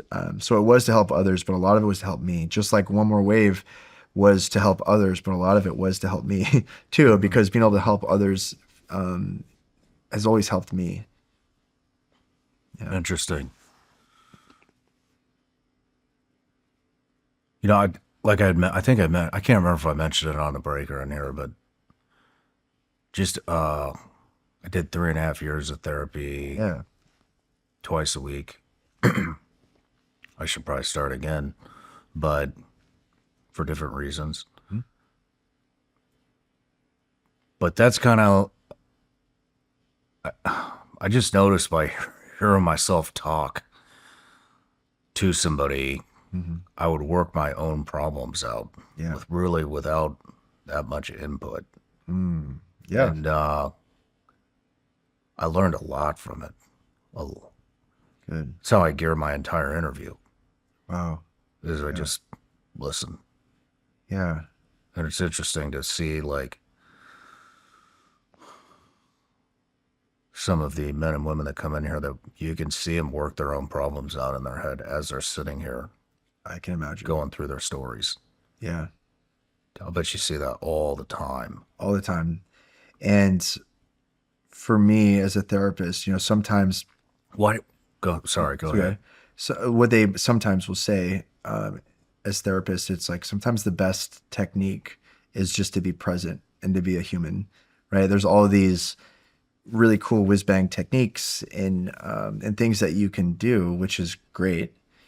A lot of them evidence-based, but sometimes the most important thing you can do is just to be present with someone and just allow them to just share their stuff, to what you were just mentioning. They're kind of working it out and making sense of it, or giving a narrative. And it's just to be kind of present and allowing them to be heard can sometimes be the most effective therapeutic tool. Why does it work like that? I mean, we'll sit there and think about the same shit over and over on a fucking loop. Yeah. Thousands of times. Yeah. And then you vocalize it. Yeah. 1 or 2 times and things start clicking. I'm sorry. What's going on? Why does that happen? I have a couple of thoughts on it. I think it's an energy exchange. I feel like what happens with pain and struggle is it's energy that needs to be like released.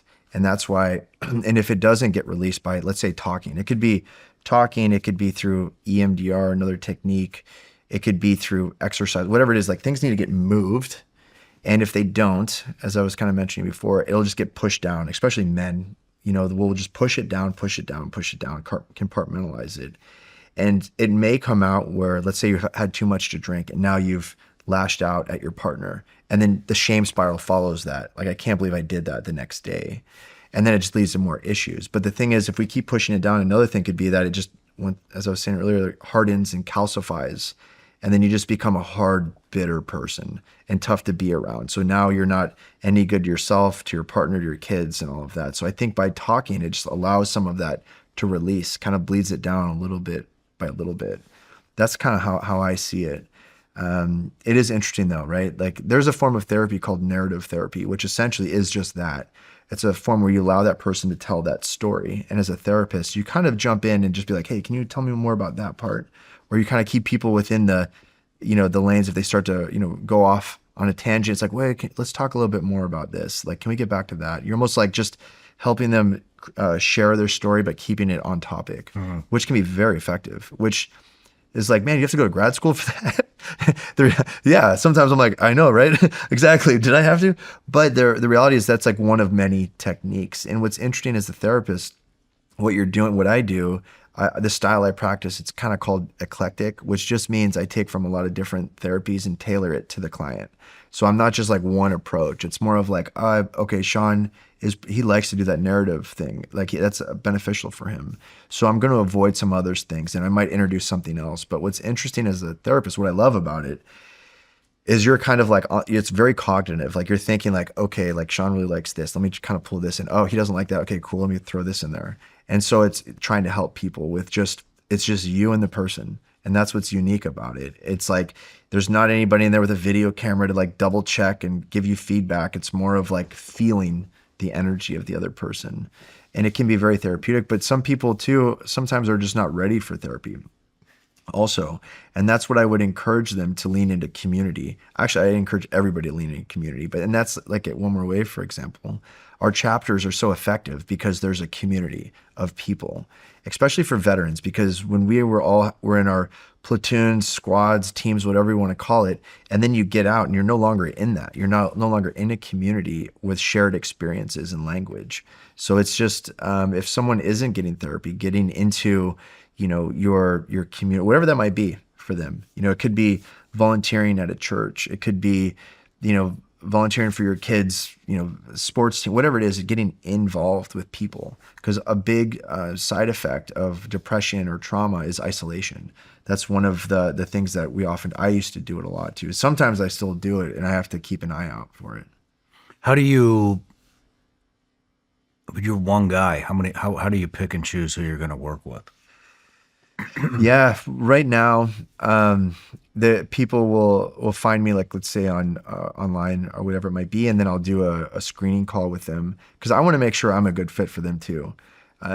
Let's say it's somebody who I don't culturally relate to, whatever it might be. Yeah, of course, I will be happy to help them, but I might know someone who I'm a therapist friend with or associated with who deals with as a specialty with that culture, let's just say. And I might tell them like, this might not be a good fit for me, but however, I know someone who'd be perfect for you. So that's kind of part of my job too, is helping find fits. But I'll get on a call with somebody, kind of figure out, okay, is this a good fit? What are your goals? Okay, that sounds good. And then we'll come in, and even on that first session, I'll tell the client, hey, this is kind of like we're feeling each other out here. If at any point at the end of this, if you don't feel like this is a good fit, just let me know. It's all good, right? But let me know what you do want, and I'm sure within my network I can find someone for you. And I would encourage anybody listening to this too, that if you find yourself with a therapist and you feel like it's getting nowhere, be your own advocate. It's okay to tell that therapist, like, I'm not feeling it. Can you help me find someone else? It's all day long. It's your mental health. It's your resources. And that therapist, if they're a good therapist, should know that. And likely they'll be like, okay, I was kind of feeling that too. Let's get you someone else. How long have you been sober or off booze? 6.5 years. 6.5 years? 6.5 years. Best thing I ever did. I that was the big catalyst for me with my own mental health. Once I was able to get off that, everything else started falling into place. How did you get off that? I got off of it in November 19th, 2019. I was at a fundraiser and I was drinking, and one of my close friends pulled me aside and said, "I'm worried about you." And I trust him. I mean, he's one of my best friends in the world. And so I believed him, but I continued to go big that night. And the next day woke up with a horrible hangover and felt something was really off in my head. I don't know what it was. I felt like I was getting back into the suicidal ideation. I just felt off, felt dangerous. And it was that moment where I was like, I know I have to save my own life. If I keep going, I'm going to attempt suicide. And so then that same friend kept coming back to me afterwards and was like, we need to get out of the country and do Ibogaine. And I was like, well, Ibogaine, I've heard another friend went and did it. I'm like, what do you mean? And why? And he's like, well, it's illegal in the States, but a lot of veterans are starting to do this because the current system is just not working with psychotropic medications. And at the time, I had a great, same therapist. She's awesome. And she was helping me through. If it wasn't for her, I wouldn't even probably gotten to that point. And he just kept saying, man, I'm worried about you. I really don't know. I feel like if I'm not saying this to you, that you're going to do something to yourself and I'm going to regret it for the rest of my life. Who is this? Greg Andrews.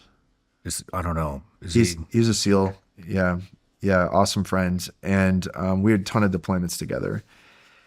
And so I said, yes, I guess. I don't know. I have no other choice. And so I stopped drinking, said yes to that, got into vets sponsored me through a program, Mission Within. At the time, it was down in Costa Rica. And we went down there, and I was just thinking, I remember flying in and thinking, what am I doing? I'm flying in a prop plane, landing on a dirt airstrip that looks like Pablo Escobar was gonna, is gonna be running drugs out of it. Like literally, it was like, like flying in, and I'm just like, what am I doing? And I just resigned from my job as a tactical instructor, and I was listless, and I'm like, I don't know what I'm doing. And then I went in, and it completely changed my life. And that helped me. I believe I'd already been off booze for a few months at that point, 2-3 months. But I was still having like cravings and things like that from it. It was kind of a struggle because I'd been trying to get off of booze several times before. Like I would do 30 days on, 30 days off, or I would be able to get off it for a couple months and then whatever. It was just this endless cycle. And then finally, when I did Ibogaine, it was like a light switch had gone off, and I have not craved alcohol since.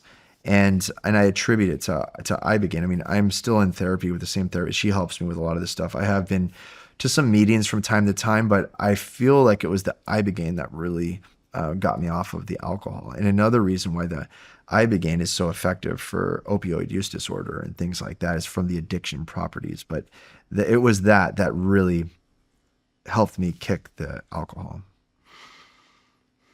That's the second time. The second time I met you was at Tennessee? What was that? The house? Yeah, for the Hope Treatment Act at the Capitol for Tennesseans for Ibogaine, which I can't thank you enough for being there, because we were, to let the audience know, I'm an ambassador for Tennesseans for Ibogaine and Americans for Ibogaine, essentially trying to get the clinical trials of Ibogaine studied to pass FDA approvals. So we hope, I believe, and our organization believes, that Ibogaine has some incredible potential for addiction, specifically around opioid use disorder, but also alcohol, PTSD, traumatic brain injury, and potentially things like Parkinson's and dementia. However, we don't know. It's anecdotal. There's some studies that have come out, but that is true. When we met, it was, fighting for that to get it clinical trials approved here in the state of Tennessee, which is one of the 12 states that were trying to make that happen. And without your help, I don't know if we could have gotten past that committee, as we were kind of talking about earlier. And we can get into it or not, but just how tough it was, especially here in the South, to get clinical trials of a psychedelic passed. But the team really worked hard to get that done. And I appreciate the assist that you brought in, because I'm not sure if we could have pushed it across the line without you. We were stuck at that subcommittee. Well, I mean, you guys did all the work, man. How'd you meet Ricky? I met Ricky. And for the listeners, Ricky Harris is an ambassador for Americans for Ibogaine and kind of heads up the Tennesseans for Ibogaine. I met her through a mutual friend she asked me, hey, would you like to help with this and share your story as a veteran and how it has impacted, your life, so that we can try to get some of this stuff passed at the state capitol. And I was like, absolutely. I'm very passionate about it. It fits in line with my why, essentially, is to impact human suffering. And so it fit right in. I was like, yes, I've been waiting for this. And so we started going to the Capitol and advocating for the Hope Treatment Act. And I was, and Ricky's awesome. Like she is a force of nature and very sharp woman. And it wasn't for her also, I don't know if any of this would have gotten passed. Yeah, she's sharp. Yeah. She's a sharp lady. Yeah. There's no doubt about it. It did pass, though, right? It did pass, yeah. And then right after that, the larger organization, Americans for Ibogaine, with Brian Hubbard, who's the CEO, and Governor Rick Perry, that they helped drive the executive order from the president to sign in to allow for an easier way to study psychedelics. So there's been a lot from that. There's been a ripple effect that has come from it. And we just have to, as an organization, keep pushing it, because there's this, okay, we have all this momentum. Let's not let it get too stale. Let's keep pushing it for at least the clinical trials and let science show what we think is possible so that it can get FDA approved. So it's not just a bunch of veterans that are having to travel out of the country to get treatment. And to me, I'm like, well, what about the average Joe and Jane that don't have the connection to do that? Like, and what if they're struggling, let's say, with opioid use disorder? Like, because that is systemic, that is generational. There's so much suffering with that. And that's why it's important for the clinical trials, right? Let's science, not just my opinion of it. So, yeah. Man, we covered a lot of ground here. We did. Do you miss the teams? I do. I do miss the teams. I mean, there's time. Of course, I think of the highlight reel of like all the good times, and I forget the low light reel of just being freezing. But I do. I'm proud of my service, but I feel that was a chapter in my life that will allow me to do what I'm doing now. Like, I couldn't be the therapist I am now without have been a SEAL first, or I couldn't have worked in advocacy or even sitting here in front of you without first have done some of that to help, to impact suffering. So yes, I miss the teams, but I miss it. I'm kind of onward though from a lot of it. What about you? I don't miss it anymore. Yeah. I don't. I hear you. But I didn't have your career either, so. Well, yeah, I mean, there's times I definitely don't, too. Let's just be real. There's I like, when it's like cold and rainy out, I'm glad. Sometimes I think I could be on a boat bobbing around in the Atlantic Ocean right now with a dry suit on, seasick. Yeah. No, it took me a long time. But I have 100% moved on. And I'm doing my best work now. Yeah. So. Doing a lot of good work. Thank you. You're impacting a lot of suffering too. Thank you. Yeah. I'm doing my best. Yeah. But, well, man, it was an honor. Same here, Shawn. Thank you for the opportunity. Thank you. Really appreciate it. Got one.